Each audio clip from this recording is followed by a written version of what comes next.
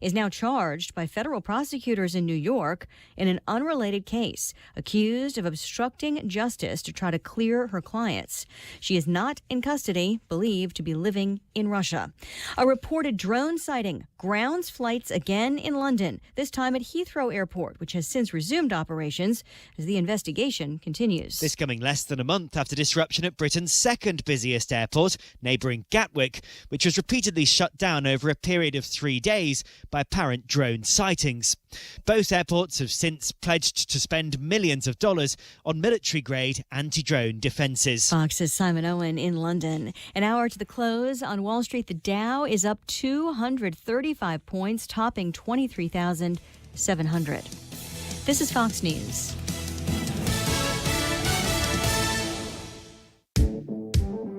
Docomo Pacific is making the Better Together bundle even better.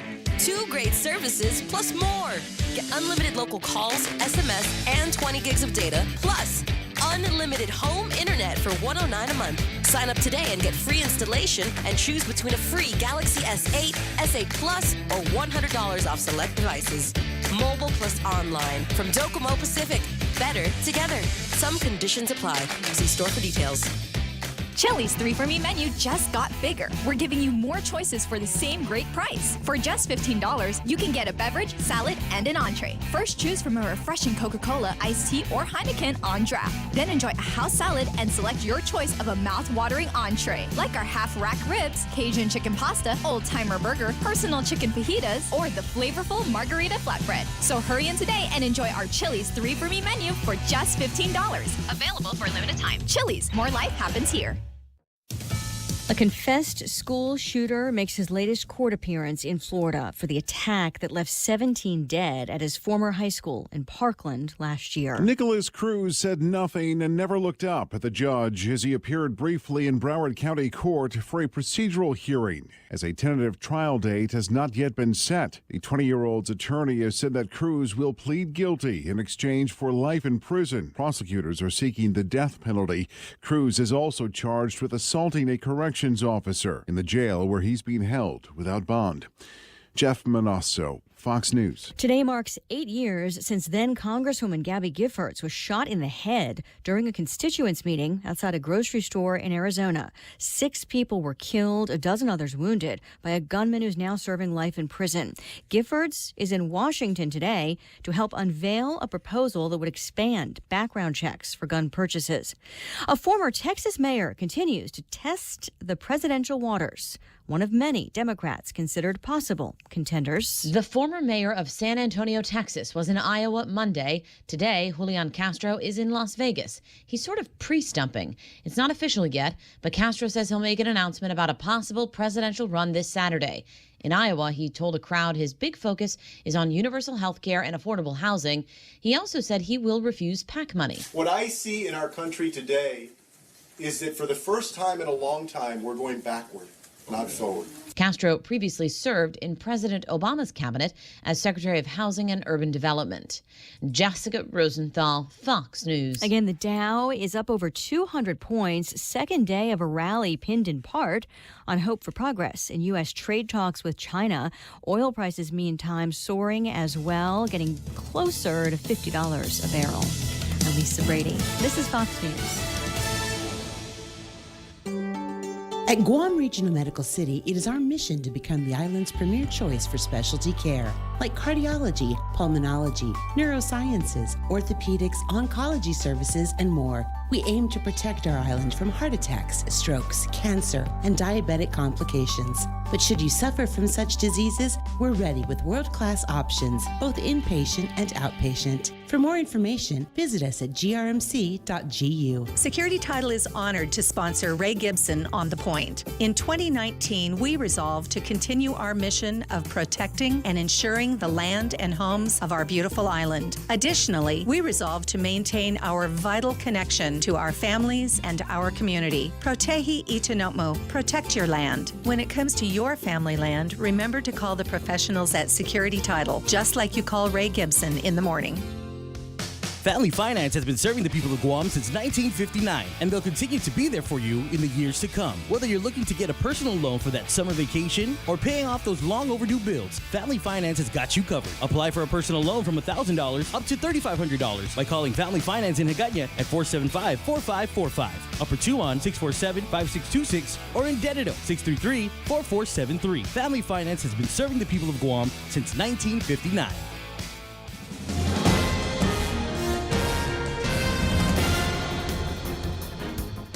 Half a day and good morning, Guam. News time here at The Point is 7 minutes past 6 a.m. this Wednesday morning. I'm Kevin Kerrigan. Here's a look now at some of the top stories from the Guam Daily Post. Governor Lou Leon Guerrero says she would sign a bill that would allow for a full implementation of the property tax increase in the current budget law if the legislature approves it. During a visit to the Department of Rev and Tax yesterday, she told reporters that she thinks it's very important that the budget law be corrected.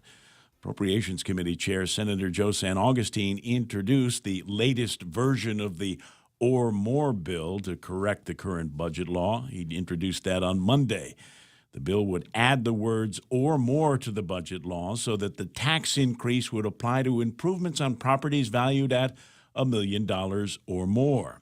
The wording is the same as the bill proposed in November by former Senator Tom Addo, which was narrowly approved by lawmakers, but then vetoed by Governor Calvo, and that left a $9 million deficit in the current budget.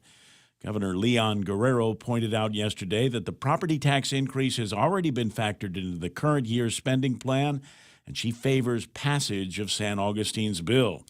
The governor called it a tax increase by the previous administration and an error in language that should be corrected. Leon Guerrero also said she thinks the two tax rollback bills introduced Monday by Republican freshman Senator James Moylan are premature, suggesting that Moylan should wait to see what the current financial situation is first. In keeping with their campaign promise, the governor and Lieutenant Governor Josh Tenorio made Rev and Tax their first official department visit yesterday on their first full working day following their Monday inauguration. According to documents unsealed in Guam's district court yesterday, law enforcement officials on Guam seized 14 pounds of marijuana, 806 grams of crystal meth, and other drug-related products during a 4-month span between August and November last year. The drugs had been sent from California, Arizona, and Nevada via the U.S. Postal Service to various addresses here on Guam and one in Saipan. Authorities executed multiple search warrants on the packages and conducted controlled deliveries, replacing the drugs with a tracking device. However, court documents do not yet indicate if anyone was arrested in connection with those drug seizures. We'll have more news after this. Do you know someone who has difficulty following conversation in noisy places or turns up the TV a little too loud? These may be signs of a hearing loss. Ross Hearing Aids specializes in hearing evaluations, custom-fit hearing aids using the latest in wireless digital technology, and custom-fit hearing protectors. Call Ross Hearing Aids today to schedule a complimentary hearing consultation. 637-HEAR, 637-HEAR. Ross Hearing Aids, located across Shirley's in Harmon. There's a reason every day a Guam homeowner is getting a solar system installed by Micronesia Renewable Energy. It's because MRE is the most trusted name in solar. With more solar energy solutions than any other solar company on island, homeowners have a choice to go solar for zero money down or take the path to ownership. Whichever way, it keeps our skies blue and your pockets green. And with the most experienced solar technicians and an energy production guarantee, there are no worries. Call 632-2613 for a free consultation. MRE, the smarter choice. 10 minutes past 6 a.m. here at The Point. Federal housing assistance for nearly 2,500 families on Guam who depend on it may run out by March. The partial federal government shutdown, which began more than 3 weeks ago, suspended funding for the U.S. Department of Housing and Urban Development. The Guam Housing and Urban Renewal Authority gets about $30 million a year from HUD, and that money pays for the Section 8 housing assistance program on island. The administrator, Norma San Nicolas, told the Guam Daily Post yesterday that there is enough money for the remainder of this month, possibly next month, but not for March. She said she hopes they resolve the shutdown as soon as possible. Funds are already running dry stateside. According to a report in the Washington Post, HUD issued 1,500 letters to landlords last week in an effort to prevent evictions to similar HUD-funded programs on the mainland. The Lotte Hotel in Tumon has sold to a South Korean investor for $64.3 million. The seller was Tumon Bay Resort and Spa. The buyer established a Guam company named JR6 Guam Propco. It was established just 1 month before the purchase. The company's president, treasurer, secretary, and director is Jun Soo Park of South Korea, according to documents at Land Management. The purchase was recorded with Land Management on December 21st. Lotte Hotel Guam's management told the Guam Daily Post that they intend to continue operating the hotel under the new management, just as they have been. Formerly called the Aurora Resort and Spa, the hotel underwent renovations in 2013, reopened under the Lotte Hotel brand and management, which had been leasing the property up until last month.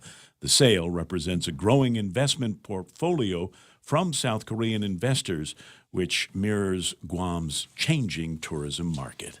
For these stories and more, log on to postguam.com or pick up a copy of today's Guam Daily Post. Ray and Mike now with a look at weather. Boy, I was just able to get my hands on the weather sheet just as you were finishing that. It was underneath the pile of papers. Nick of time. Absolutely. Partly cloudy skies, breezy, isolated showers. Expected northeast winds up to about 25 miles an hour today. Highs 89 degrees and overnight lows of about 77 degrees. Sunset tonight about 6:09. Sunrise this morning should be about 6:46. There's still a high risk of rip currents through now late Thursday night along east-facing reefs. Looks like that has been extended, and I'm sure there's still. I've been getting more and more pictures of beach scenes where you've got the white sandy beaches and that unmistakable blue of the Portuguese man o' war. Oh yeah, stingy little guys. So Be careful, stay away from them. All right, here's at all costs. the radar imagery. Give you an idea of what the weather's going to be like for the very near term. Mike Knight will interpret this data for you. Yeah, seeing a little more moisture in the air right now, and you can actually feel that it's a little more moist outside.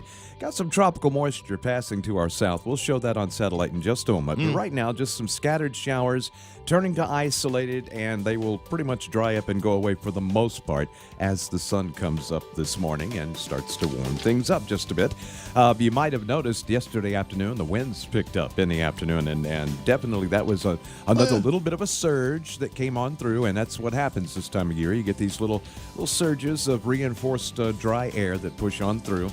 And it was also helped along by the fact that we're in that pressure gradient thing that I'm talking about. And most people love it when it gets a little bit windier, unless you're on a bike or running on the roadway against that wind. Yeah, no doubt. And it's hard to break that. Looking on satellite, if we've got it, I'll show you exactly why the wind picked up real quick. We've got kind of a developing low to our southwest, and we're in the pressure gradient. So high pressure to the north is pulling things from the east. Low pressure to the south also pulling winds to the east over our location. And so that's why you got squeezed and picked up a little bit. That thing's going to go on into the Philippines. And the remnants of O1W still off the screen to the right now, still over in the Marshall Islands. They're saying we need to keep a little bit closer watch on it for development in the future, but it still appears that it will stay far enough south of us to not be much of a problem other than some scattered showers late in the week and early next week. Gotcha. 6:14. That's news and weather together, brought to you by Bank Pacific. Where others put branches, they place roots. Cheers to 80 years. It's our 80th anniversary, and the gifts are on us. 80 gift certificates, 8 shopping sprees, 8 staycations, and 1 round-trip flyaway for 2 to Manila. So how do you enter? Calvo's Insurance personal home and auto customers are automatically entered. Non-Calvo's customers may enter by receiving a qualified quote. It's our way of saying thank you for trusting us for the past 80 years. For more details, visit calvos.com/giveaway or call 472-6816. Calvo's Insurance, serving Guam for 80 years. The Ray Gibson Show brought to you by my friends over at King's Restaurant. Bunches and decades worth of breakfast, lunch, and dinner, and they'll continue that tradition for you here this morning, as early as this morning. So if you're hungry, that's a good place to get a start on the day. Also brought to you by Guam Regional Medical City, the first choice for all of your open heart surgical needs. Micronesia Renewable Energy. There's never been a better time to go solar. And the guys over at American President Lines APL is shipping the future. Introducing Exchanged, Guam's first online and mobile remittance to the Philippines. Exchanged is the easiest and fastest way to send money to your family and friends anywhere in the Philippines. Download the Exchanged app or visit their website, exchange.me. Sign up, remit, and get a chance to win a trip for two to Manila. Deluxe accommodations at the Belmont Hotel at Resorts World Manila. So sign up and remit now at Exchanged. Promo ends March 2nd, 2019. Conditions apply. Also avail of Exchange dollar to remit promo. Visit exchange.me for details. Yeah, cool and dry on Guam. Brian B. out in the Pacific Northwest reporting that weather up in the upper left-hand corner of the continent is cold and wet today. Nothing surprises me. I've been following some other friends from Guam that have taken the time over the Christmas break to go on vacation up in that part of the country, and I tell you what, it's tough for people from Guam to get up there and be in that kind of cold. I feel the iciness of it. Subway's Chipotle cheesesteak contains a concept called flavor. This flavor comes from juicy shaved steak and Chipotle Southwest sauce, available for a limited time only at Subway restaurants. Subway, make it what you want. The Ray Gibson Show. Morning talk that matters. Call now, 888-TALK. That's 888-8255.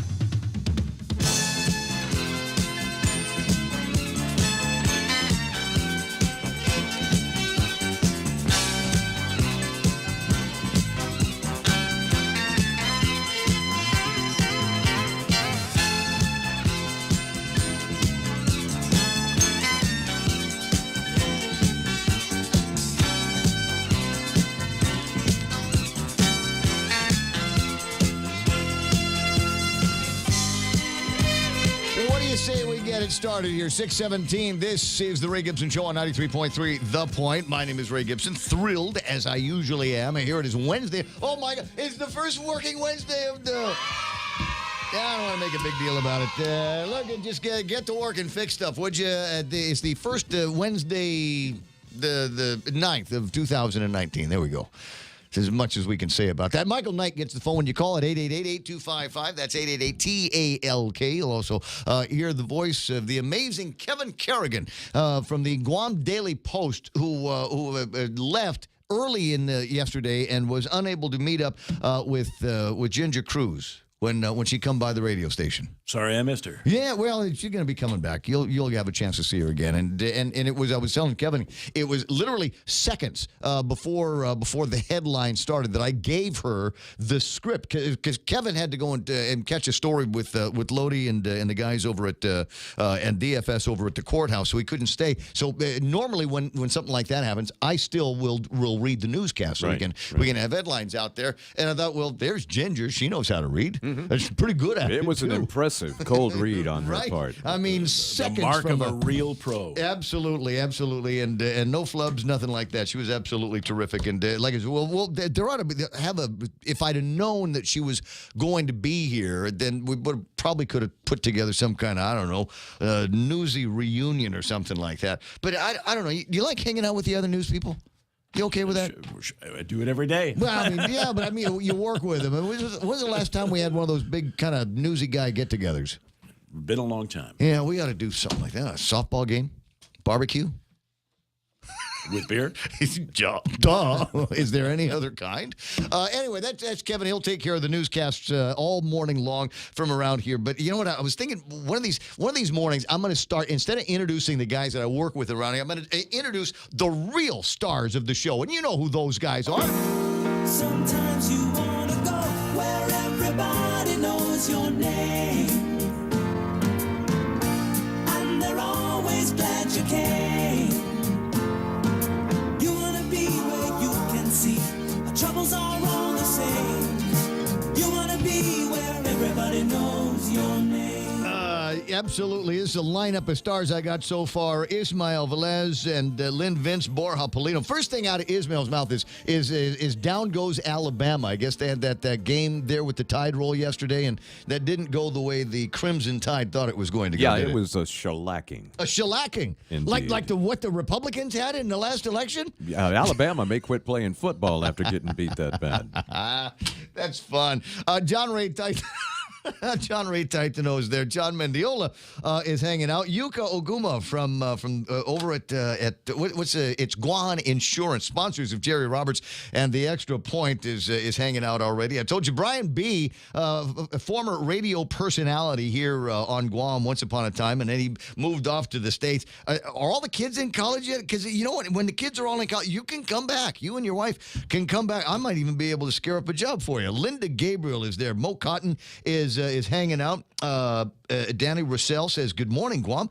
I see Paris Mendiola. We'll always have Paris Mendiola Blas. Edita Camarillo and Sahara Defensor, new legal boss over in the office of Congressman Michael St. Nicholas. I see Joe Flores is there. Good morning, Ray and Kevin, Mike. Landon Nadler with a big good morning smile. Ted Lewis says, Havade Ramon, and the point from all the way in Montana. The voice of Guam Major League, Mark Colby, is online. There's my pal Nick Prolosky and Linda Gabriel, Carl Facuto Jr., Ryan St. Nicholas. This is another great radio talent there. Now we're spending a little bit of time over at the legislature. Is it fun? Are we having a good time over at the legislature these days? I haven't heard too much about anything. I guess there's folks moving in and out of the building, as you might imagine. Albert Eliason is online. Is today a good day for mowing? I got to tell you, Albert. Now that I know you and the love for mowing, your name pops up in my list while I'm out doing my yard work. And one of my chores this weekend was there was a whole rocks and construction debris over in a place in the house, and I wanted to make it so that I could just go over it with a lawnmower and not have to worry about getting rocks kicked up and in the car and hammering the neighbors' windows and stuff like that. So that was my goal, was to make an area of the yard completely and 100% rock free.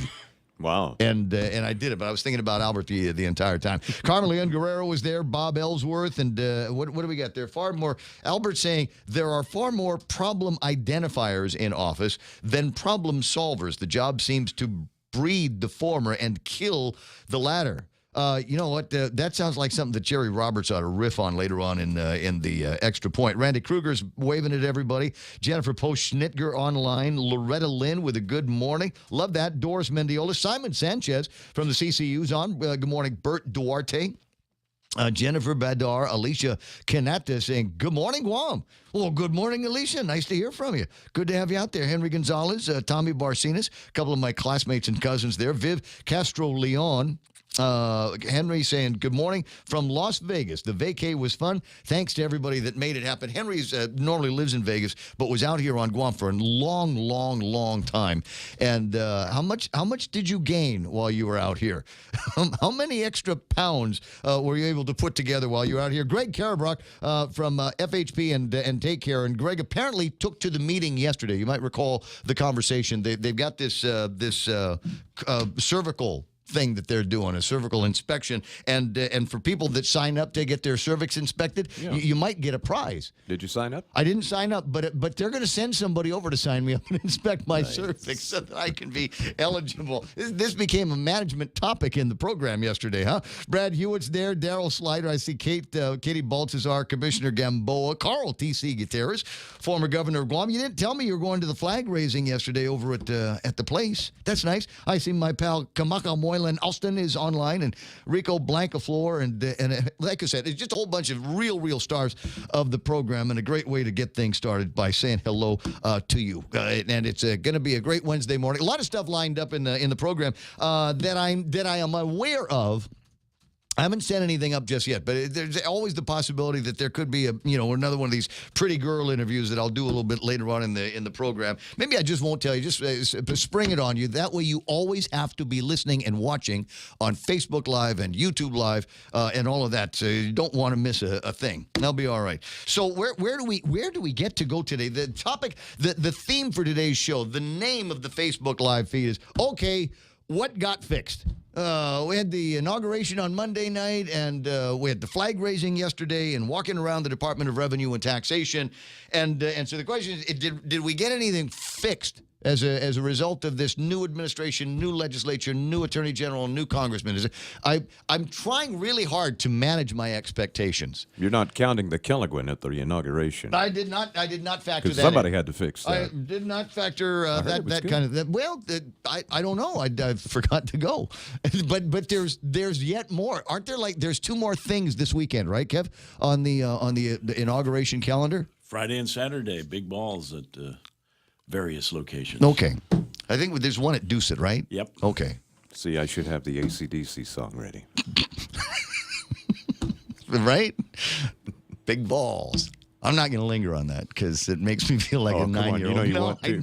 I'm just Especially on Hump Day. Dude, I'm already in Beavis and Butthead mode. Don't make me go there. Don't make me do it. 6:25 in the morning. So that's the question. And if you've noticed, if you've seen anything out there that got fixed, let me know about it because I haven't. Number 1 item on my list of crap I want Lou and Josh to fix is the god awful butt ugly chain link fence that runs up and down Marine Corps Drive from the airport, from whence all of our great tourism things come.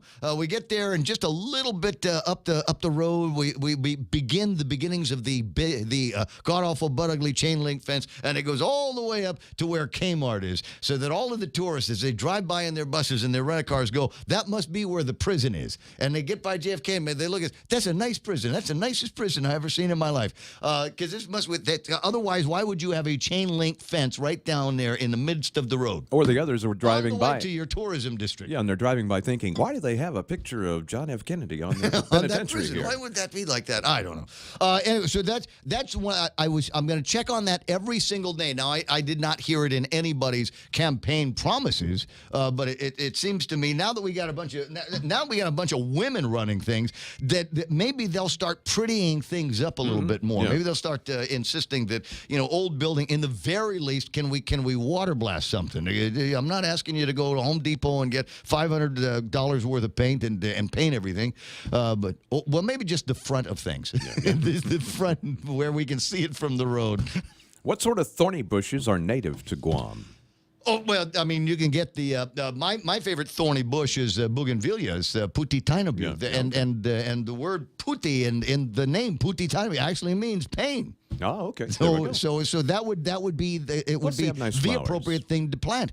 Well, somebody mentioned that the other day. And put them everywhere at all of the intersections. It's where we got panhandlers and we got people running pell-mell across the roadway. Just be very generous with all of those kinds of things. And they come in different colors. Did you know that? I did. The Yes, I bougainvillea did. plant comes in different. Do we have like a state flower or something? I know we do. I just can't remember what it is. But it might be that they wanted to change it a few years ago to something else. And I recall my remarks at the time were really.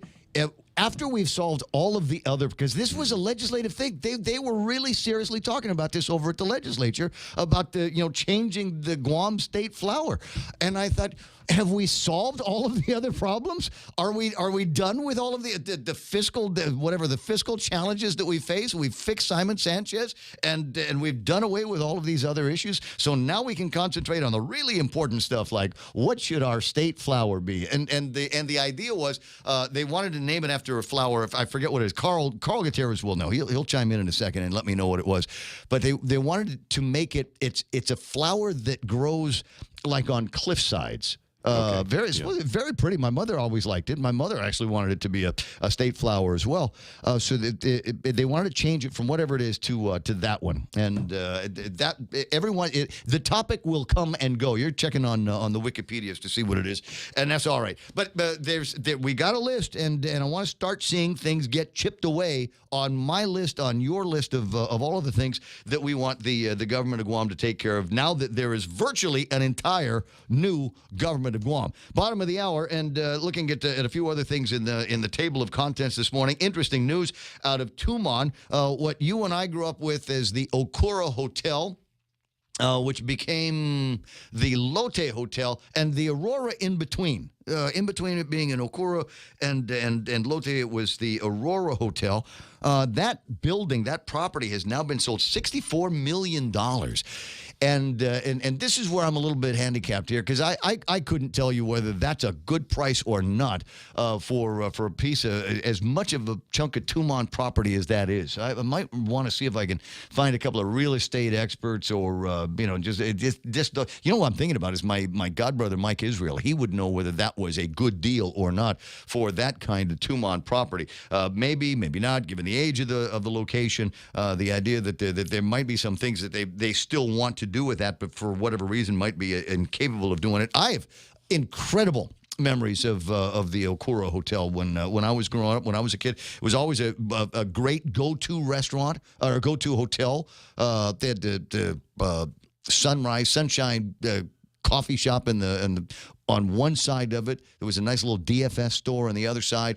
And if you knew people on the inside, or you had a membership or something, you could traipse down to the swimming pool or get yourself all the way down to the beach. And an old classmate friend of mine, Vicky Black was her name, lived up in Barragod Heights. Many of you might remember her. Combs was her nickname. And she had at the time, she had one part-time job when we were going to school, and it was to put on basically a roller derby shorts and a tank top, and go from the bottom of the Okura Beach up the path and light all of the tiki torches that they had there. Outstanding. It was an outstanding thing, and it was. I remember we'd be doing some study club or whatever, and she'd say, "Gotta go. It's almost sunrise." Where are you going? Gotta go and light the tiki torches. She'd run off and come back smelling like kerosene. It was, it just smelled that, I think, of her. Hey, bottom of the hour and time for headlines from the Guam Daily Post. We'll yak more on the other side. Yep. Half a day and good morning, Guam. And the headlines from the Guam Daily Post this morning. On his first day as acting general manager of the Port of Guam, former Senator Rory Respicio acknowledged that he plans to create a task force to re-examine the 6-year-old case of 7 fired port employees. The employees were given notices of adverse action in December 2012 in connection with an allegedly fraudulent workers' compensation case filed by former marketing director Bernadette Meno. Respicio told the Guam Daily Post that it was truly politics that cost the Port 7 their jobs back in 2012. He said he intends to create a task force and have acting Deputy General Manager Connie Shinohara look into the merits not only of those 7 former employees, but also all the other pending cases at the port. Port's former General Manager, Joanne Brown, questions Respicio's plan, which has been under review in the courts. Those cases have been under review in the courts and by the Civil Service Commission for years. Politics is rearing its ugly head, said Brown. She said it's something the public really needs to watch out for. Guam police used a woman's cell phone to locate the vehicles she reported stolen on Monday in Jigo. A woman at the Payless supermarket in Jigo reported her Chevy Malibu had been stolen from the parking lot. She said she'd left her cell phone inside. The loss prevention officer at the Payless used his computer to track the stolen vehicle by following the signal generated by the woman's cell phone. As a result, police were able to find the stolen car about an hour later, and the suspect was inside. 61-year-old Albert Borja Lucina was taken into custody and charged with 1 count of theft of a motor vehicle as a second-degree felony. Guam Visitors Bureau projects that 1.6 million visitors will come to Guam in the 2019 fiscal year, which, if it comes to pass, would be another record. GVB expects the South Korean market to continue to eclipse the formerly highest-performing market, which was from visitors from Japan. GVB board members met yesterday to elect their new officers. The GVB membership elected 4 new and returning members. Milton Morinaga, however, the incumbent GVB board chairman, did not get reelected. The new board members include former First Lady Joanne Camacho, who previously served as GVB general manager. 3 incumbent directors filled the other slots. Kloppenberg Enterprise Vice President for Business Development Brad Kloppenberg, and Holiday Tours Micronesia President Satoru Murata, and Sam Shinohara, who is United Airlines Managing Director of Operations for Asia Pacific. For these stories and more, log on to postguam.com or pick up a copy of today's Guam Daily Post. It's 6:34. That's iConnect time. 888-8888 is their telephone number. Give them a ring and find out about the great specials they can put together for you for internet and push-to-talk and mobile plans in 2019. iConnectGuam.com. Are you not getting paid what you're worth? Or not reaching your full potential at your job? If you're pioneering, adventurous, competitive, love talking to people, and want to earn $100,000 per year, sell cars on U.S. military bases with Military Auto Source. Start on Guam, stay on Guam, or move to Japan or Korea. To see if you qualify, visit MASEastasiarecruiting.com. Military Auto Source, helping you reach your full potential. Wendy's is saying thanks for making the Junior Bacon Cheeseburger America's #1 bacon cheeseburger. How are they thanking you? By giving you more of what you love. Check out the Wendy's Giant Junior Bacon Cheeseburger. It's double the beef, double the bacon, and now it comes in a giant meal. You would have paid $5 for that burger. You would have happily paid $5 just for the Giant Junior Bacon Cheeseburger. But this Wendy's, so the $5 gets you the Giant Junior Bacon Cheeseburger, nuggets, fries, and a drink. Huh? It's like that's the 4 for $4, right? But it's a 4 for $5?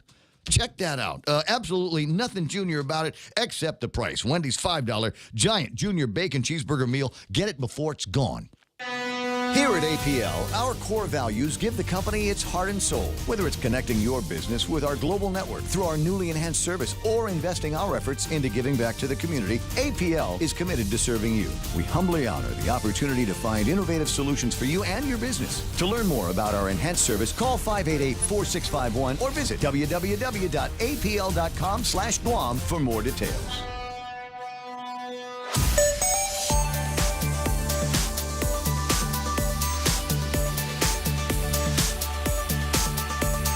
Looking at a little bit of traffic just south of the McDonald's up in Chigo. It looks like it's not slowing down. There's a lot of cars up there, and I'm not entirely sure why. Maybe Lady D might be able to give me an idea of why there might be something brewing up in that part of town. Also, northbound Route 8, right around the, I want to say this is, maybe it's McMobile around there. Actually, a little bit closer to Mighty, you'll see some northbound traffic beginning to build up here for absolutely no good reason. Don't see anything else happening in Upper Tumon. Central Guam looks pretty clear. Might be a couple of rough spots around the airport. That will begin to brew up a little bit more. 8, 10, and 16 is in the clear. Nothing on 10. Nothing on 4. Don't see anything in front of Big Navy, and don't see anything in front of Anderson Air Force Base or Navy Hospital. Clear to drive at 6:37. That's right now traffic here on The Point. Picture KFC's world-famous extra crispy chicken. Now, imagine it glistening in hot honey sauce. Just think about the crispy, sweet heat. Now it's in your sights. Reach for it. Almost there. Oops, this is a KFC radio commercial.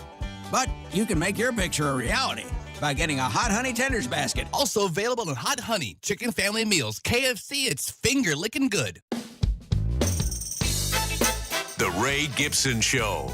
Call now. 888-TALK. That's 888-8255.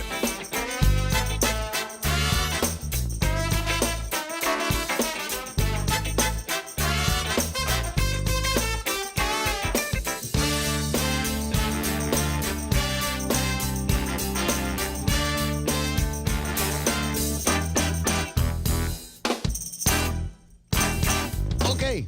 I heard that. I heard the post on the song, and I guess maybe it's time to start talking and do that crazy Ray Gibson Show thing here on 93.3 The Point. Let me see. Where did I leave off? Who's jumped into the program on Facebook Live? Josephine, Leon Guerrero. That's nice. I see Dave Duenas, Kenny Williams, and Katie Baltazar.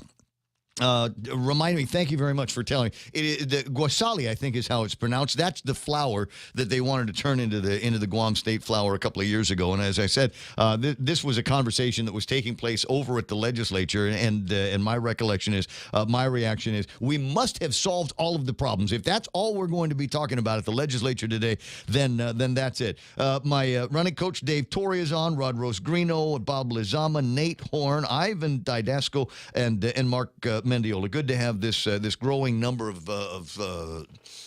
well-respected island leaders joining me on the program this morning, and we'll get a few more on the line as the program commences, and as we dig deep into some of the big issues that are out there. As I said, it's interesting to see that older properties, even things like where the Lotte Hotel is, are still attractive to investors, and they're coming out here and they're spending real bucks to get it done. $64 million worth of a purchase price on that, and I'll find out later on whether that's a good deal given the age. It was recently refurbished, and I remember when they did the grand opening for Lotte Hotel. It was they were refurbishing right up to the grand opening celebration. I remember there's still hammers getting swung in different parts of the building, even as they were handing me the microphone to take care of some of the Master of Ceremonies duties, and last-minute inspections from the fire department and DPW. All of that was taking place right up to that day. So I know that there has been recent work done on it. But is it something that you could really turn into something? I mean, that's a kind of a Tony Corner or Tumon, isn't it? You got the Nico over there. You've got the new building that Ken Corp is putting up. And friends of mine have noticed how much faster it is. It seems like they're adding a new floor about every week or something like that. And I said, well, you know what? Once they're done putting the footings in and the foundation and the first couple of heavy duty load bearing floors that they've got, after that it will generally tend to go up pretty quick. So my guess is that there could be another grand opening that takes place in that part of town. So you got the Lotte Hotel, and then you've got that big blank space in between there and the Westin. And there was work that was being done. There was somebody that wanted to do some low-rise stuff in that area once upon a time. But I think that the problem was they couldn't stick a shovel in the ground without finding ancient artifacts of pre-contact Chamorros. And I lost track of what happened with that. Maybe some of you real estate guys that know what's going on might be able to tell me. A couple of other stories that I think are also going to be kind of interesting is drugs in the mail. And can I just shake my head again in wonderment? This is another one of those cases where drugs will apparently make you stupid. With as many stories as we get, and maybe this is one of the reasons why the guys at the post office, et cetera, have put together this story. Documents detail seized drug packages. Mindy Uggan at the Post writing about that. In a 4-month span, law enforcement officers seized more than 14 pounds of marijuana. But it's kind of ridiculous because, you can grow that here. You don't have to make it an elaborate or anything. You can just, if you got some dirt and some lights and neighbors that aren't prying, you ought to be able to grow some marijuana of your own and not necessarily have it mailed in from other places. Now, I get that there are different strains and plants, versions of plants of marijuana that you can grow that will I don't know, make you high faster, make you high longer, make you higher or whatever. But I don't know that I'd risk going to jail for something like that. 14 pounds of marijuana, 806 grams of crystal methamphetamines, and 2,896 grams of vape and honey butane oil. So you get this story, and clearly these folks, they're stupid or they don't know how to read. It seems to me that they are constantly intercepting packages with drugs in them. You would think by now they would have either given up or found a different way to get the drugs smuggled into Guam. I don't know. Packages thrown off the side of boats on the northern and southern sides of the island. Little containers that are floating around with cocaine in them. It seems to me that this is one of those things. Or maybe the point of it is, and this is the scarier side of it, and not being a druggie myself, I couldn't tell you.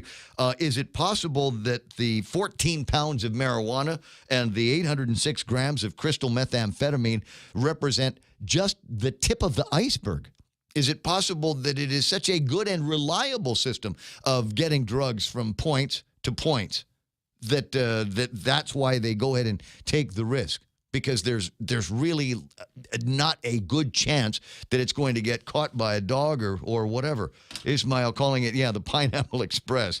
That's the way. Yeah. I think they're just stupid. They don't realize that the mail actually does get sniffed and everything else on its way out here.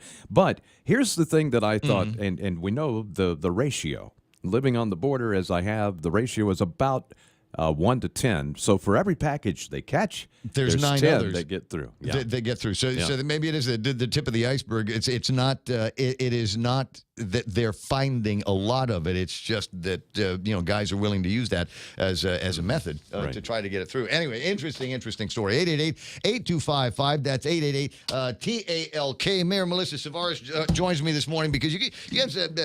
Michael handed me the mayor's council agenda, and I looked at that and I thought, well, that's kind of interesting. It doesn't look like all of the other mayor's council agendas that I've ever seen in the past, because it ends with the dinner and sisterhood ceremony. Good morning, Mayor Savares. Hi, good morning, Ray. And this is actually not a mayor's council meeting. It's an association of Mariana Island mayors, vice mayors, and elected council members. So this is for our colleagues from the CNMI. We have an organization formed with them. Mm-hmm. And this organization is in existence since the late 80s. And we continue to meet annually. And then we have subcommittee meetings in the middle of the year. So this is our association meeting. This was supposed to be held in Tinian this past November. But then a typhoon. Storm, correct. So we've kind of pushed it back. Their new leadership takes over beginning next week, Monday. So this is just the tail end of the leadership, of the outgoing leadership. So this is our General Assembly that was supposed to be done in 2018. I see. Okay, so so the schedule that's already been out, the agenda that's already been out, is something that you guys were looking at doing before, but due to weather circumstances and the incredible rebuild that they're going to have to do up in Tinian, we'll go ahead and have it here. Now, this is going to be, where's it going to be at today? It's going to be at the Agate Community Center. Okay. In just a little bit, in just like an hour and a half, you guys got to get down there. That's correct. Yes. We're almost there. almost down there. And we're going to hear from the mayor of Agate. Ken Cheswico is going to be doing the opening remarks. We got a couple of plenary sessions that you're going to be having, and then a lunch, and then later on the dinner, right? Yes. The dinner tonight, though, Ray, is the mayor of Tinian, Mayor Joey Nicholas, is actually, and the incoming mayor is Mayor Aldon, Edwin Aldon. They're going to be doing a sister twinning with a province in the Philippines, Tublay, which is part of the Benguet province in the Baguio area. And so members, we just picked up the mayor of Tublay this morning from the airport. We greeted him, and he's on his way to check into his hotel now with his delegation. So they will be doing a sister twinning, similar to many of us mayors have sister relationships with provinces in the Philippines. Right. And so they're doing that sister signing tonight, and we're there to witness it as an AMIM association member. So normally that would have taken place up in Tinian here, but since we're not doing it in Tinian, they're going to have we're tying it in together. The twinning, you called it twinning? It's a sister twinning. Yes. Sister twinning here is going to take place, but this sounds like it's going to be as symbolic as the inauguration ceremonies the other day. Yeah. All right, I got that. All right, so everybody gets to run around all day, go do some shopping, and hit Kmart and Ross, and then we get together for dinner, right? Yes. Okay, got it. I was interested. I was wondering what it was, and when I saw the Tinian and Tublay Benguet, I was thinking, okay, this sounds like an excuse for a junket for our mayors. Well, actually, we kind of scheduled our General Assembly at this time because they can kill two birds with one stone. Come out for the inauguration and the festivities for that, and then actually have our General Assembly, so they're not having to go back and forth. And of course, because the assembly was supposed to be done in Tinian, there's still, the rebuild. I just talked to Mayor St. Nicholas this morning. He said they're up about 60% of power back on. Oh, well, that makes a difference. But I mean, yeah, and so before the holidays, they already were up at 100% of water. He is he going to be around for a while? Yeah, he's here today. He did come before the New Year's to spend New Year's here with his family. Right. But he will be here. I can give you a call later on. I'll be seeing him. I just passed him on the road. we just we just had breakfast with our visitors from the Philippines that we picked up this morning. Right. Yeah. Frankly, it'd be fun to get him in the studio or on the phone to talk about what's going on there. And we've talked to a bunch of people, obviously, up in the CNMI, up in Saipan, about what's going on there with their rebuild. You know, my buddy Ariola from the Fiesta. But it'd be interesting to have a little bit more conversation, or develop a little bit more conversation with the guys up in Tinian. Yeah. Oh, you know what? I'll give your number to both incoming mayor, Mayor-elect Edwin Aldon, and Mayor St. Nicholas today. Got it. And then they can give you a call tomorrow morning. We'll hook up. Would that work? Yeah, perfect. Okay. Perfect. You have a good time. I'll talk to you soon. Now, are there any? Wait. Because I did touch on the subject of junkets, and everybody's wondering if there's going to be another repeat of the Strawberry Festival flyaway and all of that. Not while you're president, right? Not here. You know, right now, as a matter of fact, part of the delegation that came are 3 members of the La Trinidad delegates who come from the area where we had the Strawberry Festival, and that is my sister city, twinning partner. And what we have in Dedido is we have at our Ahmet farm, Ray. We do have some strawberry gardens there at the Ahmet Farm on Swamp Road. So you should come out and see our Mrs. Nelson's strawberry plantation. It's not a big one, and they're very sweet. And so somebody is growing strawberries up there? Yes, at our Ahmet Farm in Swamp Road, Dedido. I'll swing by one of these runs, and then maybe that's what I'll have for breakfast. And What's that? Hello? Aye. Well, we'll work on. We don't need to reestablish that connection. Mayor Melissa Savars hanging out with me this morning, and definitely hanging out with some other people, guys from Tinian and guys from the Philippines, and so they've got this big whole mayor's thing coming up. Delighted to hear that none of our people had to spend any of our hard-earned tax dollars to get themselves off to Tinian or the place in the Philippines, even though we are getting some strawberries out of it. Where was I? Taking a look at some of the comments on Facebook Live. Let me see.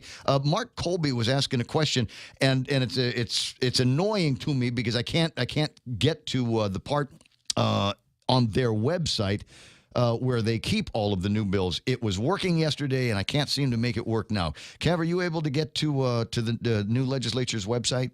Yeah. Please click here to view our new website, and then it goes to a place, and it keeps looping back to the 34th Guam legislature, and it's making me crazy. No, click here, bills. That's what I'm looking for. Mark, anyway, asking online.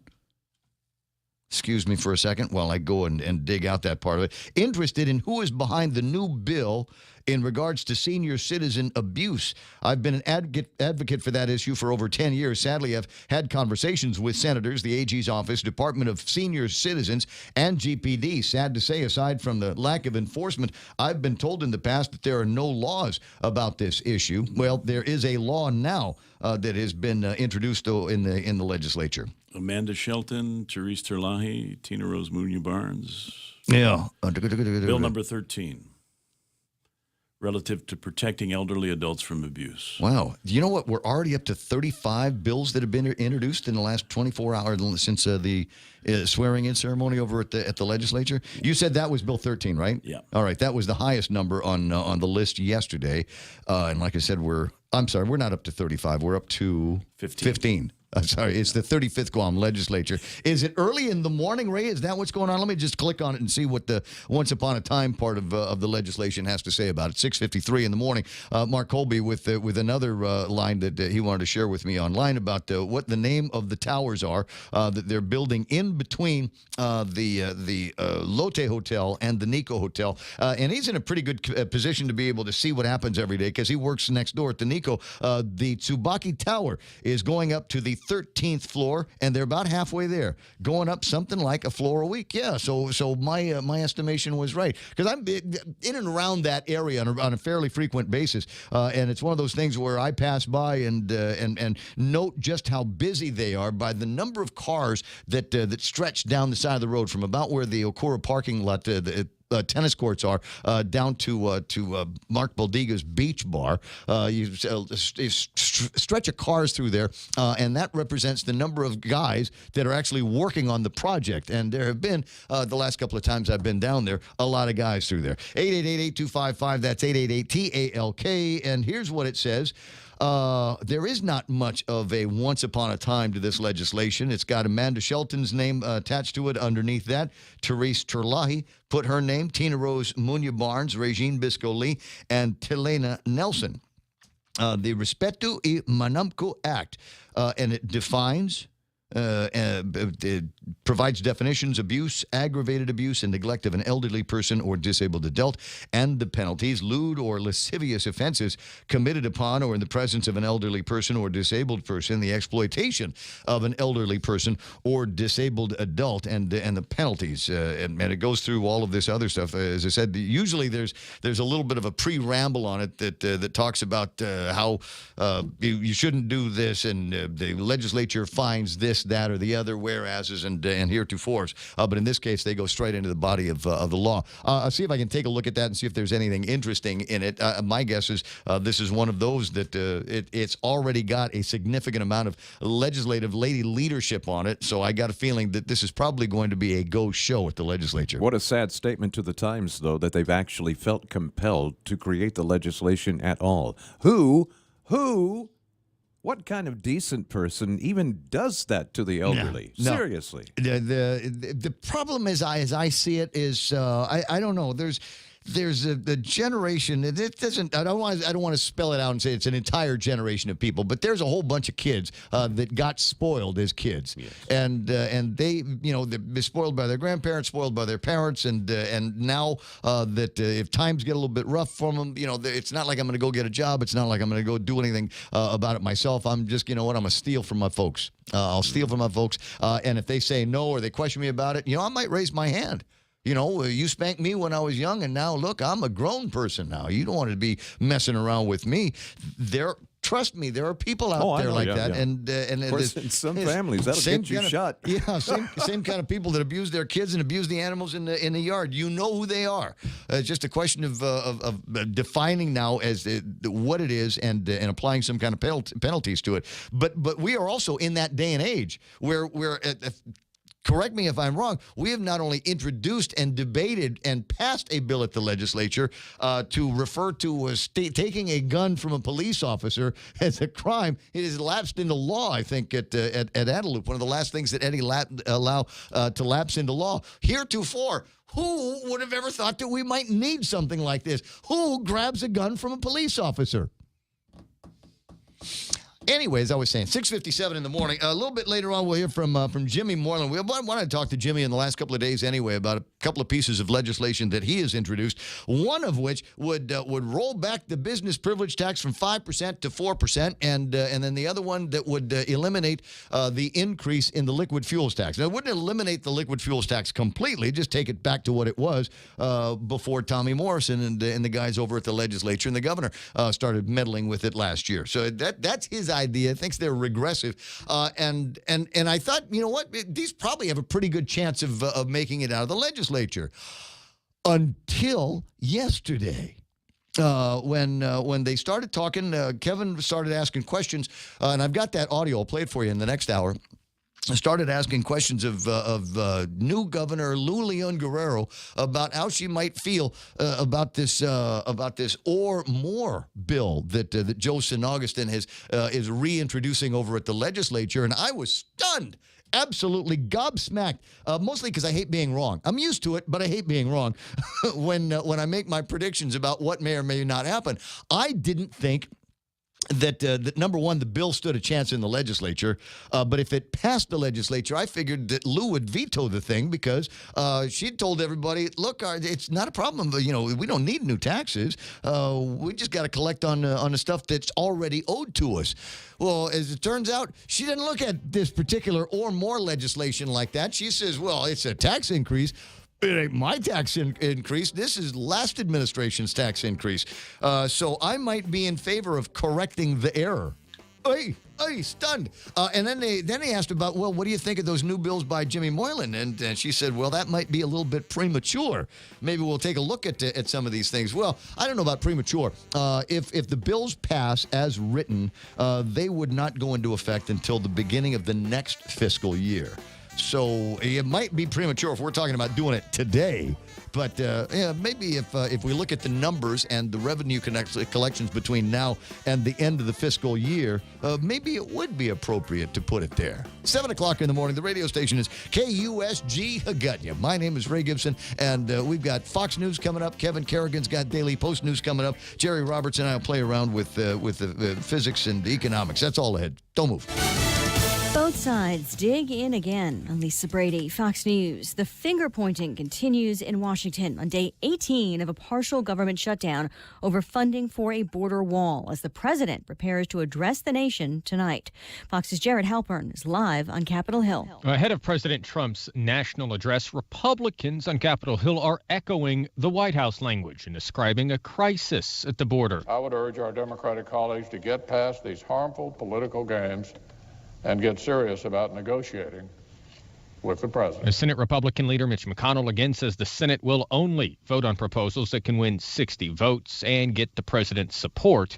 Democrats point to the 800,000 federal workers expected to miss a paycheck, urging Republicans to reopen the government before a debate over border security. Lisa. Thanks, Jared. A second suspect is now charged in the drive-by killing of a little girl in Texas. Fox's Gernal Scott has this live. Lisa, earlier today at Jasmine Barnes' funeral, Harris County Sheriff Ed Gonzalez told mourners, I look forward to the day that I can truly say, rest in peace, sweet Jasmine, for justice has been done. That day may be today, as Harris County officials announced on Twitter that Larry D. Woodruff has now been charged with a count of capital murder in Jasmine's death. Police said in a release Woodruff was arrested on other charges last Saturday, but further investigation linked him to the little girl's death. Eric Black Jr. also in custody for driving the car from which the deadly shots were fired. He is also charged with capital murder, Lisa. Thanks, Gernal. 3 in a row on Wall Street.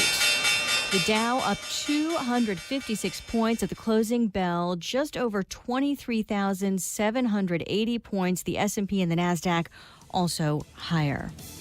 This is Fox News.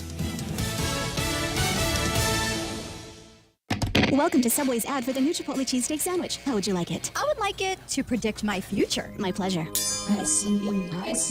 Your future, a delicious moment in the new Chipotle cheesesteak sandwich with steak, jalapeno peppers, and Chipotle Southwest sauce. Wait, I foresee an imminent spell that is going to entice you. It's the crunchy bread with sunflower seeds, which provides an enchanting flavor. Don't miss it, and be mindful, the portal of the Chipotle cheesesteak sandwich is open for a limited time only. Subway, make it what you want. Are you not getting paid what you're worth? Or not reaching your full potential at your job? If you're pioneering, adventurous, competitive, love talking to people, and want to earn $100,000 per year, sell cars on U.S. military bases with Military Auto Source. Start on Guam, stay on Guam, or move to Japan or Korea. To see if you qualify, visit MASEastAsiaRecruiting.com. Military Auto Source, helping you reach your full potential. The U.S. Supreme Court says a mystery foreign corporation must comply with a pending federal subpoena, possibly linked to the Russia probe. The justices issuing an unsigned order refusing to dismiss a contempt citation issued by a federal judge for failure to comply. The unnamed company, listed in court records as being owned by Country A, had argued that complying with the subpoena would violate the laws of its home country. A popular water park is now officially considered autism-friendly. SeaWorld's Aquatica Orlando receiving a designation as a certified autism center from the International Board of Credentialing and Continuing Education Standards. Company officials say Aquatica Orlando is the world's first water park to get credentials for visitors with autism. The certification process requires staff continually trained to assist guests with autism and their families. Autistic guests and their families also receive specific information about which attractions might be best for them. The park also planning to have a quiet room for visitors to take a break. Steve Rappaport, Fox News. Today's rally on Wall Street still fueled in part by U.S. trade negotiations with China. An additional day of talks scheduled. The Dow components that are doing so well today, it's the ones that trade with China. It's Boeing, Caterpillar, United Technology.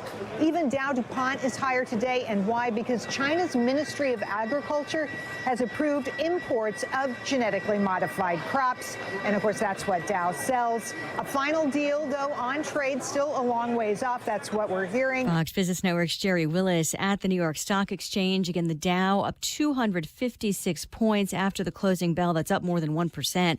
The NASDAQ up 73. The S&P up 24. Just getting word that the woman believed to be the oldest person in the U.S. has died. Leslie Brown was 114. A grandson just making the announcement. I'm Lisa Brady. This is Fox News. Insurance doesn't have to be another budget buster. NAMBO Insurance has reasons for you to celebrate this new year. With NAMBO Insurance Bundle Up Plan, you can save big. Bundle up your home, auto, or motorcycle insurance and save up to 50% off. Start off this new year with great savings from NAMBO. Free and visit our 2 locations in ITC Building in Tumalin and our new NAMBO Building in Hagåtña. Call us at 477-9754 or visit us at NAMBO.com. From our NAMBO familia to yours, we wish you all a happy new year.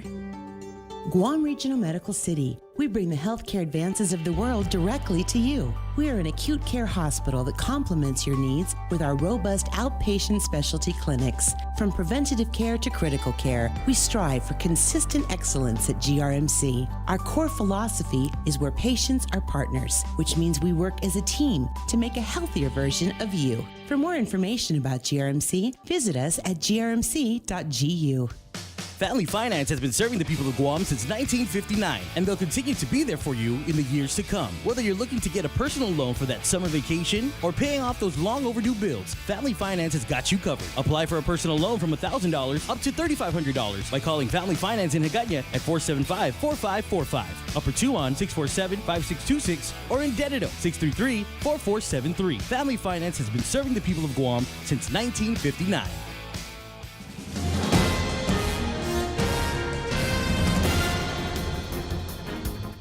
Half a day and good morning, Guam. News time here at The Point is 7 minutes past 7 a.m. this Wednesday morning. I'm Kevin Kerrigan. Here's a look now at some of the top stories from the Guam Daily Post.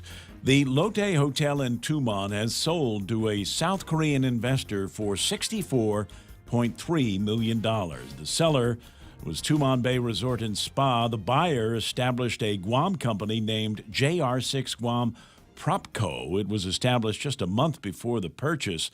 Company's president, treasurer, secretary, and director is Junsu Park of South Korea, according to records at Land Management. The purchase was recorded with Land Management back in December 21st. Lotte Hotel Guam's management told the Guam Daily Post that they intend to continue operating the hotel under the new owner. Formerly called the Aurora Resort and Spa, the hotel underwent renovations back in 2013 and reopened under the Lotte Hotel brand and management, which had been leasing the property up until last month. The sale represents the growing investment portfolio from South Korean investors, which mirrors Guam's changing tourism market. According to court documents unsealed in Guam District Court yesterday, law enforcement officials on Guam seized 14 pounds of marijuana, 806 grams of crystal meth, and other drug-related products during a 4-month span between August and November last year. The drugs had been sent from California, Arizona, Nevada, and Washington State via the U.S. Postal Service to various addresses here on Guam and one in Saipan. Authorities executed multiple search warrants on many of the packages and conducted controlled deliveries, replacing the drugs with tracking devices. The seizures were initially kept confidential because of ongoing investigations aimed at identifying the recipients of the packages. However, court documents do not yet reveal who was arrested in connection with those drug seizures. We'll have more news after this. Introducing Exchanged, Guam's first online and mobile remittance to the Philippines. Exchanged is the easiest and fastest way to send money to your family and friends anywhere in the Philippines. Download the Exchanged app or visit their website, exchange.me. Sign up, remit, and get a chance to win a trip for two to Manila. Deluxe accommodations at the Belmont Hotel at Resorts World Manila. So sign up and remit now at Exchanged. Promo ends March 2nd, 2019. Conditions apply. Also avail of Exchange dollar to remit promo. Visit exchange.me for details. Hindi ang inyong bangko na tapat sa serbisyo. Tunay na kaibigan at handa para sa inyo. Ang bangko ng kinabukasan, laging maaasahan. And Pacific, where others put branches, we place roots. News time here at The Point is 10 minutes past 7 a.m. Governor Lou Leon Guerrero says she will sign a bill that would allow for full implementation of the property tax increase in the current budget law if the legislature approves it. During a visit to the Department of Revenue and Tax yesterday, she told reporters she thinks it's very important that the budget law be corrected. On Monday, Appropriations Committee Chair Senator Joe San Augustine introduced the latest version of the so-called or more bill to correct the property tax provision in the current budget law. It would add the words or more to the budget law so that the tax increase would apply to improvements on properties valued at $1 million or more. The wording is the same as the bill proposed in November by former Senator Tom Atta, which was narrowly approved by lawmakers on a vote of 7-6. But then vetoed by former Governor Calvo, and that left a $9 million deficit in the current budget. Governor Leon Guerrero pointed out that the property tax increase has already been factored into the current year's spending plan, and she favors passage of San Augustine's bill. Governor called it a tax increase by the previous administration and an error in language that should be corrected. Leon Guerrero also said she thinks the two tax rollback bills introduced Monday by Republican freshman Senator James Moylan are premature, suggesting he should wait to see what the current financial situation is first. In keeping with their campaign promise, the governor and Lieutenant Governor Josh Tenorio made Rev and Tax their first official department visit yesterday on their first full working day following their Monday inauguration. On his first day as acting general manager of the Port of Guam, former Senator Rory Respicio acknowledged that he plans to create a task force to re-examine the 6-year-old case of 7 fired port employees. The employees were given notices of adverse action back in December 2012 in connection with an allegedly fraudulent workers' compensation claim filed by former marketing director Bernadette Stern-Meno. Respicio told the Guam Daily Post that it was truly politics that cost the Port 7 their jobs way back in 2012. He said he intends to create a task force and have acting Deputy General Manager Connie Shinohara look into the merits not only of those 7 who were fired, but also pending cases at the port in other issues. The port's former general manager, Joanne Brown, however, is questioning Respicio's plan to review those cases, which have been under review in the courts and by the Civil Service Commission for years. I think it's totally improper, said Brown. Keep in mind that after Bernadette Meno was terminated from the port, then Senator Respicio hired her to work at the Guam legislature. Politics is rearing its ugly head, said Brown, and it's something the public really needs to watch out for, she said. For these stories and more, log on to postguam.com or pick up a copy of today's Guam Daily Post. Ray and Mike now with a look at weather. Well, I'm a little bit confused here because it seems to me when the Port 7 got fired, that was politics rearing its ugly head. So now that we're looking into it again, politics is rearing its ugly head. Quote unquote, more. Joanne Brown. There's plenty of ugly-headed politics. I told you it was going to. People always said, what are you going to talk about when the election is done, Ray? What do you after you're done with all the political gossip and what are they doing with Ken and Andre and Frank? And we say you're going to run out of stuff to talk about when the election's over. An election is nothing more than a casting call for the next episode. It's partly cloudy skies and breezes with isolated showers. You can expect northeast winds up to about 25 miles an hour today. High is 89 degrees and overnight low should be about 77 degrees. At some point, the sun will go down about 6:09 tonight. Sunrise tomorrow morning should be about 6:46. Watch out on the water, Portuguese Man-O-War, and high risk of rip currents through late Thursday night along east-facing reefs. But I've seen some decent chop on the west side as well, so be careful when you get out there. 7:13. I've refreshed our radar site, so Mike can give you an idea of what traffic will be, or what weather's going to be like for the next hour. Yeah, you didn't see the sunset picture I shared yesterday, did you? No, I saw the actual sunset. Yeah, this was outstanding, and I've got it pulled up right here on my phone. I had every color imaginable in this picture because you had the sun had just barely set below the horizon there, so I had some yellows and oranges, pinks and blues. I'll send it to you on WhatsApp so you can share. Okay. Checking radar right now, though. Things are drying out just a bit as the sun comes up. That will continue on through the day. It is a little more moist out there than we've seen the past few days. That's because of a great deal of tropical moisture that's passing to our south. We have northerly surges that are being reinforced coming in from the north. This slowly developing thing to our south, and we're kind of in the squeeze there, what they call the pressure gradient. So that means winds will stay on the high side for us. Yeah. Checking satellite here, you can see that if you look up at the top of the screen, you can see this push down from top to bottom. You can see it if you look real careful. It's just kind of like things are just pushing down. And that's what's happening. You get these surges that just reinforce the dry air. That blobage down to the southwest is that very slow developing tropical system. That one probably will not develop into anything as it moves into the Philippines. The remnants of O1W still far to the southeast. That will slide by late weekend, early next week. That could bring us a chance of showers. Gotcha. And Brad Hewitt online says, an election is nothing more than a casting call for the next episode. That's classic. That's the morning show on The Point. 7:15 in the morning, as a matter of fact. That's news and weather together. We'll scare up some economic information for you and an extra point coming up. Cheers to 80 years. It's our 80th anniversary and the gifts are on us. 80 gift certificates, 8 shopping sprees, 8 staycations, and 1 round-trip flyaway for 2 to Manila. So how do you enter? Calvo's Insurance personal home and auto customers are automatically entered. Non-Calvo's customers may enter by receiving a qualified quote. It's our way of saying thank you for trusting us for the past 80 years. For more details, visit calvos.com/giveaway or call 472-6816. Calvo's Insurance, serving Guam for 80 years. I got your breakfast waiting for you over at King's Restaurant. Decades worth of service to the people of Guam from Tamuning and the Harmon location. So check that out today if you got the at any time if you have the hungries. Also brought to you by American President Lines. They're shipping the future. Micronesia Renewable Energy. Never been a better time to go solar. And the guys at Guam Regional Medical City, the first choice for your open heart surgical needs. The Ray Gibson Show, your new News Talk headquarters.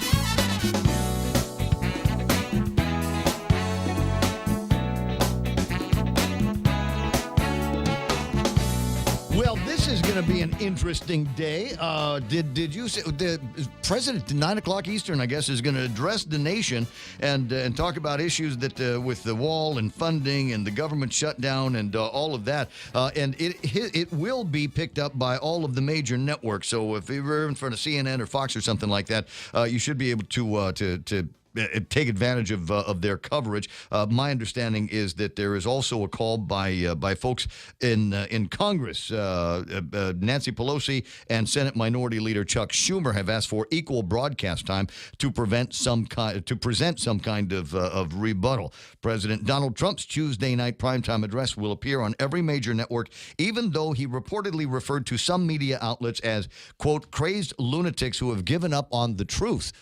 And that skirmish now has spilled out a little bit. Kellyanne Conway lets loose on who she refers to as smart-ass CNN reporter in a heated exchange before the Trump address. You know, this is kind of mind-boggling. Of course, now when you do the State of the Nation address, of course the opposition always comes in to get their 2 cents in. Yes. Never heard of them wanting to do so just for a simple presidential address. Yeah. So these are interesting times, aren't they? We got interesting president. We got interesting majority over in the House. We'll just have to watch and see what happens in the next. What time is it there in the States? What are we closing in on? Because we're going to have to wait until 9 o'clock Eastern before all of that happens, and that's not going to be until when? Yeah, East Coast, you're looking at about 10 hours. 10 hours.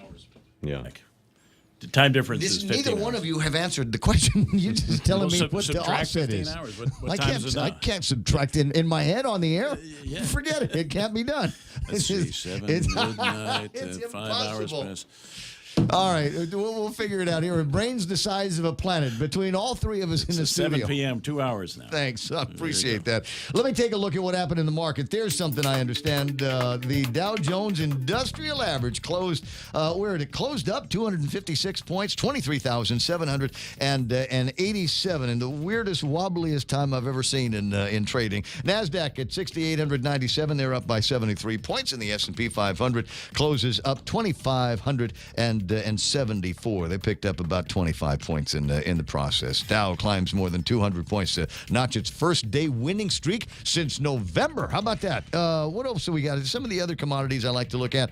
Oil trading at $49 and about 73 cents. That's up by $1 and a couple of dimes from where it was the last time we looked at it. I do have a new number for Tapas, and I don't like it, but the fact that I don't like the number will probably not mean anything in terms of what's happening with what you are paying at the pump, which is 10 cents less than it was last week. $56.94 is where Tapas was stuck. At least the data for me was stuck for several days. $56.94. It is now trading at $61.41 for a barrel of the Tapas crude that is out there. So keep an eye on that kind of thing. Did you just type me something important?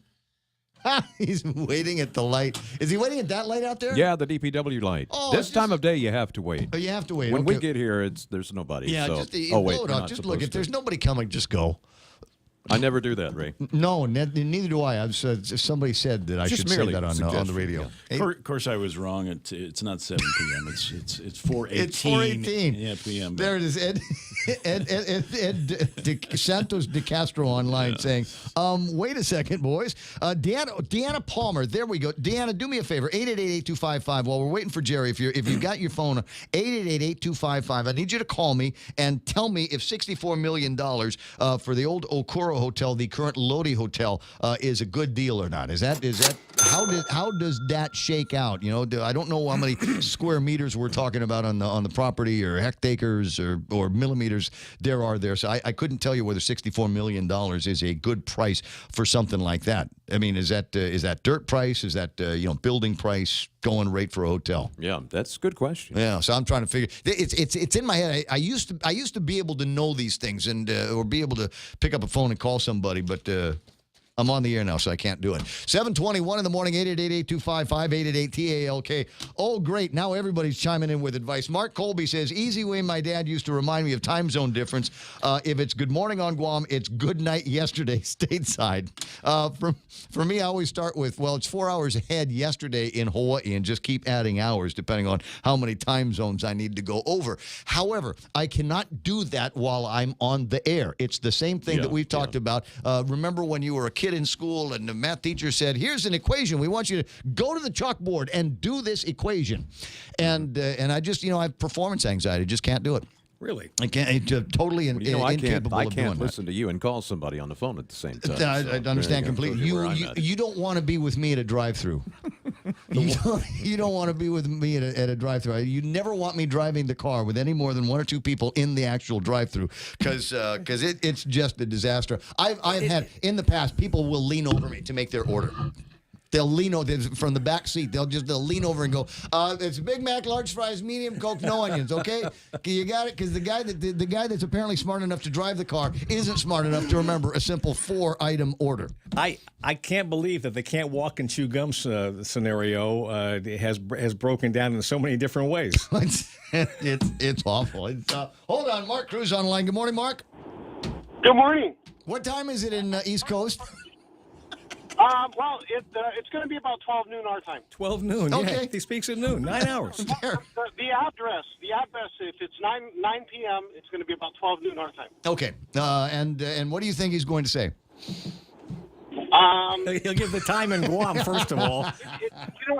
You know, it doesn't matter what he says. The liberal heads are going to explode. Oh, I'm sure of it. I'm sure of it. It's just a matter of time. Do you suppose though he's going to push the button and finally declare it a national emergency, so that he would have the powers required to be able to siphon money from whatever slushy fund the White House has and build that wall?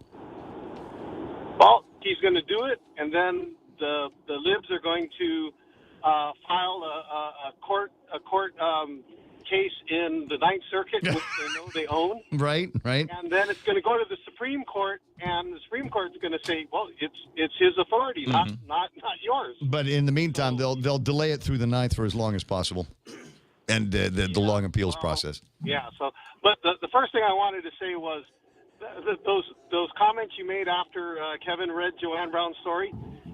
Get out of my head. Right? What's that old Cure song? Kiss me, kiss me, kiss me. Get that voice out of my head. It was politics from. I mean, just the whole thing. And thank God I want to say, and I know people that were directly involved in it. I want to say thank God it happened though, because if it had not happened, Mary Torres probably would not have gotten the inspiration, that fire in the belly to pursue a career as an elected representative. Which is the one way that you can look at something like that. Hey, it's 7:24 in the morning, and we're going to do the extra point with Jerry Roberts. And I figure, it's been a year. I guess we're going to keep the feature. It's sponsored, so I guess we're going to keep the feature. So I now have for Jerry Roberts his own Jerry Roberts extra point slide gizmo. So you can see in the background, there you are, and it has your name, the extra point Jerry Roberts, and there is the Guahan Insurance logo, right? That was the surprise. Sorry you missed Ginger yesterday. I'm overcome. There you go. Thank you. There is extra point Jerry Roberts right there. I'm not sure. Isn't that just the best thing to ever happen? I'm not sure I'll be able to continue. By the way, before we get to that, go ahead. You asked the question this morning, or you said that I should be riffing on the point of whether or not are people making decisions. How many people don't make decisions? They just point out the problems. Right. I did that Monday. What? No. And I know that you did something like that Monday, or that kind of. But I was wondering if there was a way that you could do it using more, I suppose, of the verbiage that Rick Leon had put out. What did he say? What he was talking about, something. It was a clever turn of phrase. It breeds the former and eliminates the latter, or something like that. It was a very clever kind of turn of phrase. Let me see if I can go back and find it. It'll be in the archive somewhere. Okay, it's on the tape, so it'll be on the Facebook and later. YouTube Live, yes. And YouTube Live. Okay. Yes, we have archive here. I will grab a look and see what I can do. Isn't it great having the video on demand things? I love the technology that you have put together here at this radio station. And the reason, it's wonderful. You know why? Because back in the old days, you and I have both been lucky, and Kevin, just lucky enough in our careers to have had really brilliant radio shows in the past. I mean, how many of your old J.Q. Fanihi shows do you have in a can somewhere? Do you have? Tape was expensive, right? You know what I do have? I have old cassettes, because that's all really the real thing wasn't it was expensive, but it took a working the real recorder, which KUAM didn't always have. Never had. Yep. Yeah. So I have cassettes, which are 40 years old or something like that. They may or may not be any good. Y'all didn't say anything to me, did you? No, we didn't. No, we Mark called, and I'm sorry, I wasn't listening. No, it's okay. My bad. We were saying some really, really cool things about you. I'm sorry you missed that. It'll be on the tapes. It'll be in the archives. Yeah. But anyway, so we'll talk about that and stuff a little bit more. I got to get Jimmy Moylan on the line in a couple of minutes. So we got to get to Jerry Roberts and today's Extra Point, brought to you by Guahan Insurance. When it comes to the performance of the team, let's talk about the roles of the manager as well as each team member. That is next on the Extra Point. It's important to have claims process that works for you. At Guahan Insurance Services, we make things simple and convenient. Same door you walk in to purchase your insurance is the same door you open to file your claim. We can't pretend that the car insurance claims process is fun, but we can promise a hassle-free and speedy recovery without any runarounds. For your home, auto, and business insurance, visit us at the Camacho Landmark Center on Marine Corps Drive in Tamuning. Don't forget to like us on Facebook or give us a call at 475-1162 or text 929-SAVE. That's 929-7283. So what is a manager responsible for? Let's toss out some key factors that we want to cover. A manager takes the vision of the leader in his or her department section of the plan that follows and creates actionable steps to deliver the results needed. He or she makes sure each team member knows exactly what is expected of them. They do their best to provide whatever tools and resources are needed for each person to do their job. They fight to clear any and all obstacles out of the path of each worker to ensure they have the best chance to succeed. The manager monitors progress and lends support where needed. They provide good, solid, and fair feedback. Workers know where they stand at all times. It's the manager who is responsible to set the tone for the department. Is it going to be upbeat and positive, or is it going to be gloomy and negative? We all want a safe, respectful workplace we can call home and where people feel free to contribute and to push the envelope, even if sometimes they fail. Who makes sure we have that? That's right, the manager. And there's something else the manager does. He or she develops influence in the organization so that if resources are limited, their team gets its share. This manager also protects and insulates the team from company politics that can drag it down.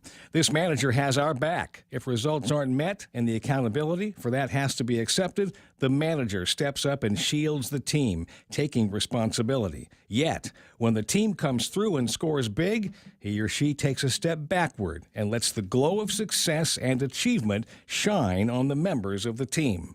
The manager also gets to know each team member well and understands their personal career goals and aspirations, helping each to pursue them, even if key people leaving the team means their job just got a little bit tougher. And that's a lot, and I know there's more. But here's what a manager is not responsible for. They're not responsible for my work ethic. In addition, they're not responsible to see that I take care of myself, eating right, staying physically fit, and sleeping enough so that when I get to work each day, I'm ready to deliver my best possible performance. They're not responsible to make me aware of how other members of the team are doing and to help them if I can. They're not responsible for my attitude toward other workers and if I decide to play nice. They're not responsible to see if I have a manager who leads in such a fashion as described, or at least gives it his or her best effort to do the right things, that I do everything in my power to be the best follower that I can be. Work is a team game, and it's played best when everybody shares in the responsibilities. That's the Extra Point. Get out there and make something good happen today, something responsible. For 93.3, The Ray Gibson Show and Guahan Insurance Services, I'm Jerry Roberts. You know, I'm lousy with time zones and predictions, but I'll make a prediction here. I think that's going to be among the more downloaded Jerry Roberts Extra Points that we've had. I think that's a good one. I guess I better upload it then. Better stick it up on the Extra Point official website, GuamTraining.com, and the World Wide Web. Jerry, I appreciate you coming in. Just a couple of quick notes before we get into the break and line up the rest of the 7 o'clock hour. No traffic? Don't have to. Oh, no break? Okay, then just a couple of things. My buddy Boris sent me the calendar of events over at the PTAC workshop. They'll have a couple of work sessions on wages and the WAWF,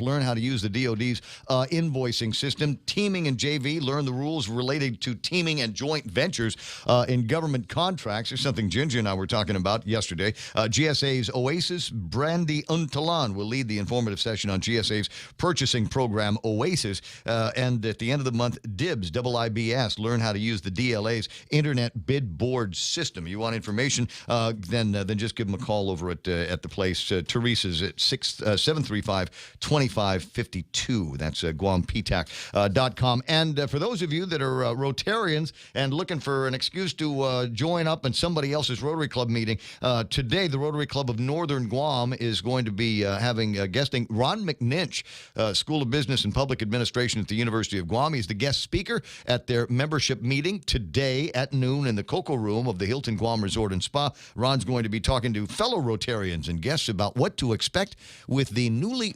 elected officials in the government of Guam, some of whom you've heard right here in this radio show. It's 7:32 in the morning, and that's our look at what happened in the market. And Jerry Roberts in the Extra Point. Right now we jump into headlines from the Guam Daily Post. Here's Kevin Kerrigan. Half a day and good morning, Guam. In the headlines from the Guam Daily Post this morning, the Guam Visitors Bureau projects that 1.6 million visitors will come to the island this current fiscal year, which would break last year's record arrival number if it comes to pass. GVB also projecting that South Korean visitors will continue to outnumber arrivals from Japan, which used to be the island's top visitor market. The projections were announced yesterday at the GVB board meeting. Also at that meeting, the GVB board members elected 4 new and returning members to its board of directors. Milton Moranaga, the incumbent GVB board chairman, did not get reelected. The new board members include former First Lady Joanne Camacho, who previously served as GVB general manager, and current board members William Nault and Monty Mesa withdrew their names from the slate of candidates. 3 incumbent directors filled the other slots: Kloppenberg Enterprises Vice President Brad Kloppenberg, Holiday Tours Micronesia President Satoru Murata, and Sam Shinohara, who is United Airlines Managing Director of Operations for the Asia-Pacific region. Federal housing assistance for the nearly 2,500 families on Guam who depend on it may run out by March. The partial federal government shutdown, which began more than 3 weeks ago, suspended funding for the U.S. Department of Housing and Urban Development. The Guam Housing and Urban Renewal Authority gets about $30 million a year from HUD. That money pays for the Section 8 housing assistance program on Guam, whose administrator, Norma San Nicolas, told the Guam Daily Post yesterday that there is enough money for the remainder of this month, possibly next month, but not for March. She said she hopes that the federal government resolves the shutdown issue soon. The funds are already running out stateside.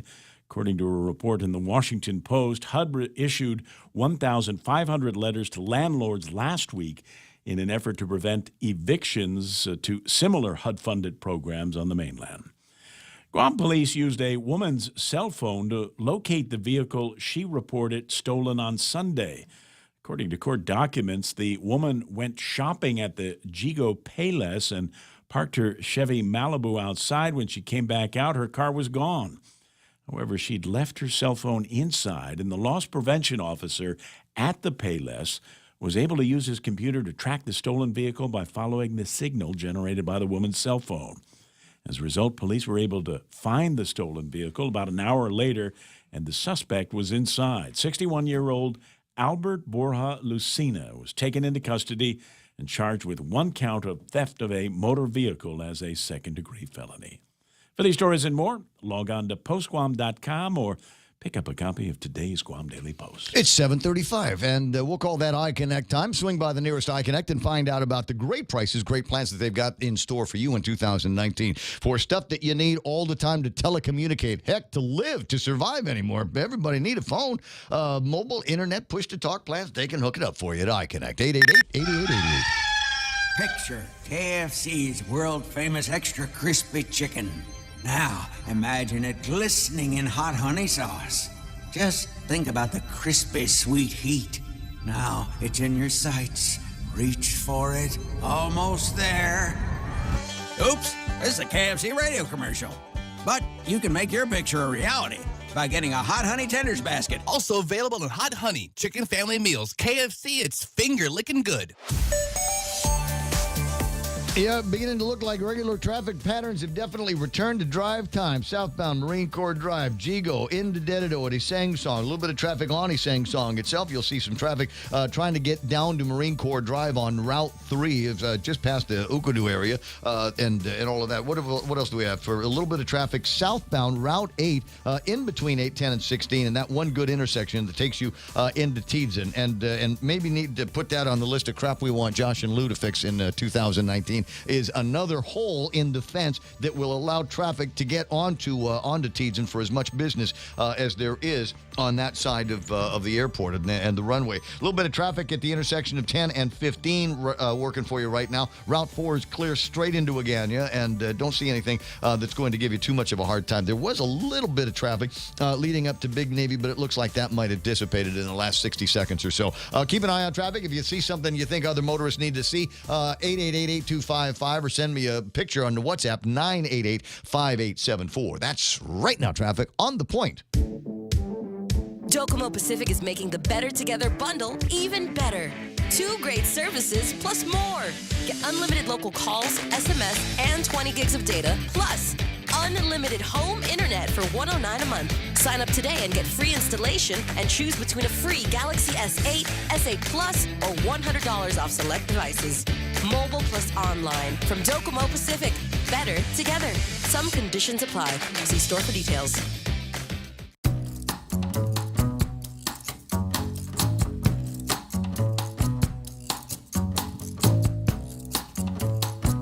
It's 7:37. Yes, it sounds like the girl from Ipanema. A little bit of that kind of smooth beach groove in the background there. That's nice. And well, I've got some smooth background music I can play for you. How about the picture from Michael Knight's view out in the balcony of the condo space? That's just gorgeous there. You got the Oka Towers in the background. No, that's the Sheraton, right? That's a Sheraton. Yeah, it's not. Yeah. It's really not a bad view from the ghetto. And there weren't any police there this time, like there were over the weekend. So you don't have the lights that are influencing the quality of the sunset. You don't have the flashing lights. not at this particular occasion. No, You just took that with the phone?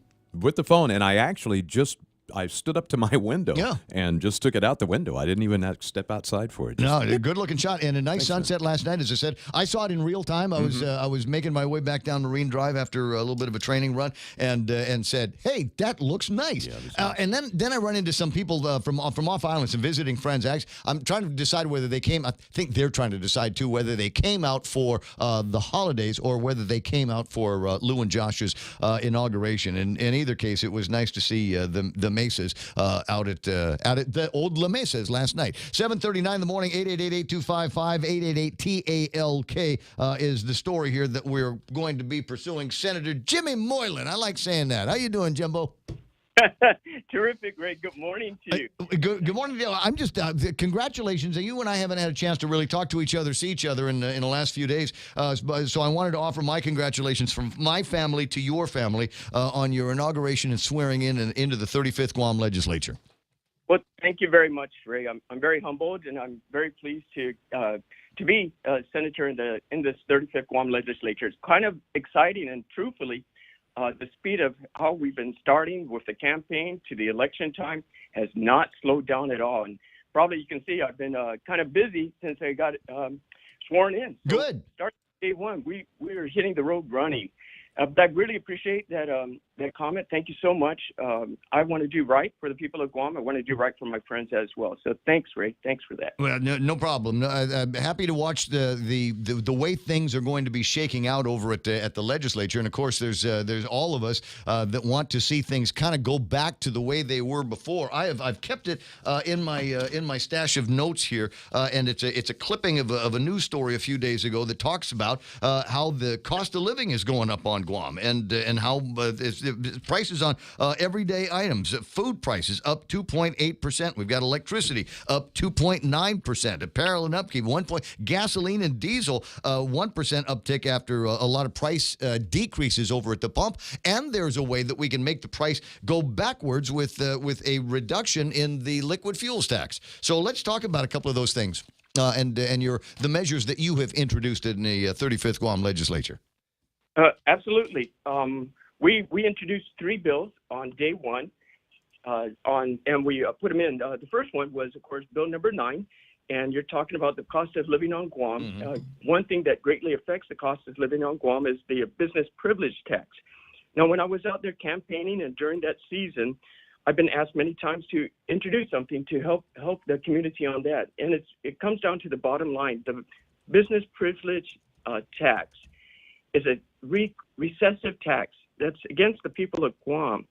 It's not really a business privilege tax. It's basically the people's tax because they're paying for it at the grocery store. What used to cost so much for milk was increased a lot more. And so when they finally get their bag of groceries, they're ending up paying more. And that's because of what Public Law 34116 was about. It increased the business privilege tax from 4% to 5%.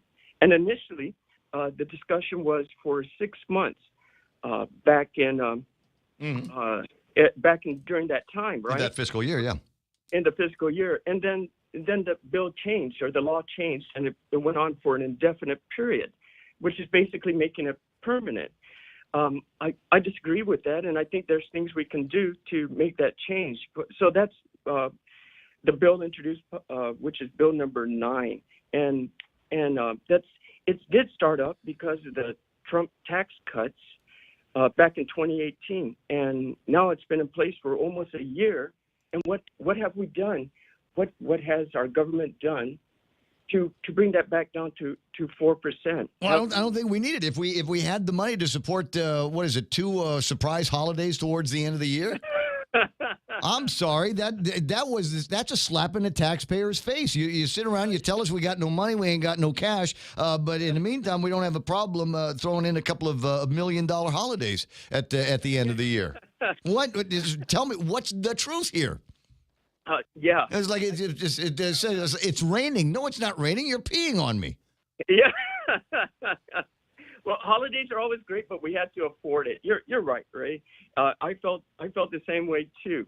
But I'm tackling it on the legislation side, right? So what do we have to do? We've got to reverse that back. Mm-hmm. How are we going to do this? Well, I'm pleased with our Governor Lou Leon Guerrero, and our Lieutenant Governor Josh. I listened to their speeches, and they were very clear, right? Governor Leon Guerrero is saying it's time for a change. The era of higher taxes is over. And she was on TV last night, and they're down at the Department of Revenue and Taxation, and they want to focus on that. And what I'm doing with this bill, and I'm happy to see that they were doing that. And with the new director there, I know her personally. She's a wonderful person. I think she's a great person for the job. And she does my taxes. So yeah, yeah, I trust her. I do too. I trust her as well. And this bill, I think, is in support of what our governor wants to do. And I plan to meet with the governor, give a call, and say, hey, let's sit down together. This bill really is giving a deadline. Now, I only got 2 years to make a difference of all these people that supported me. So I need to set a deadline. I think the people of Guam need a deadline too. And I'm trying to be fiscally responsible. And the deadline isn't until October next fiscal year. Right. And that's a point that I've had to make a couple of times already. And yeah, maybe a visit with Lou Leon Guerrero would be timely, because she said yesterday, I don't know if you saw, it's page 5 of the Guam Daily Post, Moylan proposed Bill 9-35, which would bring the business privilege tax back to 4% from 5%. Moylan also introduced Bill 10-35, which would cut the liquid fuels tax by 4 cents, restoring it to 11 cents a gallon. Quote, I think Jim Moylan should wait and review all the finances where we are today before he does anything like that. She thought it was going to be a little bit premature. So she's saying not so fast. But as I'm pointing out, we're not talking about legislation that she has to sign into law in February. And even if she did, it would not go into effect until the beginning of the new fiscal year. Absolutely. And that's why I want to work with my colleagues, the 35th legislature, to give our governor what she needs in order for the revenue tax to collect what we told the people of Guam we're going to collect. So how do we support the Department of Revenue and Tax, right? We do that through our legislation, through budgets. What do they need? How do we support them? We have enough planning time to get that in place. So I'm for her. I agree. It does take some time, and that's why next fiscal year, let's show the people of Guam we're ready to do this and roll back those taxes from 5% back to 4%, so the people that live paycheck to paycheck can afford the basic necessities for their families. Is there a kind of a longer look as we start talking about different kinds of tax legislation? I mean, I'm delighted that these are two that you've come out with already, but I know that there are other members of certainly the business community, which you represented very well prior to your becoming a member of the 35th Guam Legislature. I know that there's members in the business community that would like to see us go to a visible sales tax as opposed to the invisible business privilege tax. Very true. That's one of my goals. Is that in the works for you as well? You want a little preview of what's to come. Let's just say there's a lot more to come. These are only the first 3 bills, and this afternoon I have another bill that I'll be introducing as well to help support the funding we need to make up for these cuts that we're looking at, but not as a recessive tax. Not as these. We can't do this to the people. We have to find the revenues without hurting the folks that are working from paycheck to paycheck. Mm-hmm. So, yes, there are more things in the works. We'll be having a press release later on this afternoon, which for sure you'll get first copy of. Okay? I appreciate that. My buddy Mark says the 2-year-old weight law had more to do with an increase in cost of goods than a 5% BPT. Well, let's look at that one as well. Then, of course, part of the conversation that they were having at the legislature and in the government in the last years, they were trying to deal with the Trump tax cuts. One of the other things that a couple of I thought wily senators, Regine Bisco-Lee and Fernando Esteves, had proposed that we undertake some tax holidays on certain items that are normally automatically included in the business privilege taxes. Now, I've been a fan for many years of the conversation about food and medicine being taken off the list of things that we would tax because people need food to eat and in order to survive, and in some cases you need to take pills in order to survive some kind of chronic malady that you might have, and those are things that I don't think the government ought to be able to make any kind of money on or generate any revenue on. So, do you have any thoughts on extending a holiday, and we could even do temporary ones? I would also like to see when it gets to be back to school time a tax holiday on school uniforms and school supplies as defined by the legislature, and that would be in place until the week after the first day of school. So that parents and teachers who find themselves buying a lot of supplies for school don't have to necessarily get taxed on it. Absolutely. Those are all great plans. It works in several states. I'm just looking at the stability right now for the government and stop with this regressive tax on the people. That you're absolutely right. That would definitely help, and more so that would find more money back into the community. People will be shopping more. The stores will be happier as well. Their prices could drop for those days as well because they're not paying taxes on these items, the necessities that the basic people, the community needs. The majority of community needs these things. So sure, those are great ideas. We must support the small businesses, and that's a great way to do it. And we must support the small businesses with reducing the BBT as well. There's that report from the University of Guam, Dr. Ruan, who talks about the instability of our tourist market, where they're looking at a recession. And she was talking about the buildup, where the U.S. may be looking at a recession too. And what she really focused on is she's saying we have over $3 billion leaving the island for goods and services that we could be taking advantage of and keeping that money here. And how we do that is by supporting the small businesses, helping them grow. These small businesses then hire people, and they provide services and goods to their consumers.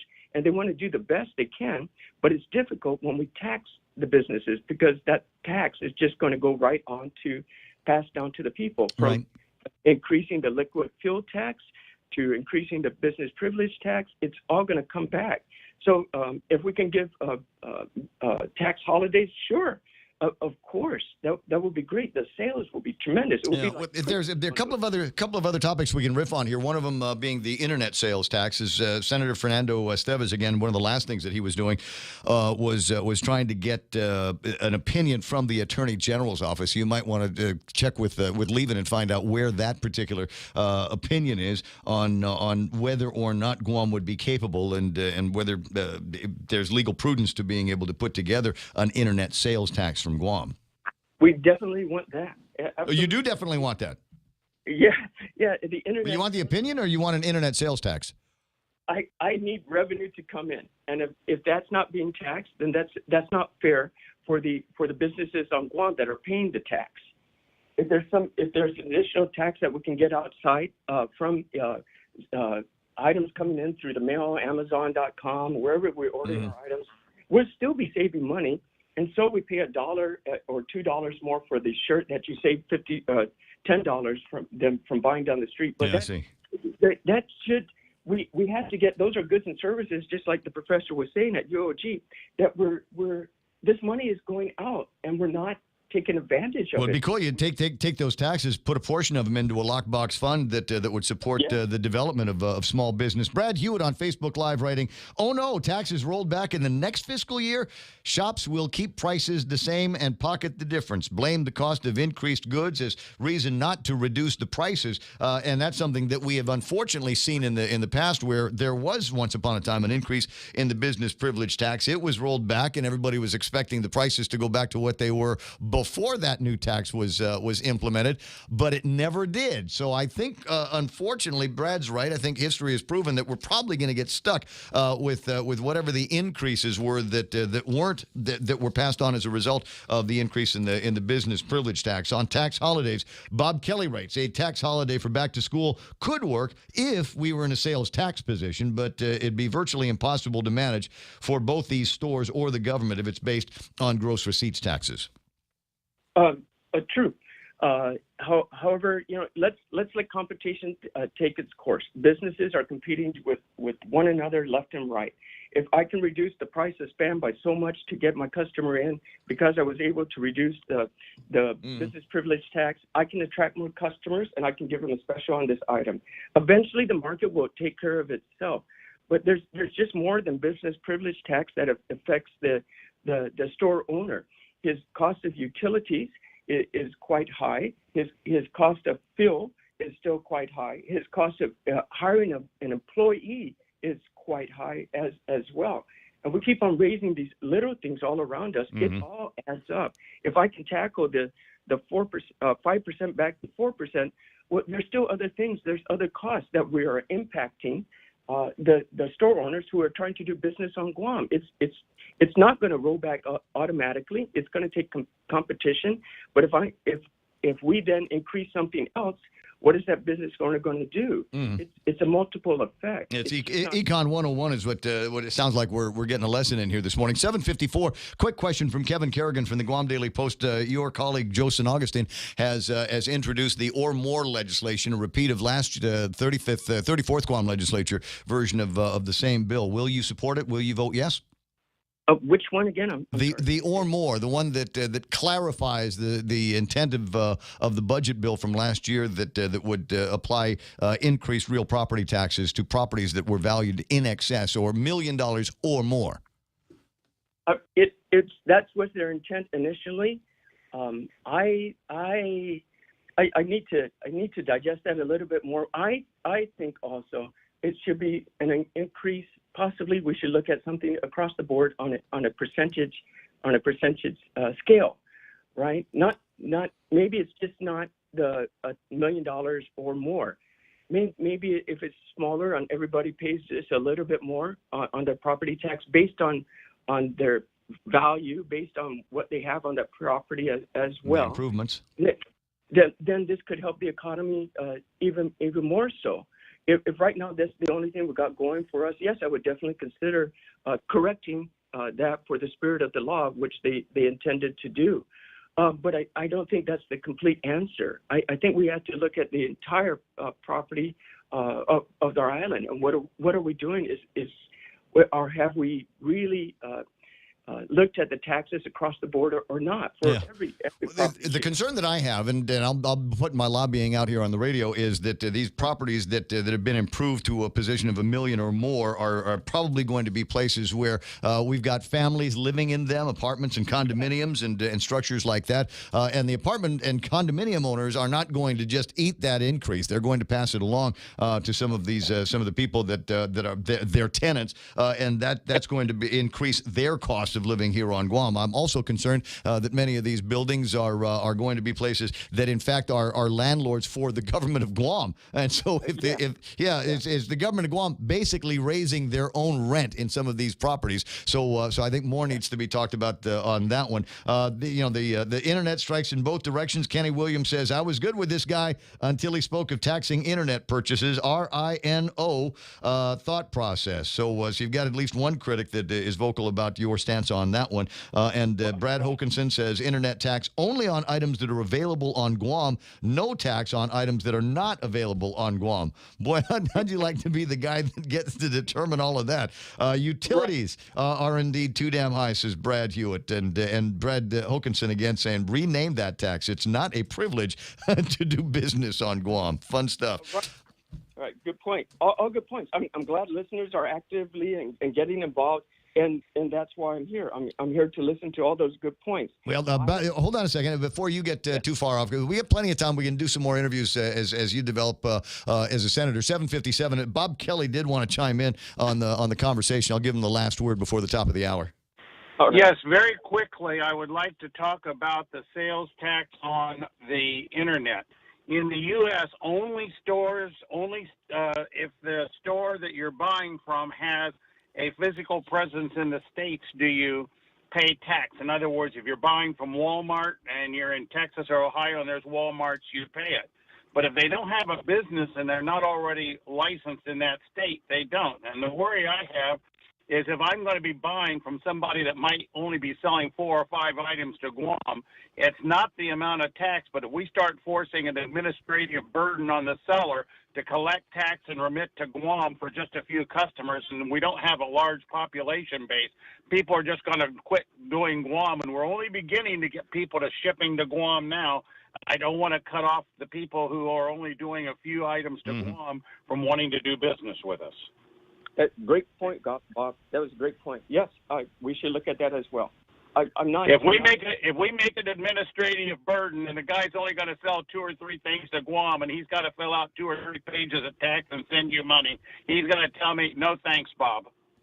Yeah, that makes total sense. So it's just in discussion. There's nothing committed to that, but we're just looking at everything that we can to help support our island. But and I understand that, and if we have a physical presence on Guam and they're paying taxes to Guam already, it's not a big thing. But if they're not already doing business in Guam, we should not impose a tax on somebody that's only going to sell a few items to Guam. No, Home Depot, Macy's, places like that, Ross, et cetera. I'll talk to you soon, Bob. Appreciate your time. And Senator, I've just got enough time to say thanks for your phone call this morning. We'll get caught up on other stuff a little bit later on down the road. Absolutely. Thank you, and thank you, people of Guam. All right, buddy. It's 8 o'clock in the morning. The radio station is KUSG Hagutnya. This is 93.3 The Point. Fox News Live is going to be coming up. No doubt they'll be talking about Trump, and maybe with that spat between Kellyanne Conway and the guy from CNN, maybe that'll come up in the conversation as well. Decent news in the market, so that will probably be in the Fox forecast as well. And then we got Kevin Kerrigan, Blake Watson, and Mike and I are going to pretend to talk about sports and more. It's all on the way right here on The Point.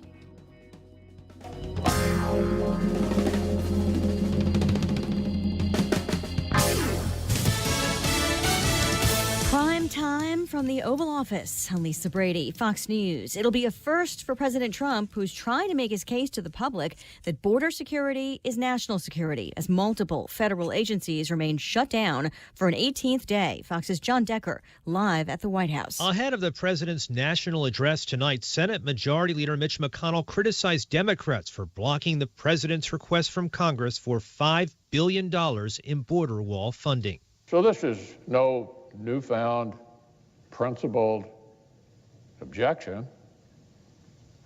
It's just political spite, a partisan tantrum being prioritized over the public interest. Democratic lawmakers, meanwhile, are calling on President Trump and Senate Republicans to end the partial government shutdown, which has left 800,000 federal workers furloughed or working without pay. Lisa? John, House Speaker Nancy Pelosi and Senate Minority Leader Chuck Schumer will offer a rebuttal after the president's remarks. Pelosi, moments ago, alongside former Congresswoman Gabby Giffords, who was shot in the head 8 years ago today at a constituents event in Arizona. Stopping gun violence takes courage. Giffords helping to unveil a bill that would expand background checks for gun purchases. The gunman who left her critically wounded and killed 6 other people is serving life in prison.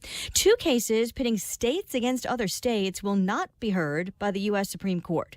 Justices turning away one fight over larger living areas for some farm animals required in California and Massachusetts. 15 other states challenged those rules. The Supreme Court also will not hear the long-running battle over a delicacy, foie gras.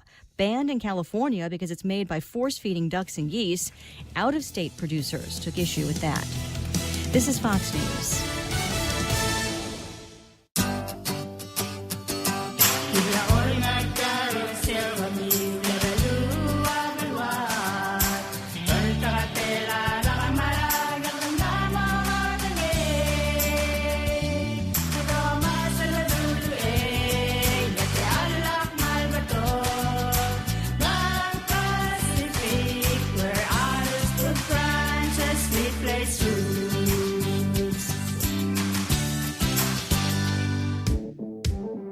Docomo Pacific is making the Better Together bundle even better.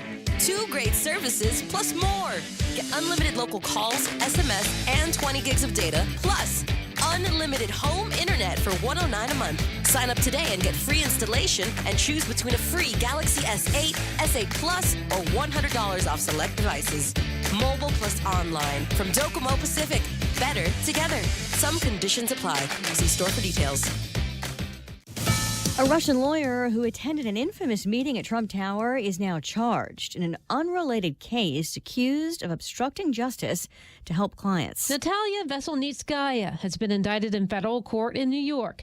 Prosecutors say the lawyer, who's believed to be living in Russia, lied in a civil proceeding involving a Russian tax refund fraud scheme.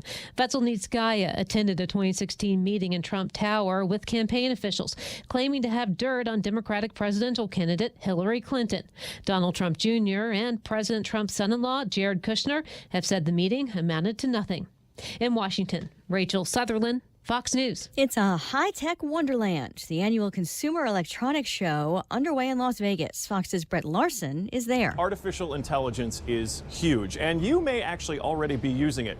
Artificial intelligence is in things like your Alexa smart device, your Google Home, when you talk to Siri. That's artificial intelligence. Those things are finding their way into all sorts of devices that are in our homes. Think about kitchen faucets, bathroom mirrors, devices that you put in your home for safety, smoke detectors, and they're all starting to be interconnected as well. Another example, a new Wi-Fi deadbolt that works with Amazon Key. More evidence of just how popular streaming has become. Nielsen out with big numbers for the movie Bird Box. No. Open your eyes. Please don't take my children! The Sandra Bullock thriller on Netflix was watched by nearly 26 million unduplicated people over its first week.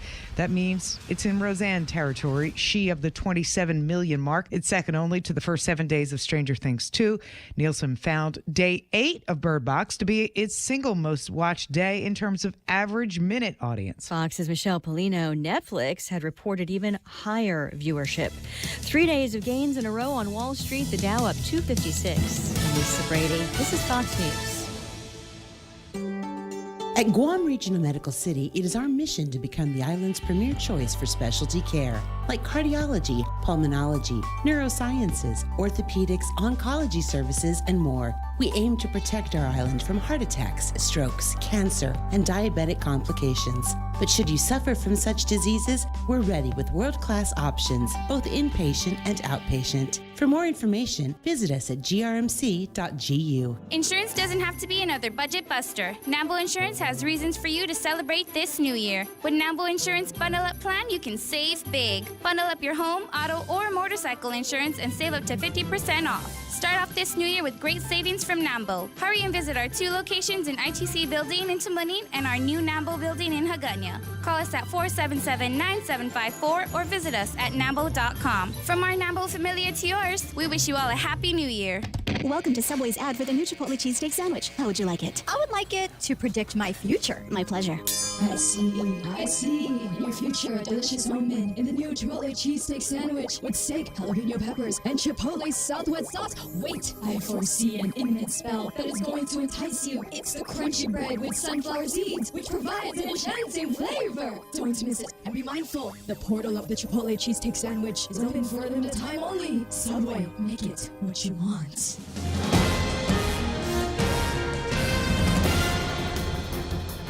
Half a day and good morning, Guam. News time here at The Point is 7 minutes past 8 a.m. this Wednesday morning. I'm Kevin Kerrigan. Here's a look now at some of the top stories from the Guam Daily Post. Governor Leon Guerrero says she will sign a bill that would allow for a full implementation of the property tax increase that's in the current budget law if the legislature approves the measure. During a visit to the Department of Rev and Tax yesterday, she told reporters that she thinks it's very important that the budget law be corrected. On Monday, Appropriations Committee Chair Senator Joe San Augustine introduced the latest version of the so-called or more bill to correct the property tax provision in the current budget law. The measure would add the words or more to the budget law so that the tax increase would apply to improvements on properties valued at $1 million or more. The wording is the same as the bill proposed in November by former Senator Tom Atta, which was narrowly approved by lawmakers on a vote of 7-6. But then it was vetoed by former Governor Calvo, and that left a $9 million deficit in the current budget. Governor Leon Guerrero pointed out that the property tax increase has already been factored into the current year's spending plan, and she favors passage of San Augustine's bill. The governor called it a tax increase by the previous administration and an error in language that needs to be corrected. Leon Guerrero also said she thinks the two tax rollback bills introduced Monday by Republican freshman Senator James Moylan are premature, suggesting he should wait to see what the current financial situation is first. In keeping with their campaign promise, the governor and Lieutenant Governor Josh Tenorio made Rev and Tax their first official department visit yesterday on their first full working day in office following their Monday inauguration. On his first day as acting general manager of the Port Authority of Guam, former Senator Rory Respicio said he plans to create a task force to re-examine the 6-year-old case of 7 fired port employees. The employees were given notices of adverse action in December 2012 in connection with an allegedly fraudulent workers' compensation claim filed by former marketing director at the port, Bernadette Stern-Meno. Respicio told the Guam Daily Post that it was truly politics that cost the Port 7 their jobs back in 2012. He said he intends to create a task force and have acting Deputy General Manager Connie Shinohara look into the merits not only of those 7, but also the other pending cases of adverse action at the port. The port's former general manager, Joanne Brown, however, is questioning Respicio's plan to review those cases, which have been under review in the courts and by the Civil Service Commission for years. She said that she thinks it's totally improper. She said, keep in mind that after Bernadette Meno was terminated from the port, then Senator Respicio hired her to work at the Guam legislature. Politics is rearing its ugly head, said Brown, and it's something the public really needs to watch out for, she said. We'll have more news after this.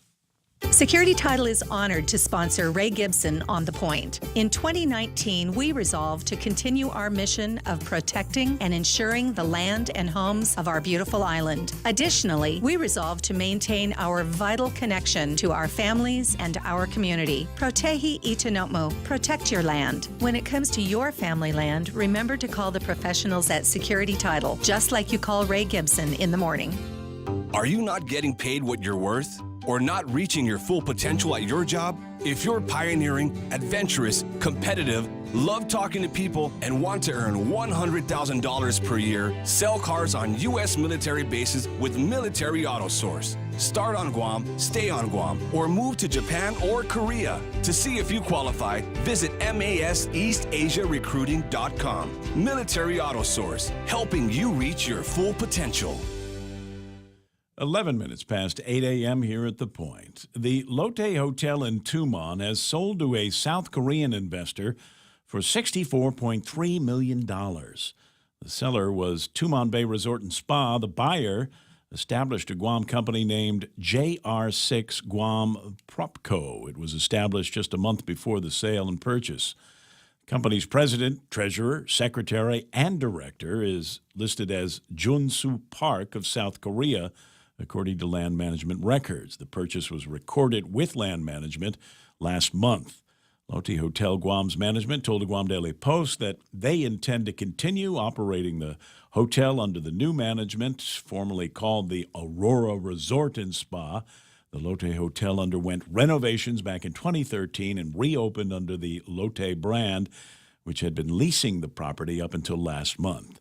The sale represents a growing investment portfolio from South Korean investors in Guam, and that mirrors Guam's changing tourism market. According to documents unsealed in Guam's district court yesterday, law enforcement officials on Guam seized 14 pounds of marijuana, 806 grams of crystal meth, and other drug-related products during a 4-month period between August and November last year. The drugs had been sent from California, Arizona, and Nevada in priority mail with the U.S. Postal Service, sent to various addresses here on Guam and to one address in Saipan. Authorities executed multiple search warrants on many of the packages and conducted controlled deliveries, replacing the drugs with a tracking device. The seizures were initially kept confidential because of ongoing investigations aimed at identifying the recipients of the packages. However, court documents do not yet reveal who was arrested in connection with those drug seizures. For these stories and more, log on to postguam.com or pick up a copy of today's Guam Daily Post. Ray and Mike now. Take a look at weather. I'm going to take a look at the weather radar. I got to click on the refresh button. I'm sorry, I should have done that while you were actually doing the news, but I was looking up the embarrassing loss that Tide Roll had against Clemson yesterday. Mm-hmm. Wow, big numbers. We'll talk about that in a second. But right now, here's the forecast for today. Partly cloudy and breezy. Look for isolated showers. Winds from the northeast up to about 25 miles an hour. Expected daytime highs today up around 90 degrees, and overnight lows should be upper 70s, about 77. Sunset tonight, 6:09. Sunrise in the morning will be at 6:46. Weather radar looks like. Yeah, just looked like some isolated stuff, although some stuff cropped up, looks like down to the south side. That could be what they call, just a radar dirty. It's just not really there. It looks like it's there, but it's not. Yeah, because otherwise it looks like it should be raining somewhere. Yeah, but it could be just one of those things, one of those false returns. It's got a booger on it? It does happen. It does happen. Just like you can see the stuff that's kind of fuzzy on either side of the island, that's false returns. So it does happen. But for the most part out there, it's not looking too bad. We do have some clouds moving through, but they're really flat, low clouds, and so there's really no moisture in them, nothing to rain out of them. So they'll slide on throughout the next couple of hours, I imagine. Looking at the satellite, you can see where those clouds are coming from. They're kind of being generated by this area of low pressure to our south. That's the reason the wind is staying up. And that'll continue for the next day or so as well. And the remnants of O1W will be sliding past us this late weekend and early next week, and that'll give us a better chance for rain then. Gotcha. All right, so there we are. 8:14, that's news and weather together here on The Points. Coming up, we're going to pretend to talk about sports.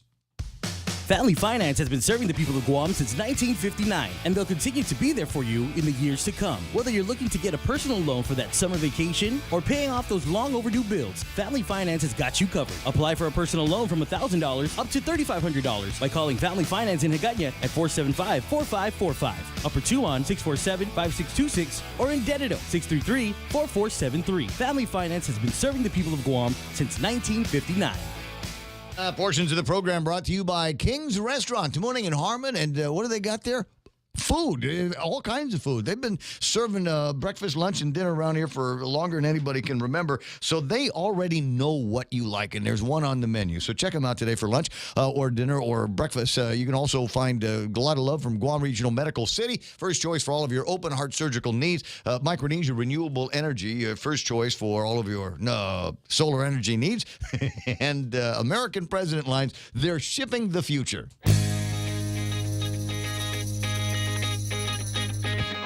The Ray Gibson Show. News to fill your mind. Talk to get it out.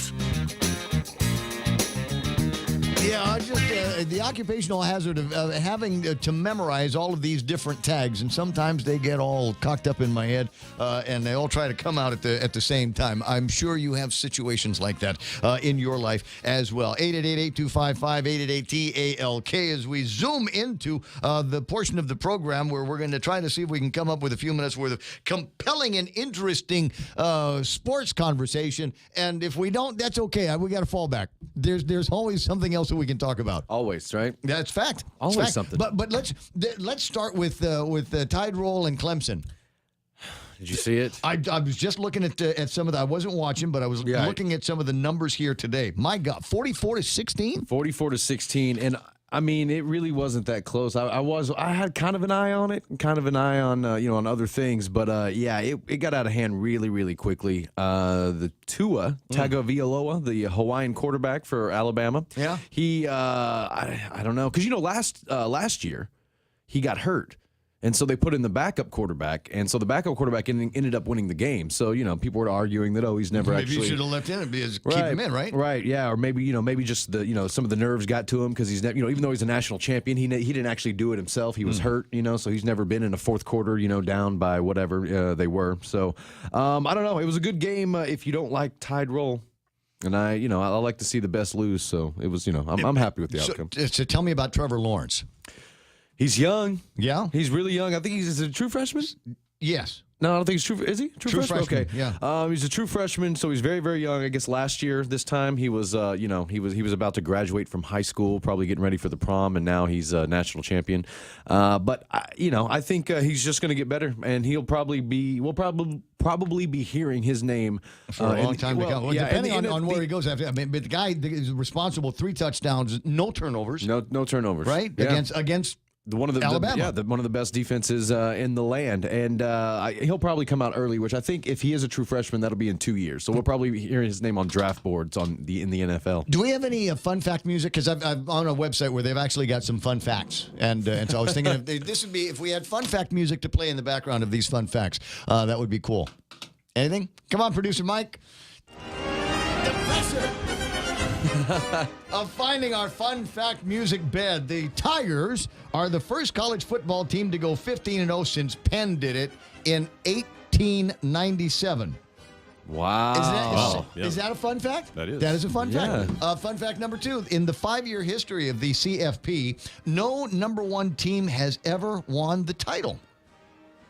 Really? That's what it says. There's your second fun fact. I mean, it's only 5 years, so that's not that unbelievable, but that is kind of crazy that form has not held. Form has not held. Alabama is 1-2 against Clemson over the last 3 years. Crimson Tide are 40-1 against everybody else. Yeah, they beat everybody else. They just have a hard time with Clemson, right? Yeah. Well, I think it's the coach. I think Dabo Swinney's got Nick Saban's number. Yeah, I think he figured him out. What do we got here? What's the response online? What are people saying? Brad Hewitt, his response: the Clemson long-haired surfer boy QB rolled the tide. Ismail says Clemson QB needs a haircut. Mark Colby says the 2019 GML baseball season will start in February. No confirmed date, but I'll let you know. Which is as far earlier than where it started last year. If you recall. Still stuck on the complaints about long hair. Look, man, come on now. Is that a thing? Are they not supposed? I mean, I'm trying to remember the name. I don't know if I know the name of the guy, but there's a dude that plays for Clemson. His beard looks like he's a little bit rounder, but it's number 76. Right? Yeah. Well, there was more beard than you. Ron Fitzpatrick, who was the quarterback for the Tampa Bay Buccaneers, talking about pro. He went to Harvard, and he's got like a whole. His beard is it sticks all out of his helmet. Ezekiel Elliott too. He's got a big afro, and he looks like an Ewok though. I've always thought that Ezekiel Elliott looks like one of the Ewoks from. He really does. He really does. He has the same eyes. Mm-hmm. He's got the same smile. Even got the same gap as like the Ewoks. When he smiles, and with his hair and beard, he looks just like an Ewok. It's almost as much fun online. Brad Hewitt says he belongs at a Pac-12 school. Ismail says, "Hush, Brad Hewitt," and then he goes on. Ismail goes on to say, Washington Willie Jacob Eason as QB this year, transfer from Georgia. All right, Washington will have Jacob Eason as quarterback this year, transfer from Georgia. It means nothing to me. Yeah. 6'5". Only type things that mean something to me. It's the Ray Gibson Show, for heaven's sakes. I suppose it's we've already determined that I can't tell the time on the eastern seaboard here. Now you're typing in stuff like this that I've just no clue what you're talking about. He's 6'5", he's 6'5", 205 too. That's also a big thing for a true freshman. He's big. All right, couple of interesting. This I'm going to find a way to get this sports related here. Okay. Right? What's you can't watch sports. I think without having something in your hand to eat. Yeah, or drink maybe. Or something like that. So this is interesting to me because I had not heard whether they're doing this here or not. Pizza Hut will be expanding its new beer delivery service. to over 1,000 locations nationwide. The current beer lineup includes Blue Moon, Bud Light, Budweiser, Busch Light, Coors Light. You can get Corona Extra, Kilt Lifter. Kilt Lift, that's funny. Michelob Ultra, Miller Lite, Miller High Life, Shock Top, and Stella Artois. When you order your pizza from Pizza Hut, they'll bring you that. Right now, I think, what do you get? A Diet Pepsi, and Mountain Dew, right? I suppose. Dr. Pepper, when you order from Pizza Hut? Some kind of clear, something like that. But now they Are they cans? Does it say cans or bottles? But then, I don't know. It's all it says. The headline says Pizza Hut expands beer delivery, and so I'm as somebody that enjoys pizza and beer at the same time. Figure. I'd like to learn a little bit more about this phenomenon here. This is because it's interesting to me. And then there's another one. Where's that place the Harley guys go? Sturgis. It's South Dakota. No, South Dakota, right? North I Dakota. believe so. Yeah. One of the two. One of the Dakotas. It's somewhere in the States, right? Yeah. In, Sturgis, South Dakota. Somewhere where it gets really cold. Now trust me, all of us know these guys. They all go there, and to them, this is their high holy moment is when they can get on their Harley and ride and do the Sturgis run, right? Yeah. And you and I know a bunch of people that have done that. Now. Tell me how this is going to work out. There is an electric Harley Davidson live wire. As an electric motorcycle. Right. Yeah, how does that go over well in the biker community? That's the question that I've got. It's like the first guy that showed up drinking light beer. Like, what is that? I don't know. I mean, isn't that the whole point of the Harley Davidson? Is you got this thing with it that it makes can't this sound big the same throaty noise out there. I mean, it is the most distinctive thing in the whole wide world. You can hear it coming a mile away. You know that's a Harley Davidson motorcycle, right? Yeah. So what do they do when you come out with one an electric one? And how much noise is it making? What kind of noise? Because you get around some of these electric cars, you can't tell they're on when you're standing next to them. When you're in them, sometimes. When you're in them, yeah. You're just like, did the car just turn off while you're sitting I at the guess light? you just stand next to this motorcycle and shake your head. It goes. It's not even and I'm not trying to be funny, but it's not even can you call it that? It's like, because they have electric scooters, right? Right, yeah. So, it's Harley Davidson, it's anything but a scooter. So it's basically just going to be, but if it's electric, it's gonna Harley be a scooter. Davidson's first electric motorcycle is coming this fall, $29,000, almost $30,000. And the good news for those of you that ride a motorcycle, for economic purposes, you can go about 110 miles on a single charge on your Harley Davidson scooter. That's what I was gonna say is that is it meant for like people who live in cities, because maybe it's not as big either, right? Because you would think if it's as big as a regular Harley, it'd need to be gas, not because it would die out really quick pulling a big Harley. I'm looking to see if there's any real men on the Facebook Live that have got something about might have a comment or two about something like this. Brad chiming in on the Pizza Hut story. Too drunk to drive. Oh. Need beer delivered. Order it up at a party. Yeah, this is what I need. I need a case of beer and a little personal pan pizza. Can I get some of that? It's basically just hiring Pizza to do a beer run. One, right? Did you find anything? I did. I found the picture of it, and it makes a lot more sense when you're looking at it. $29,799. That's what it looks like. That makes more sense. Yeah, but Kevin is pointing out that sounds like a lot of money to spend for something that doesn't go vroom vroom. Yeah. Oh yeah. It's a 30. What can you get? You could get a really nice vehicle. Get a car. That's what I'm saying. A really nice vehicle for $30,000. And the other thing I don't like about it is it's very crotch rockety. It's and that's crotch rockety? kind of not really a Harley thing. Right. It doesn't look like the Harley that you're thinking of. It looks more like a street bike. More like like an import. Hold on, I'm calling up. Let me see if I can stick this online here. Harley Davidson's Livewire electric bike is here and very expensive, is the story from Popular Mechanics now. Let me scooch down and see. There it is. You can see it online right now. There is your electric motorcycle. Available in August. You said that, right? 0 to 60 in just over 3 seconds? No, I didn't have that. I mean, listen, the engines that they put on these things, the motors that they put on these things, they seem to be very efficient and seem to clamp up to speed very rapidly. That was one of the things that my one millionaire buddy JB likes about his Tesla is how fast it will go just by whispering at the accelerator. You press it down, you press the gas, and you are gone.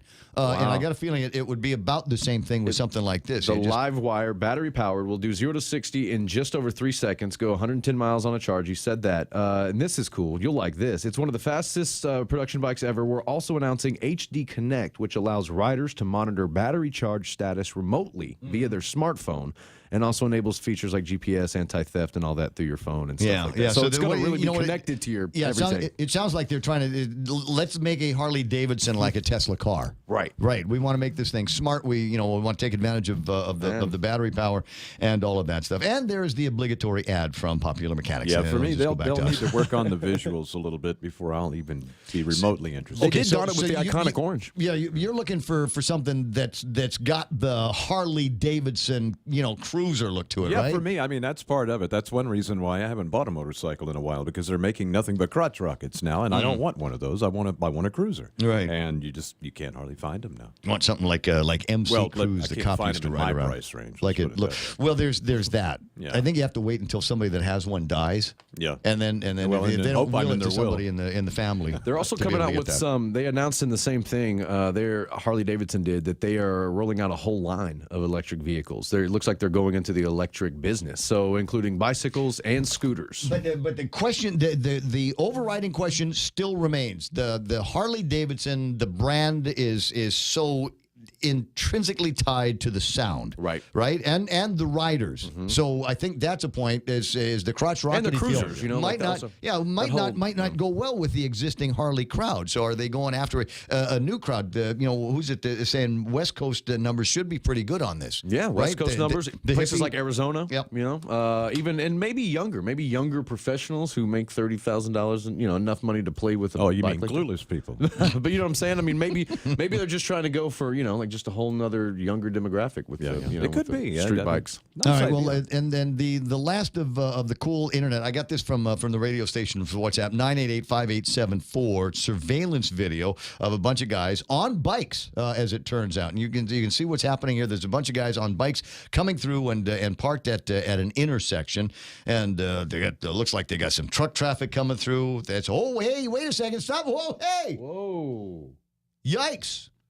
And then the aftermath. Was that the Philippines? I don't know where that was. I didn't get a thing from anybody that said where it was. It's not Vietnam, because in Vietnam they actually put the bikes on separate roads than all the other vehicles, so that sort of thing can happen. They do that in Thailand. It kind of looks like Thailand too, but I don't know. You think about there's Taiwan and Kevin, you were just there. 99% of the traffic on the roads is all mopeds. No, used to be. Used to be. Yeah, now they're a much richer nation now, and there's a lot more four-wheeled vehicles on the road. Do they have accidents like this there, or did you get somebody that plows right through? Crazy drivers. Crazy drivers. Must be a crazy morning. It's 8:29. And do we need to talk any more NFL or sports stuff here? No, I can do some local sports. Just recap it really quickly as we approach Championship Friday for the preseason tournament, put on by GSPN out at FD's The Jungle Gym.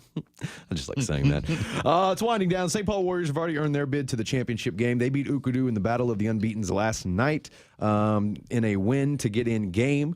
Like I said, both teams came in 3-0. And it seems that the Warriors took it from Ukudu. The Guam High Panthers, meanwhile, they defeat the Harvest Eagles in the earlier game to add one more game on their schedule, as they will play the 7th place game Thursday evening. So tonight, Wednesday, January 9th, Sanchez tipping off against Indy, and Father Duane's, the home team, tipping off against JFK at 7 p.m.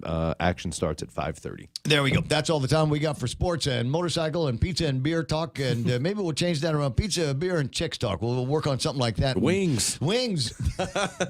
You can get wings at Pizza Hut. Yeah, I know. I love pizza, beer, and wings. It all just always goes together.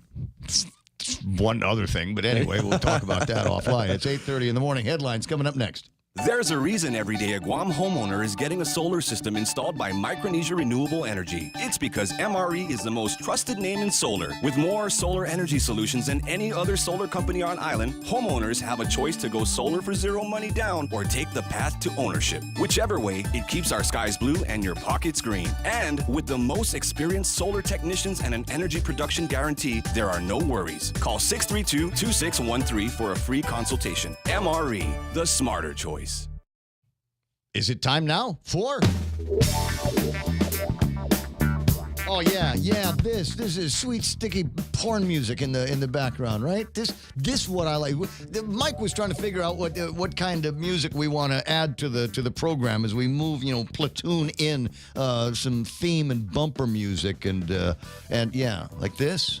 This has got that. Yeah, now this is one of our older ones, but I found some other stuff, man. It's grooving pretty nice, and we're going to like what comes up next week. It's 8:31 and time for headlines from the Guam Daily Post. Here's Kevin Kerrigan. Half a day and good morning, Guam. In the headlines from the Guam Daily Post this morning, the Guam Visitors Bureau projecting that 1.6 million visitors will come to the island this current fiscal year, which would break last year's record arrival number if it comes to pass. GVB also projects that South Korean visitors will continue to outnumber arrivals from Japan, which at one time used to be the island's top visitor market. The projections were announced yesterday at the GVB board meeting. Also at that meeting, the GVB members elected 4 new and returning members to its board of directors.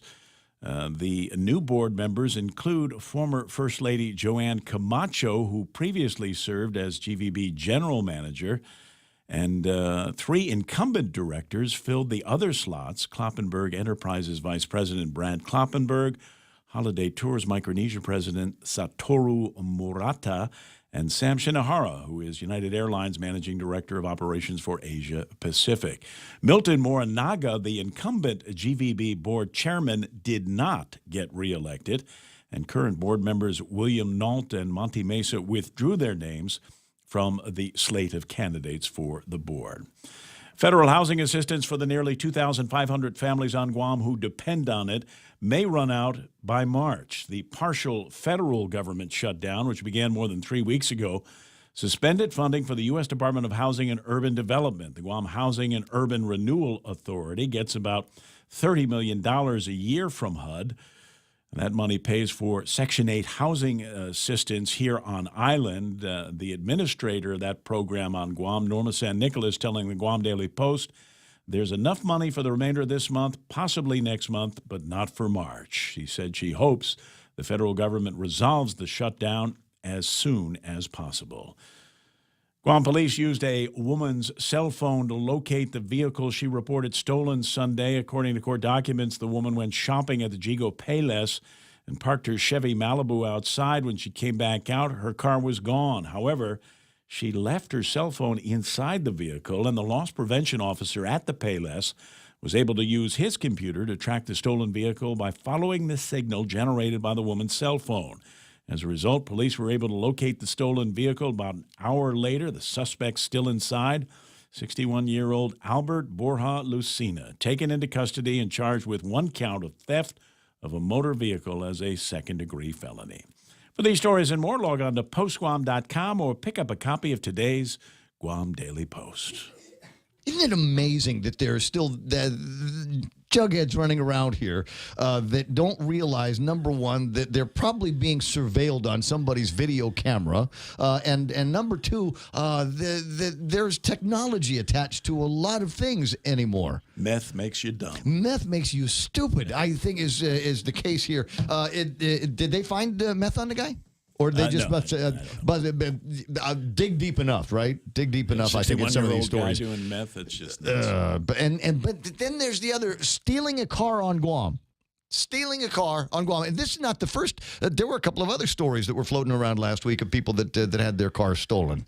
And interesting. There was a national story, the exact same situation. Mm-hmm. Cell phone left in the vehicle, tracked, found it. My phone has got a Find My Phone feature on it. Your phone probably has a Find My Phone feature on it as well. Anyway, 8:35. They call that iConnect time. And if you need a phone that has got a Find My Phone feature on it, the guys at iConnect can hook you up. Great rates too, mobile and internet and push-to-talk plans. If you want details, swing by or give them a call at 888-8888. Picture KFC's world-famous extra crispy chicken. Now, imagine it glistening in hot honey sauce. Just think about the crispy, sweet heat. Now, it's in your sights. Reach for it. Almost there. Oops, this is a KFC radio commercial. But you can make your picture a reality by getting a Hot Honey Tenders basket. Also available in Hot Honey Chicken Family Meals. KFC, it's finger licking good.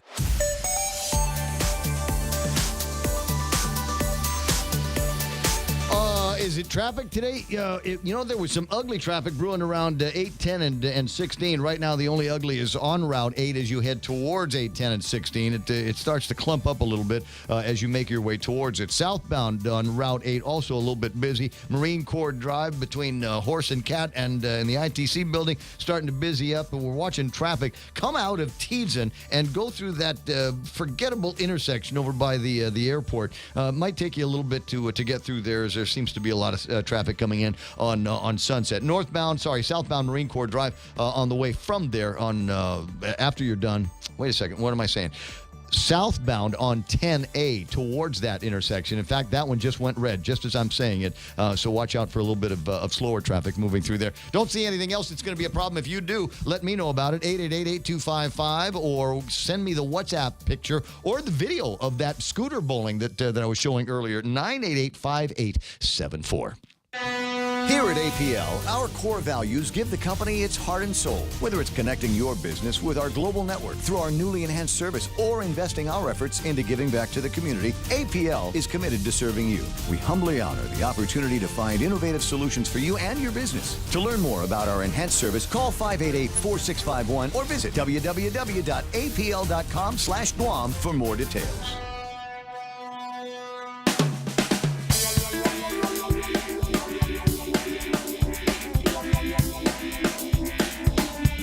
What up, dog? 888-8255-888-TALK. I know it's the guys always yelling on the radio. I'm excited. I'm just thrilled to be here and to be a part of your life. And I appreciate you letting me into your homes and your machines and all of that stuff. Ken LG's online. There's Brad, Vince, Leon Guerrero's chimed in. Bobby Shringy joined the crew a little bit earlier. Who else is out? Desmond Mendel III. James Rosemarie Cruz. Jim Healy is on board. I see Debbie Ratulian, and a lot of great comments going back and forth. Chuck Tanner is online, Brad Hokinson, Rita Hugo, and Bob Kelly, Sherry Lynn Diffentorum. Hey, sweetie, nice to see you online, and we'll get hooked up with Deanna Palmer a little bit. We'll talk about some real estate stuff that's going on right now, and maybe her thoughts on what real estate looks like in 2019. In the meantime, my very close, very dear personal friend, Art Paris, on the line from the Guam Power Authority. How you doing, Art P?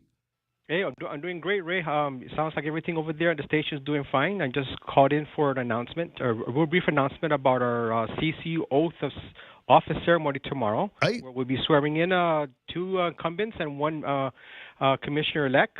Simon A. Sanchez, Francis E. Santos are the incumbents that are going to be sworn in tomorrow. Mm-hmm. And former Senator Michael T. Lim Tiaco will be is the new commissioner-elect. Our ceremony is going to take place tomorrow, Thursday, 4 p.m. here at the 3rd floor of the Gloria B. Nelson Public Service Building here in Fadian. I know the spot. You need more signs about you need a quarter mile, half mile away from the turn. You need to put the signs up that says you're getting close, because I can't tell you how many times I missed that turn. Okay, sounds like a good recommendation. I just gone, dude. Because you know how it is. You're on Route 15 and you automatically go into mind driving mode. You're not really paying that much attention. You figure, I'll see it coming. I'll see the turn coming, and sure enough, you see the turn coming, but it's too late to take it at 45 miles an hour. Oh, yeah. Or 60 or whatever it is. Then you got to go all the way down to Black Construction or something and turn around in Hawaiian Rock. If you hit Hawaiian Rock, you're already past. That's right. Hawaiian Rock ought to just put a loop through there for all of the people that like me. They're just lunks when it comes to driving.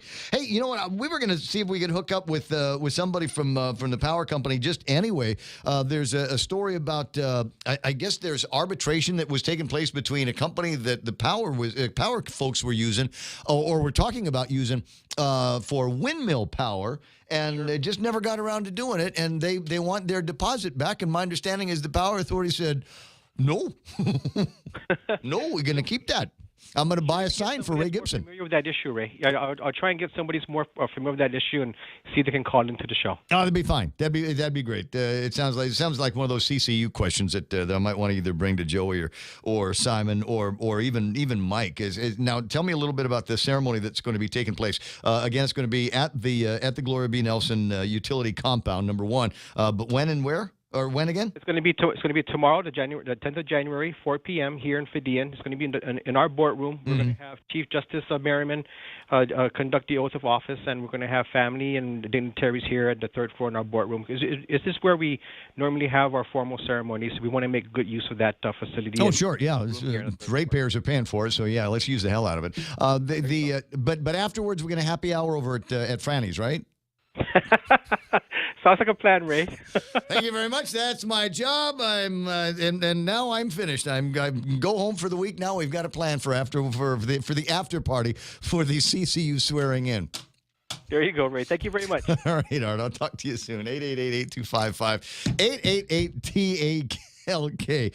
What happened here? What are we supposed to be doing? I was 8:41 in the morning, and I don't know. You know, we get past a certain point in the program, and I just kind of keep my fingers crossed that I've got enough material to kill the next hour and a half between here and the end of the show. And I think there's a ton of stuff to talk about. Plenty of stuff that you and I, frankly, have already riffed on for a little bit. But I might want to go back to a couple of things as we do. A little bit of audio that I can play for you right now.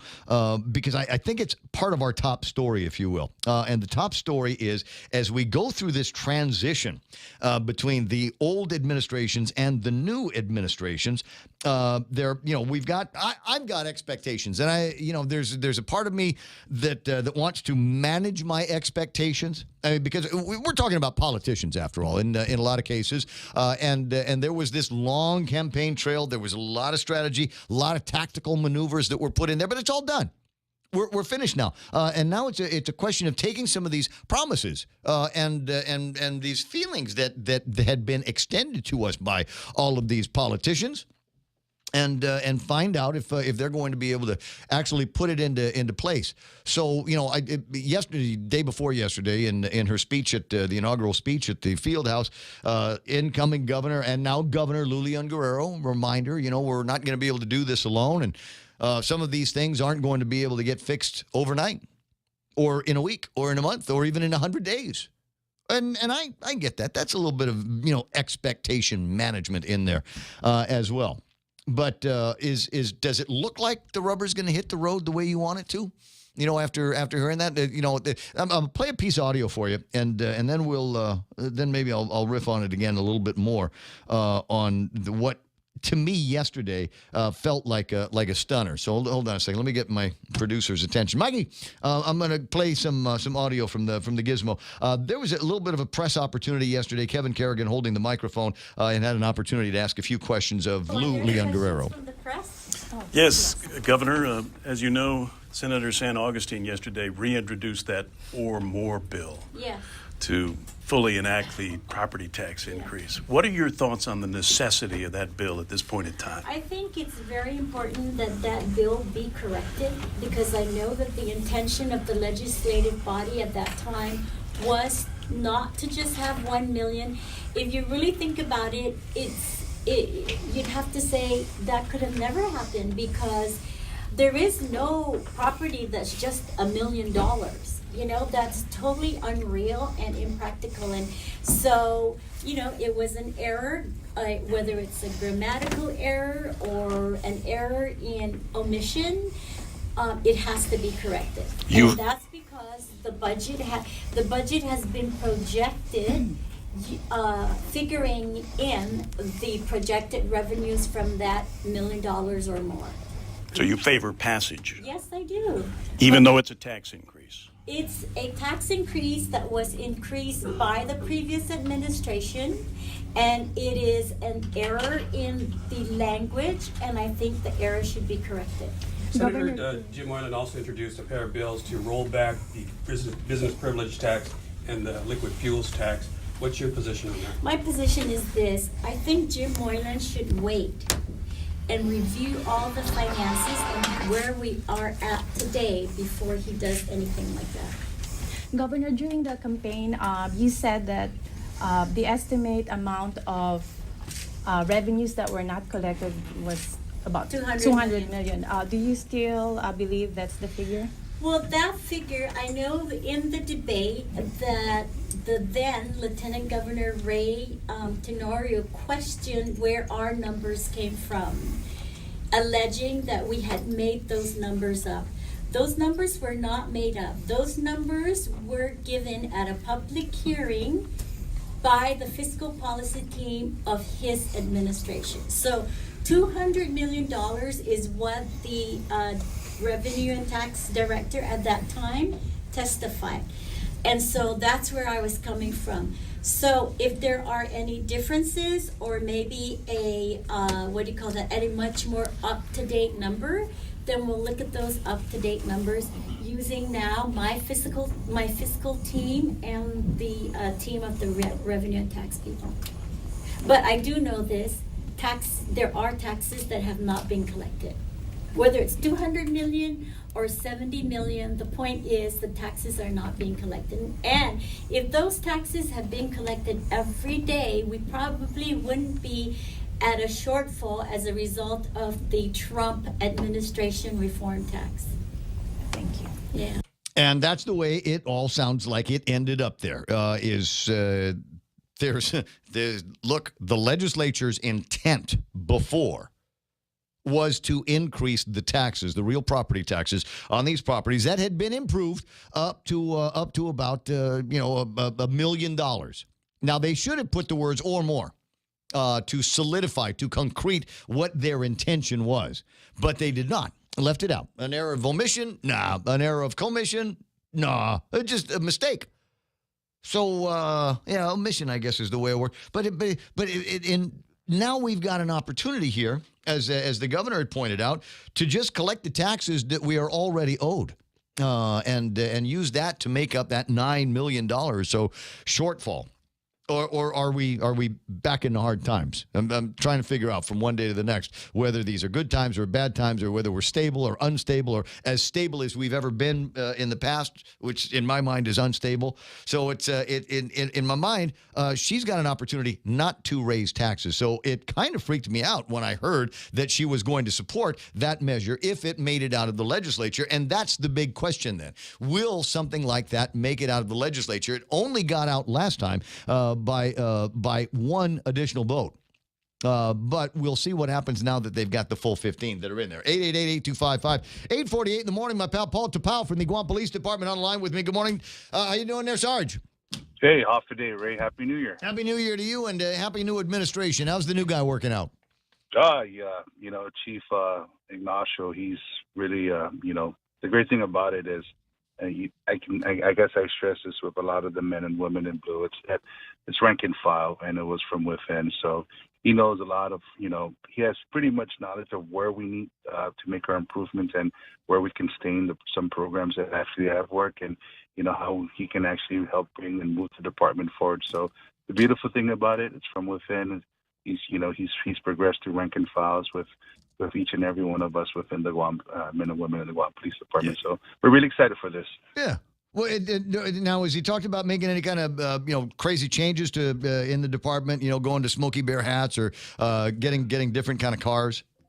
Yeah, with traveling with him with some of the interviews, he did highlight that some of the priority needs was really strengthening our neighborhood patrol division and increasing the manpower. That's one of the challenges and one of the goals that he set forth, to also include recruitment, retention, and beefing up pretty much the our men and women, the force within the force, and providing that adequate patrol capability and the adequate personnel that's needed to maintain safety and security within this growing island of Guam. I've got it, and it will sound like an odd question, and the reason why I bring up different cars is because I saw on the road yesterday, and I'm sure other cops have seen it as well. But there's an old 1960s era black and white.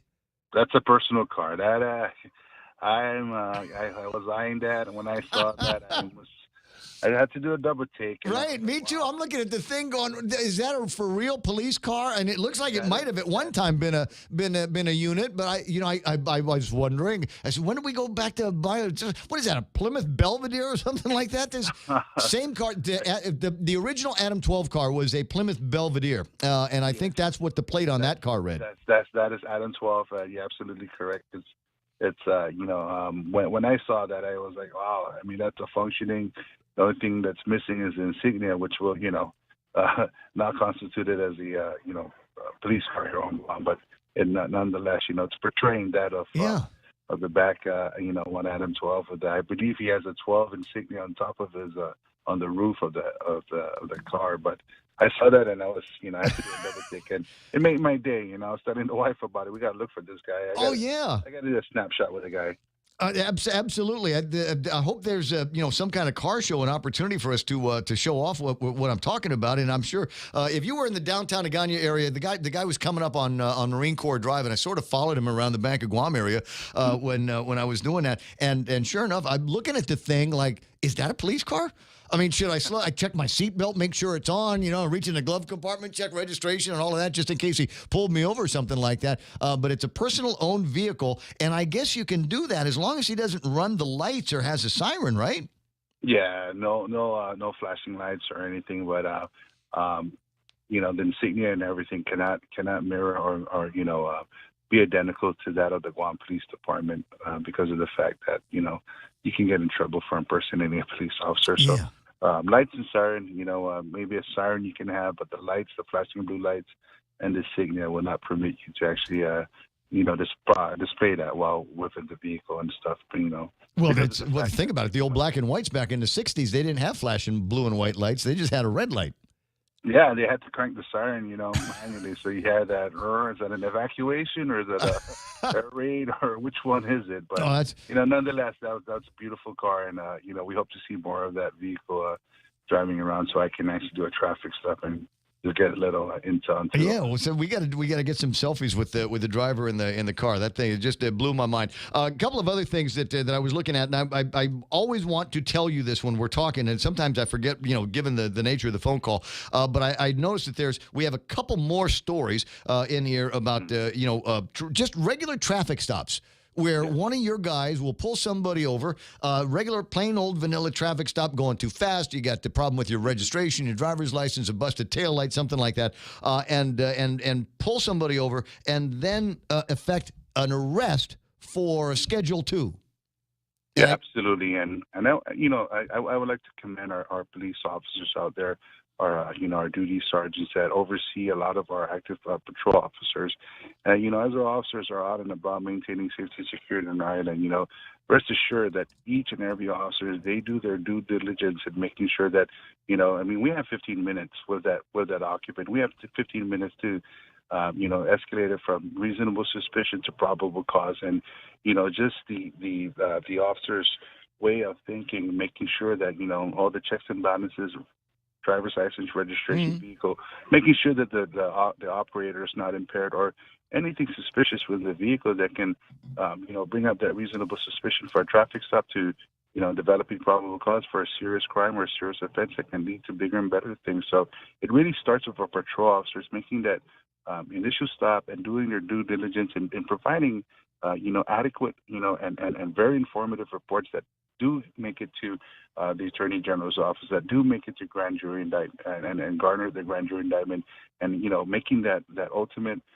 conviction that's associated with the officers making their arrest. So, well, in my mind, it's not a problem with the officers doing their job. I think there are other people that have are just way too lenient and have no problem looking the other way on somebody that's coming in on a Schedule 2 arrest, and especially a Schedule 2 arrest where they're talking about intent to deliver. And I'm going, no, we need to put these guys away for a lot longer and send out a message to the drug dealing community that we're not going to tolerate what they're up to. Yeah, absolutely. And, we continue to work hard, and it all starts from patrol. And I want to echo that to that of our investigators from Indania Drug Task Force. It really does start with patrol gardening, making that initial contact with the person, getting that information and providing us, a leeway in which we can actually get more information that can lead to bigger and better things. Because, we're seeing it, crystal methamphetamine, it really, it's ripped, through our fabric of society. And, I'm really glad that, with this new administration coming forward, we're seeing a different approach in how do we address this? What's the proper interdiction phase? And, Leavin Camacho in his inaugural speech, he mentioned that, we got to help with the treatment. We got to do our part in not just prosecuting, but making sure that we take away the demand from for crystal meth by assuring that the people that get arrested, the basic users, that they get the help, the clinical help that's needed in ensuring that they don't repeat and they don't come back to this mess of that crystal methamphetamine. Right. But, no, and I see the logic behind that. I totally understand it. But we've got some predators in this community that are the dealers of crystal methamphetamine, and I think we treat them far too nicely. I think we're a little too generous with our version of justice around here. I think those are the ones that are the root cause of the problems. Do we have economic hard times? Yeah. Are there people that have a hard time coping with whatever disasters are in front of them in their personal or business life? Absolutely. And there's ample help for folks that have problems like that. You don't necessarily need to jump into an ice pipe in order to resolve those problems, because it just makes it worse. So I can see dealing with the effects of crystal methamphetamine in our community that way. However, when it comes to the people that are dealing the drug, the ones that are bringing them in these boxes in the U.S. Post Office, I think those are the ones we ought to absolutely throw the book at. You empty out the rest of except for the rapists and the murderers, you can empty out the Department of Corrections and just fill it now with guys that are dealing. Absolutely. I wholeheartedly agree with you. We got to come down hard on the people that think they can make a buck of the people and the sufferings that are associated with that drug. Maybe we should mirror the laws of Southeast Asia, mirror that of Singapore, mirror that of Thailand, where, that's just a really extreme way It's a bullet. thinking. But it's a bullet in some countries. I mean, they'll put a bullet in your head for marijuana in places. We're not talking about this is a lethal drug and lethal effect on the community, and that's how we start. I don't want to go Duterte on anybody, but we do have to make it a little bit tougher for them, much harder for them once they're arrested and convicted. Now the last thing is, and this is strange. Apparently, in the last couple of days, we've had a tourist get in trouble for sexual assault in Tumon. I'm just wrapping my head around this. I don't really have that much, pretty much any information of that. I'm still waiting for the preliminary report to be generated and posted my way. So I'm just still wrapping my head around it. Yeah, let me know what you can find out. You want to talk about your rare circumstances, and I don't know, maybe somebody got high on too much soju or something like that and thought the pretty girl liked him and misunderstood when she said, "No, stop touching me." It's an interesting story, and as I said, something kind of unusual, but we'll talk about that later. Listen, I know you got a 9 o'clock, so I'm going to let you run. I'll talk to you pretty soon, all right, Sarge? Absolutely. You take care. God bless. Hagalukwi. And if you find that guy with the 1 Adam 12 car, because that's cool. You haven't seen that yet, have you? There's this guy, he's running around town, and he's got a car, an old black and white, looks just like the 1 Adam 12 car from back in the days. And yes, those of you that pay attention and are motorheads will recognize the 1 Adam 12 car. The original was a 1967 Plymouth Belvedere, and I'm a little bit aware of the Plymouth family. One of the first cars that I ever owned was an old cop car, an old detective vehicle that my old man bought for me at salvage, like, I don't know, $400, $500, and it was a 1972 Plymouth Satellite, and I loved driving that car until I had to pay for gas myself. That was bad. I hated that part. Hey, look, it's 9 o'clock in the morning. This is we're KUSG, right? That's us. KUSG got you 93.3. The Point got another hour of the program to kill. Want you to stick around. Want you to participate. 888-8255, 888-TALK, or 988-5874. Fox News Live is coming up. Making the case. I'm Lisa Lacera, Fox News. Just 3 hours from now, President Trump set to address the nation to push for his campaign-promised border wall as the government shutdown wears on. Fox's John Decker live at the White House. Counselors of the president, Kellyanne Conway, telling Fox News that the situation along the U.S.-Mexico border has become a humanitarian crisis. The president wants legal immigration and wants people to come through the ports of entry and not take this dangerous journey. These children are coming here by themselves or as family units. They're being promised things that simply don't exist. The president tonight in a nationally televised address will lay out the case that there's a crisis at the southern border and a wall is desperately needed. House Speaker Nancy Pelosi and Senate Minority Leader Chuck Schumer will deliver the Democratic response. Lisa? John, you can hear the president's speech and the Democrat response beginning at 9 p.m. Eastern on many of these Fox radio stations. elections. House Democrats unveiling legislation that would call for deeper background checks for gun sales. Fox's Jared Halpern live on Capitol Hill. 8 years to the day since nearly being killed in a mass shooting in Arizona, former Congresswoman Gabby Giffords helped introduce an expanded background check bill. Be bold, be courageous. The nation's counting on you. The measure would require background checks on all private firearms purchases. A similar bill was introduced last year. House Republicans did not take up that measure. It's unclear what support an expanded background check bill would have in the Republican-led Senate. Lisa. Thanks, Jared. Stocks climb for the third day in a row as the latest round of trade talks between Washington and Beijing continue. The Dow jumped 256 points. The Nasdaq added 73. The S&P increased 24. And Sears received another lifeline when the company's chairman and largest shareholder promised to line up the necessary financing to keep the chain afloat. This is Fox News.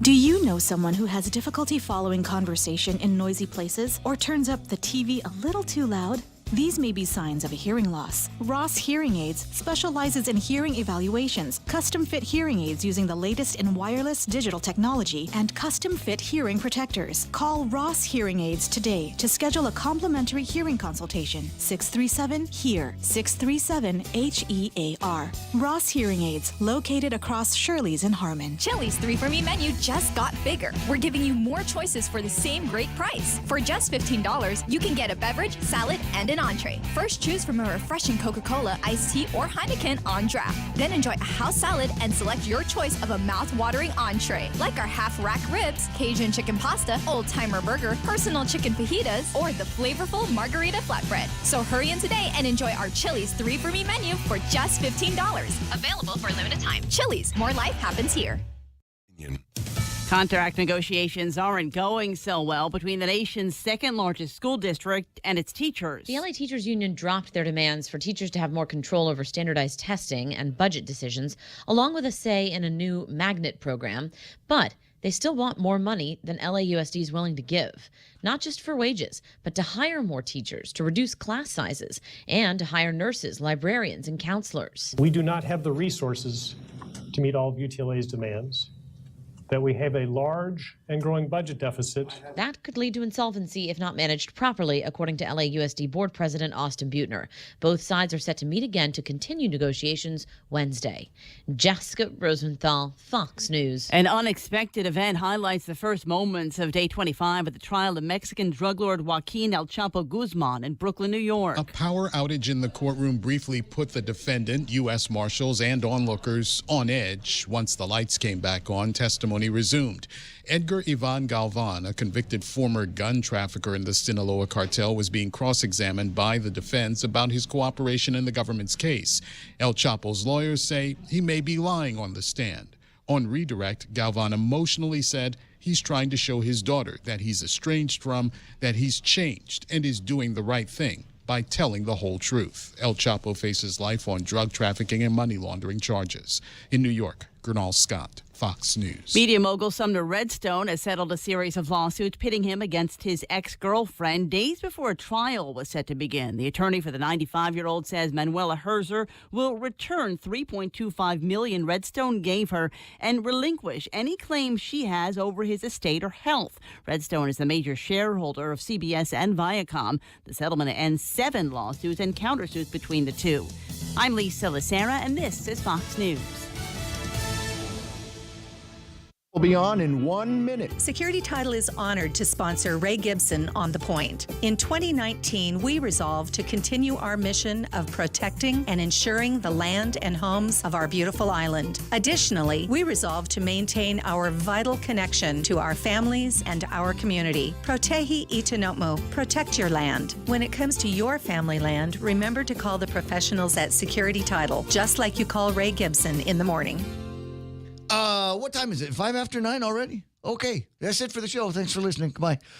Portions of the program that you are listening to are brought to you by King's Restaurant. Decades worth of making breakfast, lunch, and dinner. Find yours today in Tamuning or Harmon. Also brought to you by American President Lines. They're shipping the future. Guam Regional Medical City, the first choice for all of your open heart surgical needs. And my friends over at American President Lines. No, I already said them. Who am I talking? Nanbo. And, I don't have that one in front of me, and I haven't memorized it yet. So let me slide. Oh, wait, found it. Save. Let's make a big deal for Nanbo, right? Save up to 50% with Nanbo Insurance's Bundle Up plan. Call them today at 477-9754. Now it. Family Finance has been serving the people of Guam since 1959, and they'll continue to be there for you in the years to come. Whether you're looking to get a personal loan for that summer vacation or paying off those long overdue bills, Family Finance has got you covered. Apply for a personal loan from $1,000 up to $3,500 by calling Family Finance in Hagåtña at 475-4545, Upper Tuon 647-5626, or in Dededo 633-4473. Family Finance has been serving the people of Guam since 1959. Hi, Ray Gibson on the radio since 1979. Wendy's is saying thanks for making the Junior Bacon Cheeseburger America's #1 bacon cheeseburger by giving more of what you love. Introducing Wendy's ginormous, giant Junior Bacon Cheeseburger. You have double the beef, double the bacon, and now it comes on a giant meal for $5. You would have paid $5 just for the burger and been happy. Right? But this Wendy's, they're going to say, we're going to extra. It is giant sandwich. We're going to make a giant big deal about it. So for $5, you get the giant Junior Bacon Cheeseburger and nuggets and fries and a drink. There's nothing junior about it except the price. Find it at Wendy's. The Ray Gibson Show. Any speaker, anytime. Watch and listen live on thepoint.gu.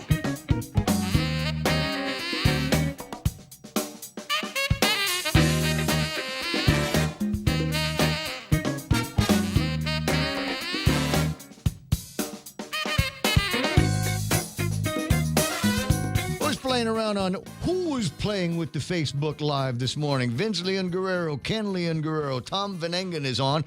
Rico Blankenflor says adopt DU 30 drug policies. Isn't that the one where they just kind of go out and if somebody points at you and says, that guy's a drug dealer, they just shoot you and ask questions? Yeah, that's pretty much the way that one works. I'm still in favor of due process. I want the due process. But once the due process has been concluded and we discover that somebody is not just a meth jughead, but also a meth drug dealing jughead, then we need to have some very, very stiff penalties in place for them that would discourage others from doing the same thing.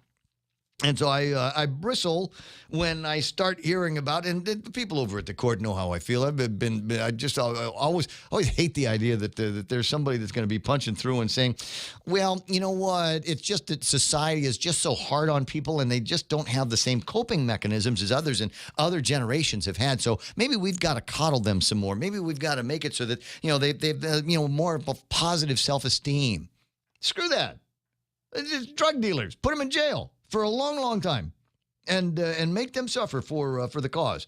That's all I'm saying. 9 after 9, 888-8255, and again, the WhatsApp deal is 988-5874. So I'll make a big deal about that. If you don't mind, let me just riff on that for a second. The WhatsApp is the way that people are communicating in 2009. Frankly, it's been the way that people have been communicating for years. And how it is possible that it has taken so long for radio and television stations to be able to adopt that technology for their uses, I don't know. I took a vacation from radio for a couple of years, but in fact, on the music stations, we've been using WhatsApp for as a replacement for request lines for a long time. So we're basically doing the same thing here. 988-5874. If you have interesting video or a meme, or you just want to type something at me that you don't want people to see on Facebook Live, you're welcome to do that. Add me to your contacts. It's The Point WhatsApp. Put that in there, and then 988-5874. And then anytime, and the thing is, it doesn't have to be while I'm on the air. In fact, I get videos and stuff all the time when I'm off the air. And we'll play them in the morning. So it's kind of a drop, a dead drop, if you will, for interesting things that you want to send by 988-5874. So what do we get to play around with now? What else can be the big topic? I already played the audio, right? I already played Lulian Guerrero at Rev and Tax yesterday. I don't know what's on the docket for today. I do know. Ooh. Huh. Some of you are listening and you'll go, oh, I've heard that already. But I cannot officially say it until. Am I looking at the right one? No, deny that. Until I get word that I'm going to be allowed to. Hold on a second. There it is. There is apparently a new position in the administration, and it is the position of Chief Advisor, Economic Development, National and International Affairs. There should be a press release coming out. I can tell you it's a prominent Democrat. Does that help? And like I said, some of you may already be aware that there is a nod in this direction, and who it is that's going to be getting the title of Chief Advisor, Economic Development, National and International Affairs in the incoming Lou and Josh administration. Now, it's part of it is who it is that's going to get this, but the other part of it is just that they've got that position, a position of Chief Advisor. Somebody that will go out and working with, I guess, Mel and the people over at GITA, some kind of economic development, taking advantage of contacts and relationships that this person has or can develop. And then you've got national and international affairs. When it didn't come up in yesterday's conversation as deep as I wanted it to, but when I was talking with Ginger yesterday and on Sunday, when we first got together, she was talking about the need for Guam to have a lobbyist.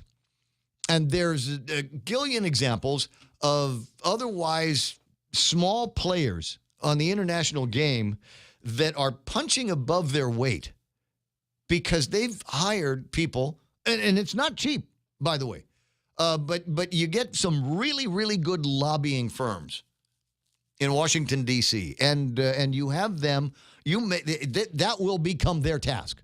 What is it that Guam wants? And we'll throw $3 or $4 or $5 million at a lobbying office and say, don't stop until you get it for us. This is how much we think this deal is worth, and this is how much we want you. And you go and you knock on every door, and you send messages to everybody that you know until we've got something that we can move through Congress and get to the president's desk. Because sometimes you get those answers, from the White House. Yeah, you can do that. Get me a bill. Get it in bill form, and if it gets to my desk, I'll sign it, and we're good. But we don't have a whole lot by way of lobbying in Washington, D.C. now, do we? And I want to say, somebody will clarify. Somebody that's been paying attention longer than I have may recall. Do you remember when we had a guy named Jack Abramoff running around doing some work around the Pacific and the Mariana Islands? You remember that? You remember that name? And I want to say that Jack Abramoff got into so much trouble, and there was so much around the issue supporting an Organic Act change that redid the way we do our courts here on Guam. I'm not going to get into too much of the detail because I frankly don't remember all of it. It was that long ago, but we now have a unified court system. Where we didn't before, and that required a significant amount of lobbying work, and then there was money that went to the lobbyists that didn't necessarily meet all of the procurement laws and requirements, and there was a lot of people around here got their hands slapped, and then I think there was a bill that was moving through the legislature, and I can't remember if it turned into law or not, that actually prevented us from being able to hire lobbyists. So in those terms, we're kind of on our own, I believe. Because I honestly, the last time I remember anybody doing any lobbying was lobbying on our behalf. DFS had hired a lobbyist to help sort out the China-Russia visa waiver in Washington, D.C. But I don't I have not heard about too much other forms of lobbying. Now, they say, well, that's why you got a congressman. That's why we have, Mike St. Nicholas. And for 16 years, we had Madeline Zebradalio in Washington, D.C. to help, as they say, move the island's agenda forward. And then a few years ago, Governor Eddie Calvo decided, I'm going to open up an office in Washington, D.C., sent a bunch of guys out there, and the last person that was with, actually not even the keys, because I think they closed the office, right, was Pudding. But the idea was, if there was an item on the Guam agenda, the governor's agenda, that needed moving in Washington, D.C., that somebody could go there and conduct that degree of lobbying. And according to Ginger, that ain't the way to do it. The way to do it is you hire yourself a big Jewish law firm with lobbyists all over the place and pay them a whole heck of a lot of money and have them go and bang on the doors until we get somebody, a bunch of people that will say, yes, we will handle this compact impact reimbursement. Because right now we got to hang out with the clods over at the Department of Interior. And that, is, in my mind, has never been very helpful. Feels like they're more of a kind of a throttle to see how much money they can send to Guam to make us feel appeased for the impact. We've got issues here. How about the SSI issue that Mike is throwing around? Now, would that be done easier? Could that measure be more successful if it wasn't just him trying to make sense of things in the House? Maybe if we had a guy or two in Washington, D.C. that was helping him to the tune of a couple of $1 million. And the sad thing is, what's going to happen is we're instead of taking good money and hiring a law firm to represent us as lobbyists in Washington, D.C., we're going to end up sending somebody's cousin. We're going to end up sending somebody's niece from around here that, you know what, she's always wanted to go into Washington, D.C. Can you just hire her for a year or two and then she can be in Washington, D.C. It look really good on her college resume and stuff like that? No, they say. Let's send out a for real lobbyist and get that done. It's 9:17 in the morning. You got stuff going on. I got stuff going on, and looking over the table of contents. I've gotten to a little bit of it, but not a whole lot. The shutdown threatening the Section 8 funds. There's a story on page 2 of the Daily Post that talks about that. But the shutdown's going to have to go, I think, a little bit longer. Into February and March before it begins to jeopardize, I think, people getting access to housing and having their rent paid on behalf of them, the rent paid by the federal government in the form of the Section 8 housing. And I don't know that it's going to last that long. I don't think the president wants to last that long. I think he's willing to say that this will go months, years, by way of digging in and letting the people in Congress know that he is serious. Could be wrong. There could be another announcement gets made at noon today when he addresses the public. So I don't know about that. The one that is more concerning to me actually is the one where we start talking about who is it? Whether or not food stamps get funded. Because that's federal money, and there's I've seen at least one or two stories that say that there is a very strong possibility that the payment time towards the beginning of the next month may come and go without any additional money getting put into those Quest cards. You mean they'll have to eat the same kind of stuff I eat? Imagine that. Go figure. Man, but if you put an egg in ramen, it's outstanding, isn't it? Yes. That just, I mean, that's that. Sprinkle some bacon bits. I've never done that. Let me good. Let me just say this. So I've got like we all do. I have got the cup of noodles, and I've got the ramen packs at the house. Yeah. And I get the ones that are chicken flavored because I like that. It's got a little bit of extra brothy chicken flavoring in the broth and the soup that you make with it. And a couple of weeks ago, I actually put chicken in it.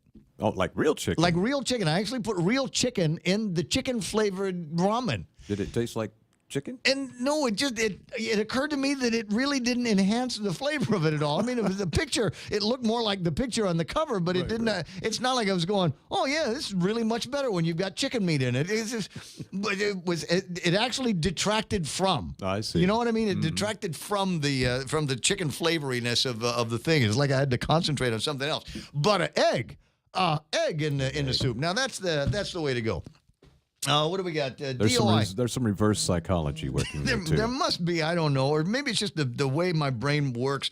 Ted Lewis chiming in, DOI does the same thing to the Native American Indians here in the States. That's, you know what, that's right. I forget. This is another example of just, my provincial nature, and I shouldn't apologize for it. I'm, born and raised here.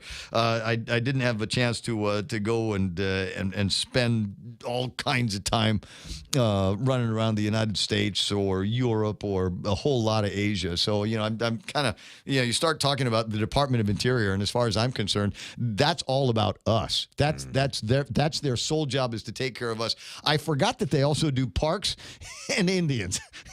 Because you hardly ever hear about all of that stuff. Thanks for the reminder. At 9:21. So where was I? I was talking about that, the shutdown threatening Section 8 funds and possibility that there could be something happening with the food stamps and that kind of thing. But might make it easier to get in and out of some of the grocery stores around the first part of the month. Could help you with that. And the Scott, I was reading about it on Twitter. And I was looking for both sides of the response. I was looking for the response from the coddlers that would say, "Oh, these poor people, they're going to starve in the wintertime, and it's going to be so bad, and people will die, et cetera, et cetera." But the vast majority of the remarks that I saw, and mind you, this came from it was a story that came from kind of a liberal website, or a liberal news site, and it was all kinds of people from both sides of the political spectrum saying, "Get a job." If you don't like it, if you are worried, if you are concerned, then the people that are capable of working need to get a job. People that are sick or ancient or too young or whatever, there are safety mechanisms for them. They're not going to die.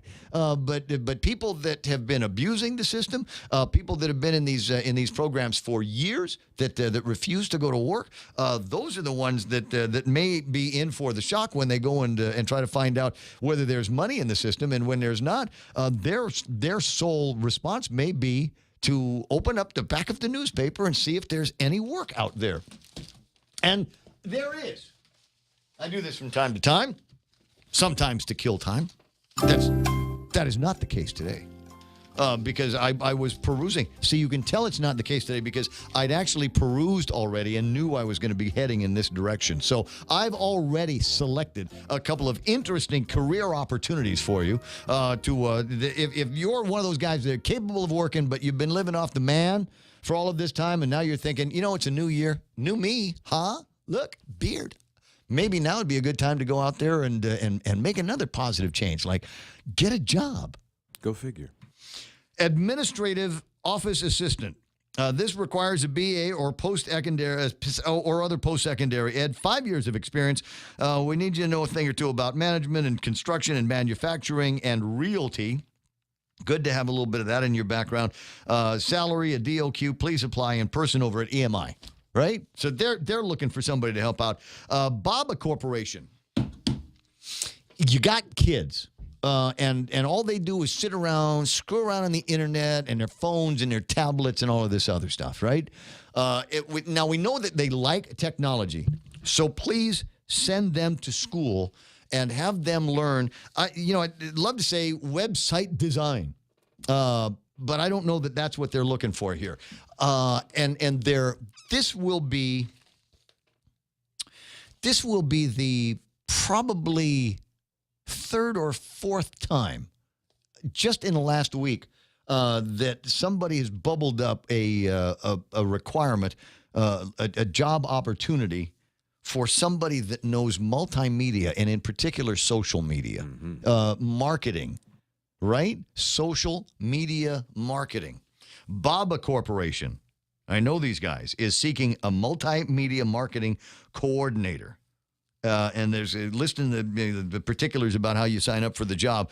And like I said, I know of a couple of political offices that have asked me if I know a guy, right? The same way, do you know a guy that can do tile? You know a guy that can do cabinets? Do you know a guy that can do Facebook placement and understands how to lever marketing between social media, electronic social media, old media like radio, television, print, right? Do you know a guy that knows how to do that stuff? And like I said, a couple of political offices are looking for that guy or girl. And the Baba Corporation here looking for that guy or girl, and at least a couple of other high flyers that are looking. Now, we do have guys. I do know guys for that. I got a guy. I got a girl here, and I got a guy next door, and a couple of guys that I work with out in the Philippines. When I've got a little bit of extra time to dress up on things, frankly, you can find guys on Fiverr that can do this kind of work, but you really want some kind of hands on the ground here. I'll give you a piece of advice. It might not be somebody that you want, or somebody that you want to hire all the time to hang out in your office. Maybe your needs are going to be something quarterly. Maybe they're going to be on an annual basis. But look up a company on. They're big on Facebook, so just look for a company called C2 Social. C2 Social, and I don't know, by way of disclosure, I work with C2 Social from time to time. But this not a plug. I'm just telling you where you might be able to find some expertise. And this is among the things that they do, is you take a business that wants to have a presence on the web, maybe a website, something in their Facebook, Instagram, Twitter, wants to have it refreshed, updated from time to time, doesn't necessarily have the in-house resources to be able to do it, doesn't want to hire the in-house resources to do it, and maybe you just want to outsource that. So again, look for a company C, as in capital C, number 2 Social on the World Wide Web. Tell them I sent you. I think they'll appreciate knowing that I'm talking about them on the radio. So there are other positions that are out there that folks are hiring for. So if somebody says, man, I wanted to get a job so I can get off food stamps, but nobody's hiring, you got to have a BA, or you got to know something about, multimedia. Okay. Maybe you don't have those skills. Maybe all you have is a little bit of brain muscle and body muscle. There is an apartment building looking for a handyman/cleaner, right? They're not looking for somebody with a doctorate. They don't need a lawyer. They don't need a PhD. They just need somebody to come by and do Clorox Cavalry and the Pine Sol Patrol every once in a while, and they'll be happy to pay you for it. And maybe, depending on how many other people sign up for that job. See, sometimes it works in reverse, where you go, well, I want to get a big salary, so I'm going to stay in school, and I'm going to make it so that I can graduate and get myself one of those 6-figure salaries.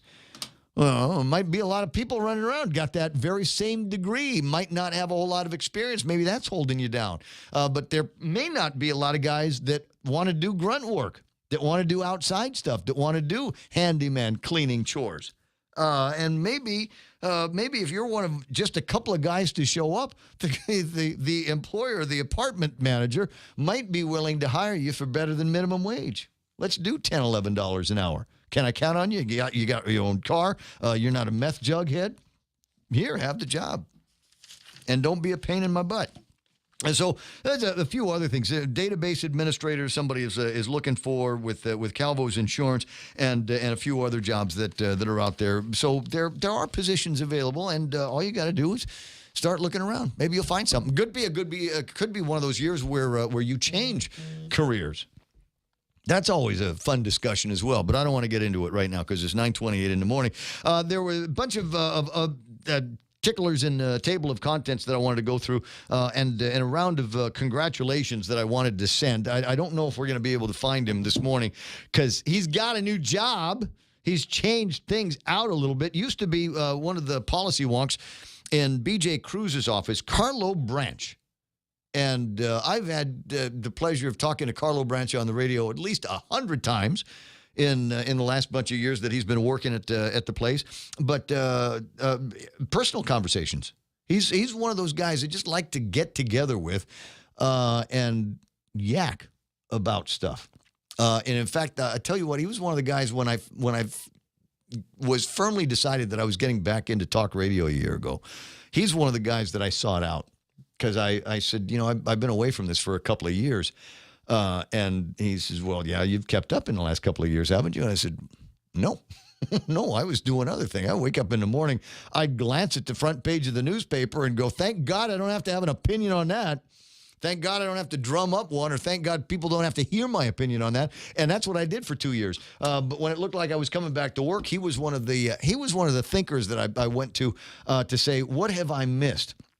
And what's coming up that will help drive the conversation that we have on the radio. He said, well, you're going to still do the same old, right? I said, yeah, there will always be smart aleck comments and political gossip, but I wanted to evolve just a little bit more from there. And he helped guide me with that, and I say congratulations and give me a chance to return the favor as the new executive director of the Legislature of Guam. Congratulations to you, Carlo Branch. It's 9:30 or so. We'll call that iConnect time. Swing by the nearest iConnect office. Ask them, Faison, about what they can do for you in 2019 when you start thinking about changes in your telecom. Push to talk, internet, mobile plans, they got plenty of that. 888-8888. It's important to have claims process that works for you. At Guahan Insurance Services, we make things simple and convenient. Same door you walk in to purchase your insurance is the same door you open to file your claim. We can't pretend that the car insurance claims process is fun, but we can promise a hassle-free and speedy recovery without any runarounds. For your home, auto, and business insurance, visit us at the Camacho Landmark Center on Marine Corps Drive in Tamuning. Don't forget to like us on Facebook or give us a call at 475-1162 or text 929-SAVE. That's 929-7283.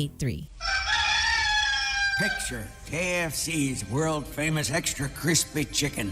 Now, imagine it glistening in hot honey sauce. Just think about the crispy, sweet heat. Now, it's in your sights. Reach for it. Almost there. Oops, this is a KFC radio commercial. But you can make your picture a reality by getting a Hot Honey Tenders basket. Also available in Hot Honey Chicken Family Meals. KFC, it's finger-licking good.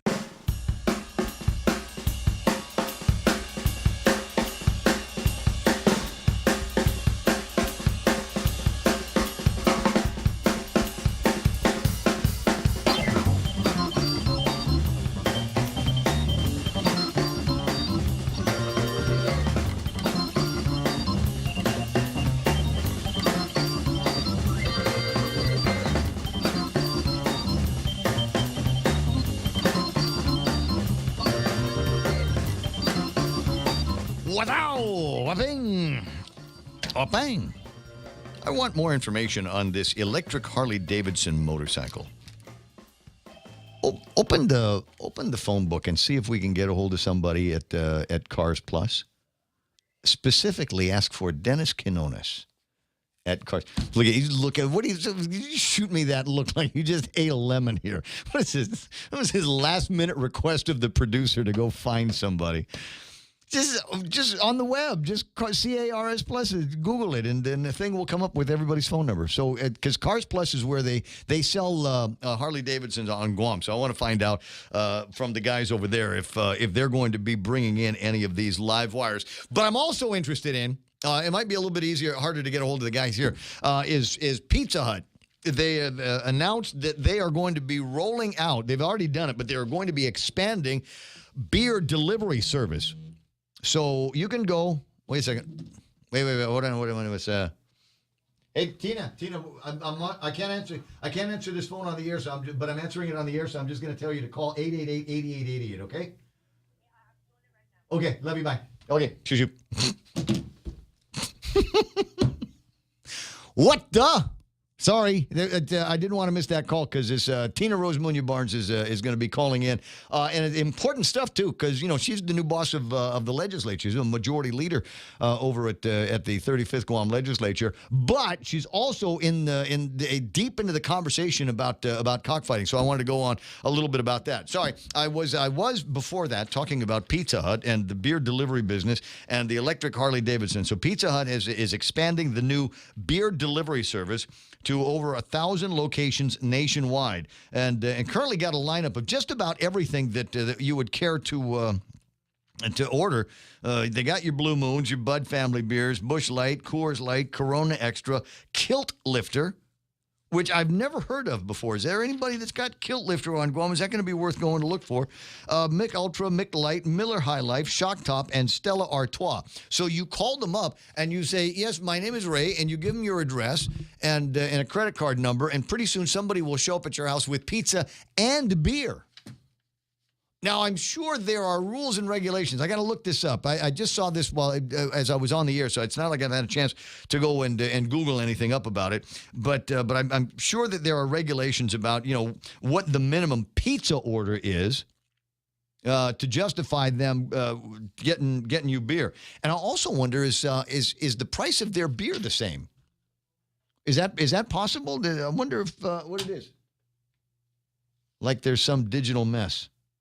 I don't know what you're saying there, or what you're saying there. Let me see.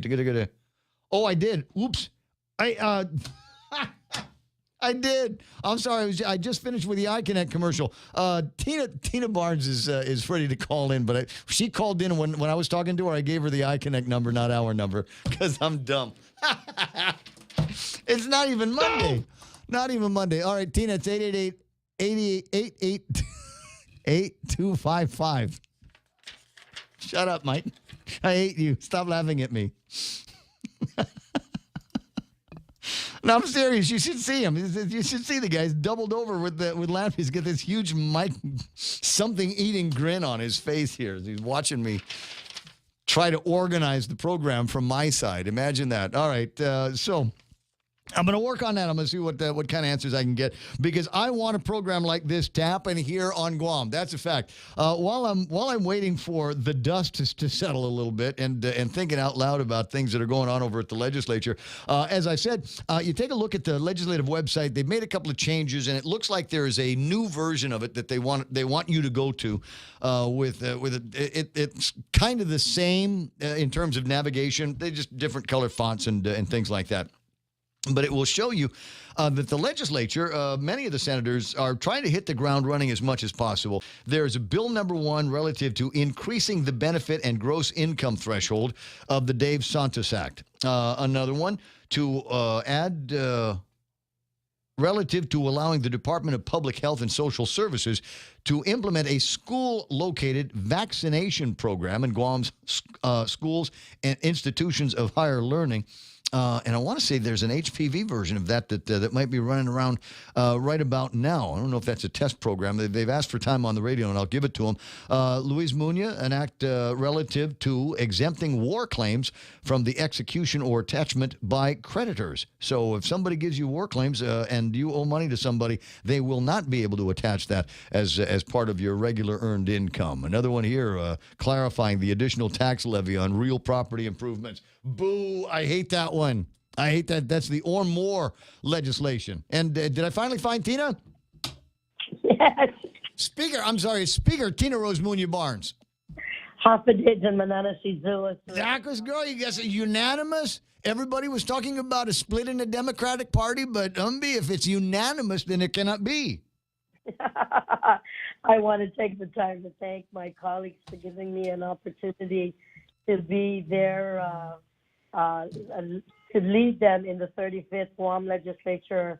And I just want to say that I believe in my heart that every single member of my colleagues have the expertise and could have done the same job, but the honor and privilege and the blessings that they have afforded me to be their leader I'm humbled and honored by that fact.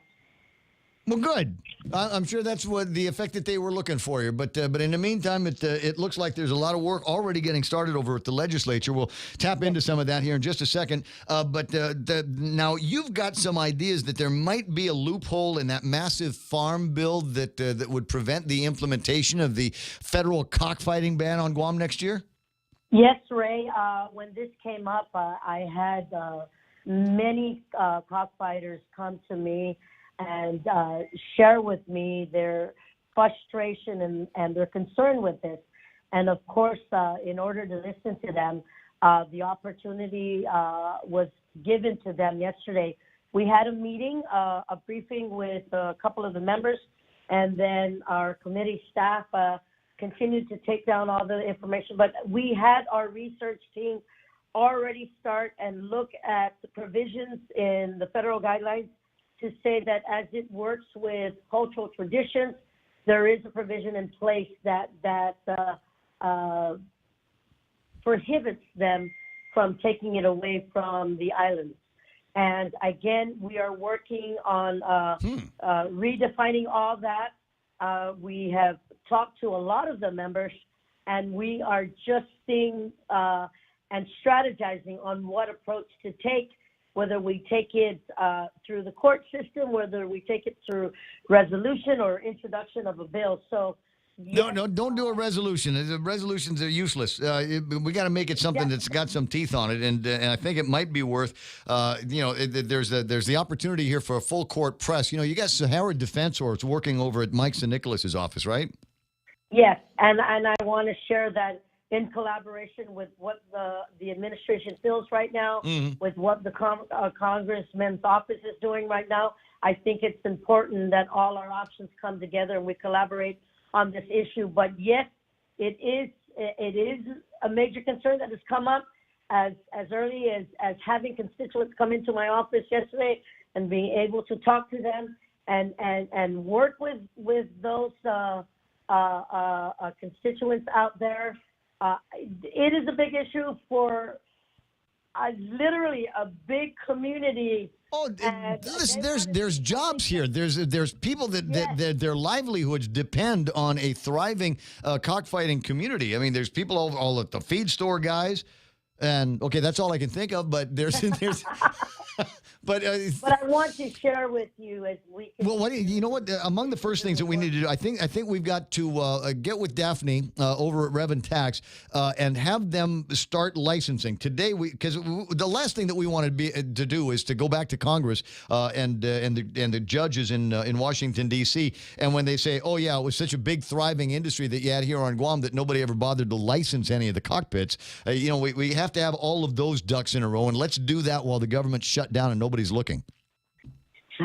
I want you to know that I know that the taxes are still being facilitated. I know that they never had a quorum, and I know that we need to bring Department of Revenue and Taxation, work closely with them and ADALUC to make sure that we assess and audit what's happening to that section of Rev and Tax, definitely. Yeah. And again, Ray, it's about coming together, and it's about working together to see what we can do to make sure that the taxes that are happening and that have been happening for many decades, that's still happening. If there are members of that are needed to be put into the commission, we need to make sure that gets up to speed, and then we need to know that all the I's are dotted and the T's crossed. Well, I don't know about taxes that have been collected at cockfights and things like that. My understanding is that there has never been any effort by the Department of Revenue and Taxation to send agents down there to take government of Guam's share of the winnings. And I think I want to just give Rev and Tax the opportunity, because if I'm not mistaken, at least 2 years ago, they were doing it. Yeah, because there were constituents who asked me about filling the members to the board for the cockpit board of directors. Yes.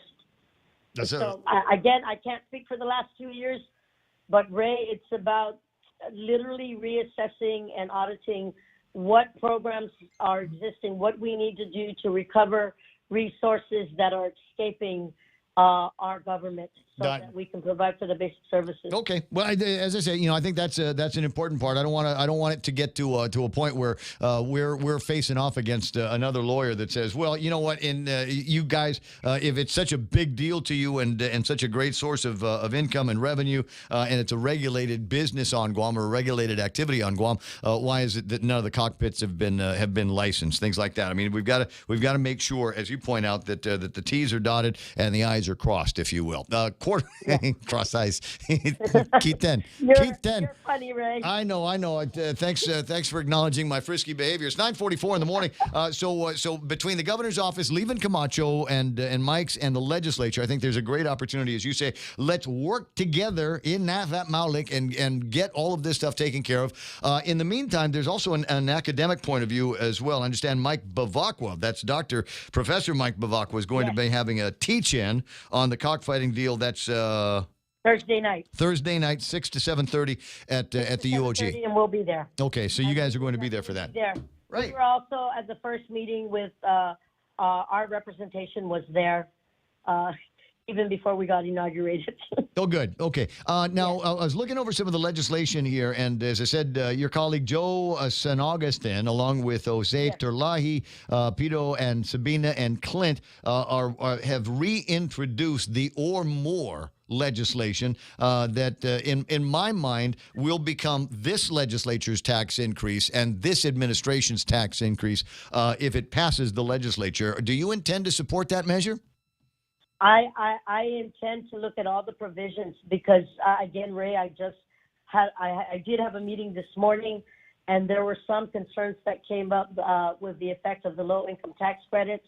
I want to share that. I want to see all the documentation, but I think if we need to right the wrong or look at the initial intent of what needed to be facilitated to help our government, we have to revisit all the options before. But that was the case, Tina, in what was that March, April of last year when they were working on the budget. There might have been that need then, but as displayed by Eddie Calvo's given $2 million holidays away towards the end of the year. And it seemed like there was a whole lot of travel going on, and it doesn't look like anybody slowed down on any of the overtime, either at the Department of Corrections or the Guam Police Department on the specialty assignments to be bodyguards. It seems to me that that's no longer the case. That there is no longer this major cash shortfall in the government of Guam. Ray, I won't be able to speak for the previous administration or the previous legislature, but I do know that the bills that have been introduced, and if there's issues and concerns on that, everything needs to be brought to the table. And I'm willing to listen to all sides before I make that final decision. I think what's important here is to be able to make sure that the mission mandate of the government is to provide for the basic services. And we know that there are resources out there. There is legislation and law in place today that have revenue enhancements that can come into our government that have not been implemented. And again, all those things need to be revisited the same way this bill, as introduced by Senator Joe San Augustin, who is the chair of Oversight Chair on Appropriations, understands that there may be a reason why that bill was introduced and why it needs to be moved forward. I need to make sure that I listen to all sides. No, you know what? I appreciate that. And as soon as you make a decision on how you're going to vote on that, you need to call me and let me know, because I will be watching. I will be watching carefully, and we've got a whole new slate of people in the legislature, and I'm sure the last thing that they want to do is have the first thing that they do be an increase in taxes. We're talking about properties $1 million or more. These are condominium properties, perhaps they're apartment buildings, they're commercial properties, and the landlords, the owners of these buildings, are not just going to simply pay more taxes on them. They're going to increase the rent to meet these new taxes, and that might be enough to push people out of their apartments. That might be enough to push businesses out of these retail spaces. It might be enough to push the government of Guam out of some of these rental places. It could be one of those where the government of Guam is actually taking an active hand in raising their own rent. And Ray, all your points stated are very valid points that need to be addressed on the legislative floor. I live for your approval. You know that. Okay. All right. Fine. Now, have you introduced any legislation? I'm looking over the list here. I have co-sponsored several legislations, Ray, but I want to share with you that yesterday we did letters to several different departments asking that we bring the agencies in as it relates to our revenue enhancement legislations that are law today that have not been implemented.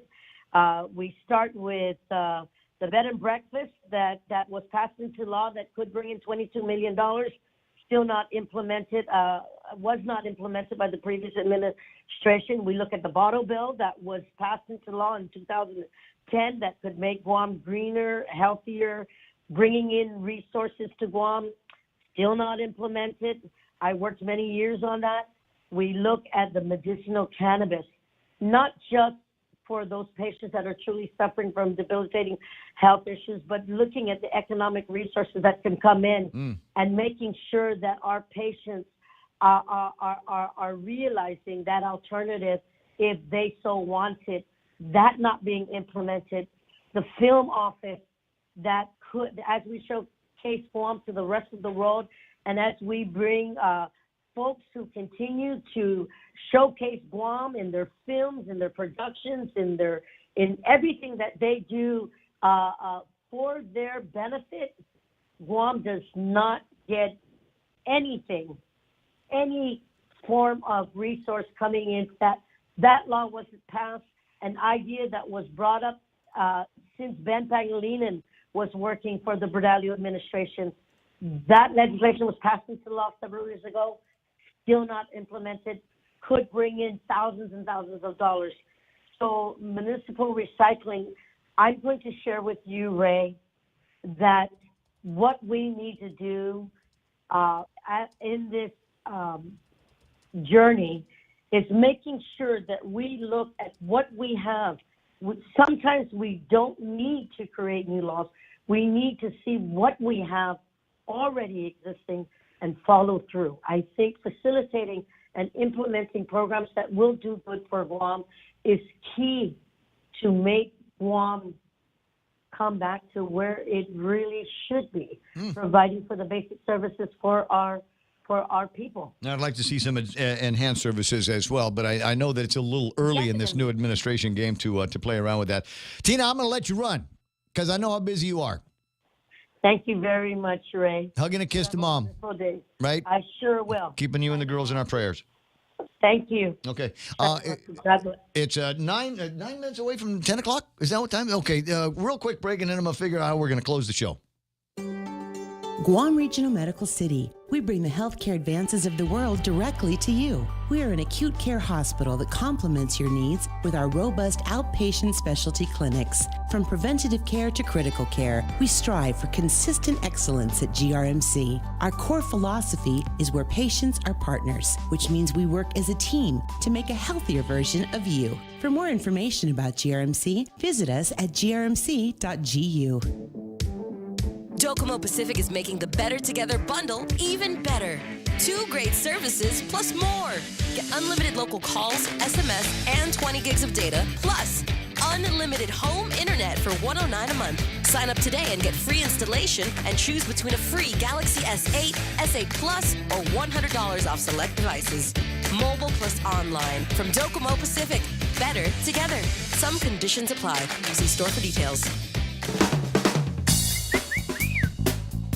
What do we got here in the Facebook Live? Daryl Taggart, he says, cockfighting. Until the law is enforced, changed local law to allow cockfighting every day, no limit. Bus in tourists and or take the birds to Tumon. Then let it die. Spend good political capital and local taxes to reverse a law just passed by Congress. Really? Priority in 2019? Daryl, we've been snubbed by Washington, D.C. They didn't care for our position. They didn't care for our opinion. And even when we told them, they still didn't care. They wanted this feel-good piece. We want to be nice to the chicken lovers. We want to be nice to the people that love the chickens. These little cute little birdies, these little chicks. Huh? And then they grow, sprout the feathers, and they walk around in their free range, and they're so proud in the morning. I've got this rooster at the house. He's so proud. He stands up at the fence at the neighbor's house and cock-a-doodle-doo. I hear that congressmen everywhere are strongly in favor of their wings. Yeah, right. So you got to be kidding there. So to the degree that they don't want to do it, and it's okay, fine, don't do it in the States. But around here, it's one of those things. And I think it does need to be a little bit of a priority. Come on, Daryl, you spent some time in Washington, D.C. You know how tough it is. Sometimes they treat us like we're members of the family, and other times it's like, Guam, who? As you get the people in Washington, D.C., as far as they're concerned, we're Diego Garcia. It's just a place for a base, right? So every once in a while, we do need to We do need to put together a full court press. Fortunately, as I say, there is a new position in the government of Guam. I cannot tell you who it is. The people in the know already know. Find those guys. I'm sworn to secrecy, and that is among my claims to fame, is that if somebody tells me something in confidence, they know it's not going to go any further. But I got a note from somebody who says, I've got a new title. I'm the Chief Advisor, Economic Development, National and International Affairs. _national. We're talking about somebody that has the ability to get on a plane, head to Washington, D.C., and know exactly which doors to knock on to get stuff done. So maybe this will be among those things. This new person with the National and International Affairs title is going to be able to take care of for all of the children of the colonizers. You can't type it into the screener for me just so I can see who it I'll is? tell you off the air. No, I can't, because if I type it might blur it. There'll be a press release before the day's over. You'll sound out the Just letters. wait. There'll be a press release, and there'll be but before, I'll bet you before Tall Tales, there'll be a press release. I'm sure. And that'll give something for Klitsky to riff on. There's Daryl writing in. Tilgren. Yeah, Daryl's online. Jennifer Senni is online. Who else is playing around? Renee Loud, Neitz, and Tedo up in the village hanging out with us this morning. A lot of people tuned in on Facebook Live today, and I really, really appreciate that. Please do me a favor, and if you can, there's a share button somewhere on the screen. Just click it at least once a day. Click it and let your friends and family know where it is that you're getting your news and information and entertainment in the morning. A couple of minutes away from the top of the hour. Now, Daryl's asking about whether or not this cockfighting thing, is that a priority for us? I say yes. If for no other reason, then it's just that I'm tired of the snubbery. But there are other real priorities over at the legislature, and I originally looked at this and said, you got to be kidding. Just there was something about the title of it that it made me roll my eyes for a second, and then I read it. This one here is relative to the consistent and uniform gender reference of the governor of Guam and lieutenant governor of Guam in English and Chamorro, applicable to any statute, law, regulation, rule, public document, contract, agreement, official recording of public acts, and transactions of the government of Guam.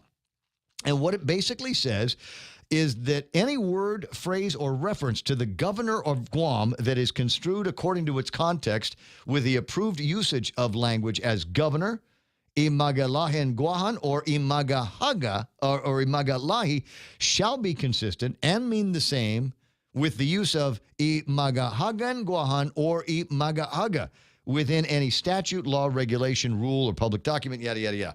Now, the reason why I have to do this is because there are some documents that refer to the Magalahi of the government of Guam. That's the governor in Chamorro. But we don't have a Magalahi right now. We have a Magahaga now. And somebody could make the legal argument that unless there is a change, that anything that refers to the Magalahi does not refer in the same way to the Magaaga. So that's one of the things that they've got to work on. That one looks like a priority. And this one will sail through the legislature and be passed the second it hits Lou's desk, because it has been sponsored by all of them. Everybody in the legislature has signed off on this bill. So watch this. It's going to happen. I didn't get around to talking too much about McNinch and his thoughts on students doing jury duty, changes in the GVB board, or who was the other guy? The crazy driver that got pulled over that led to, of course it did, a meth arrest. A little bit of time with that on Paul Tapal, but I wanted to riff a little bit more on maybe tomorrow. Or, you know what's likelier to happen? Maybe tomorrow there will be a whole other gaggle of stories and things that we can either roll our eyes over or actually get heated about. But I won't know that until we get together tomorrow morning again. So let's make that a point. You want to? Let's you and I and Mike and Kevin and Blake, well, I'll make a plan to get together right here on this radio channel or this Facebook Live or this YouTube Live, and we'll get together and we'll shoot the bull, or you can shoot the bull with me if you like, or send me texts and emails and junk like that. In the meantime, the radio station is KUSG. I got you. Know that my ears will be on Fox News at noon to hear what the president's got to say about the wall and perhaps even a national emergency. We'll see what happens. KUSG Agana 93.3. The Point here is Fox News Live.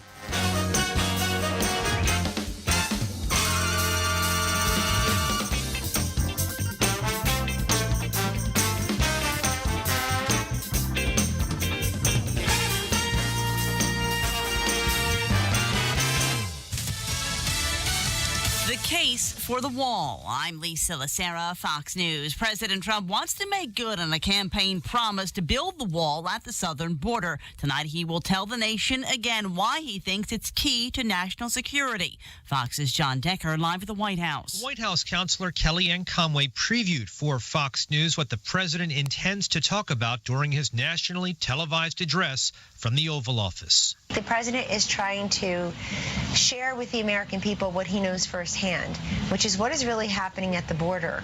The human trafficking, the drugs, the children that we just talked about, but also what would help deter that. Congressional Democrats, however, are united in opposing a border wall with Mexico and have urged the president to reopen the federal government, which has been partially shut down for the past 18 days. Lisa? John, you can hear the president's speech and the Democrat response beginning at 9 p.m. Eastern on many of these Fox radio stations.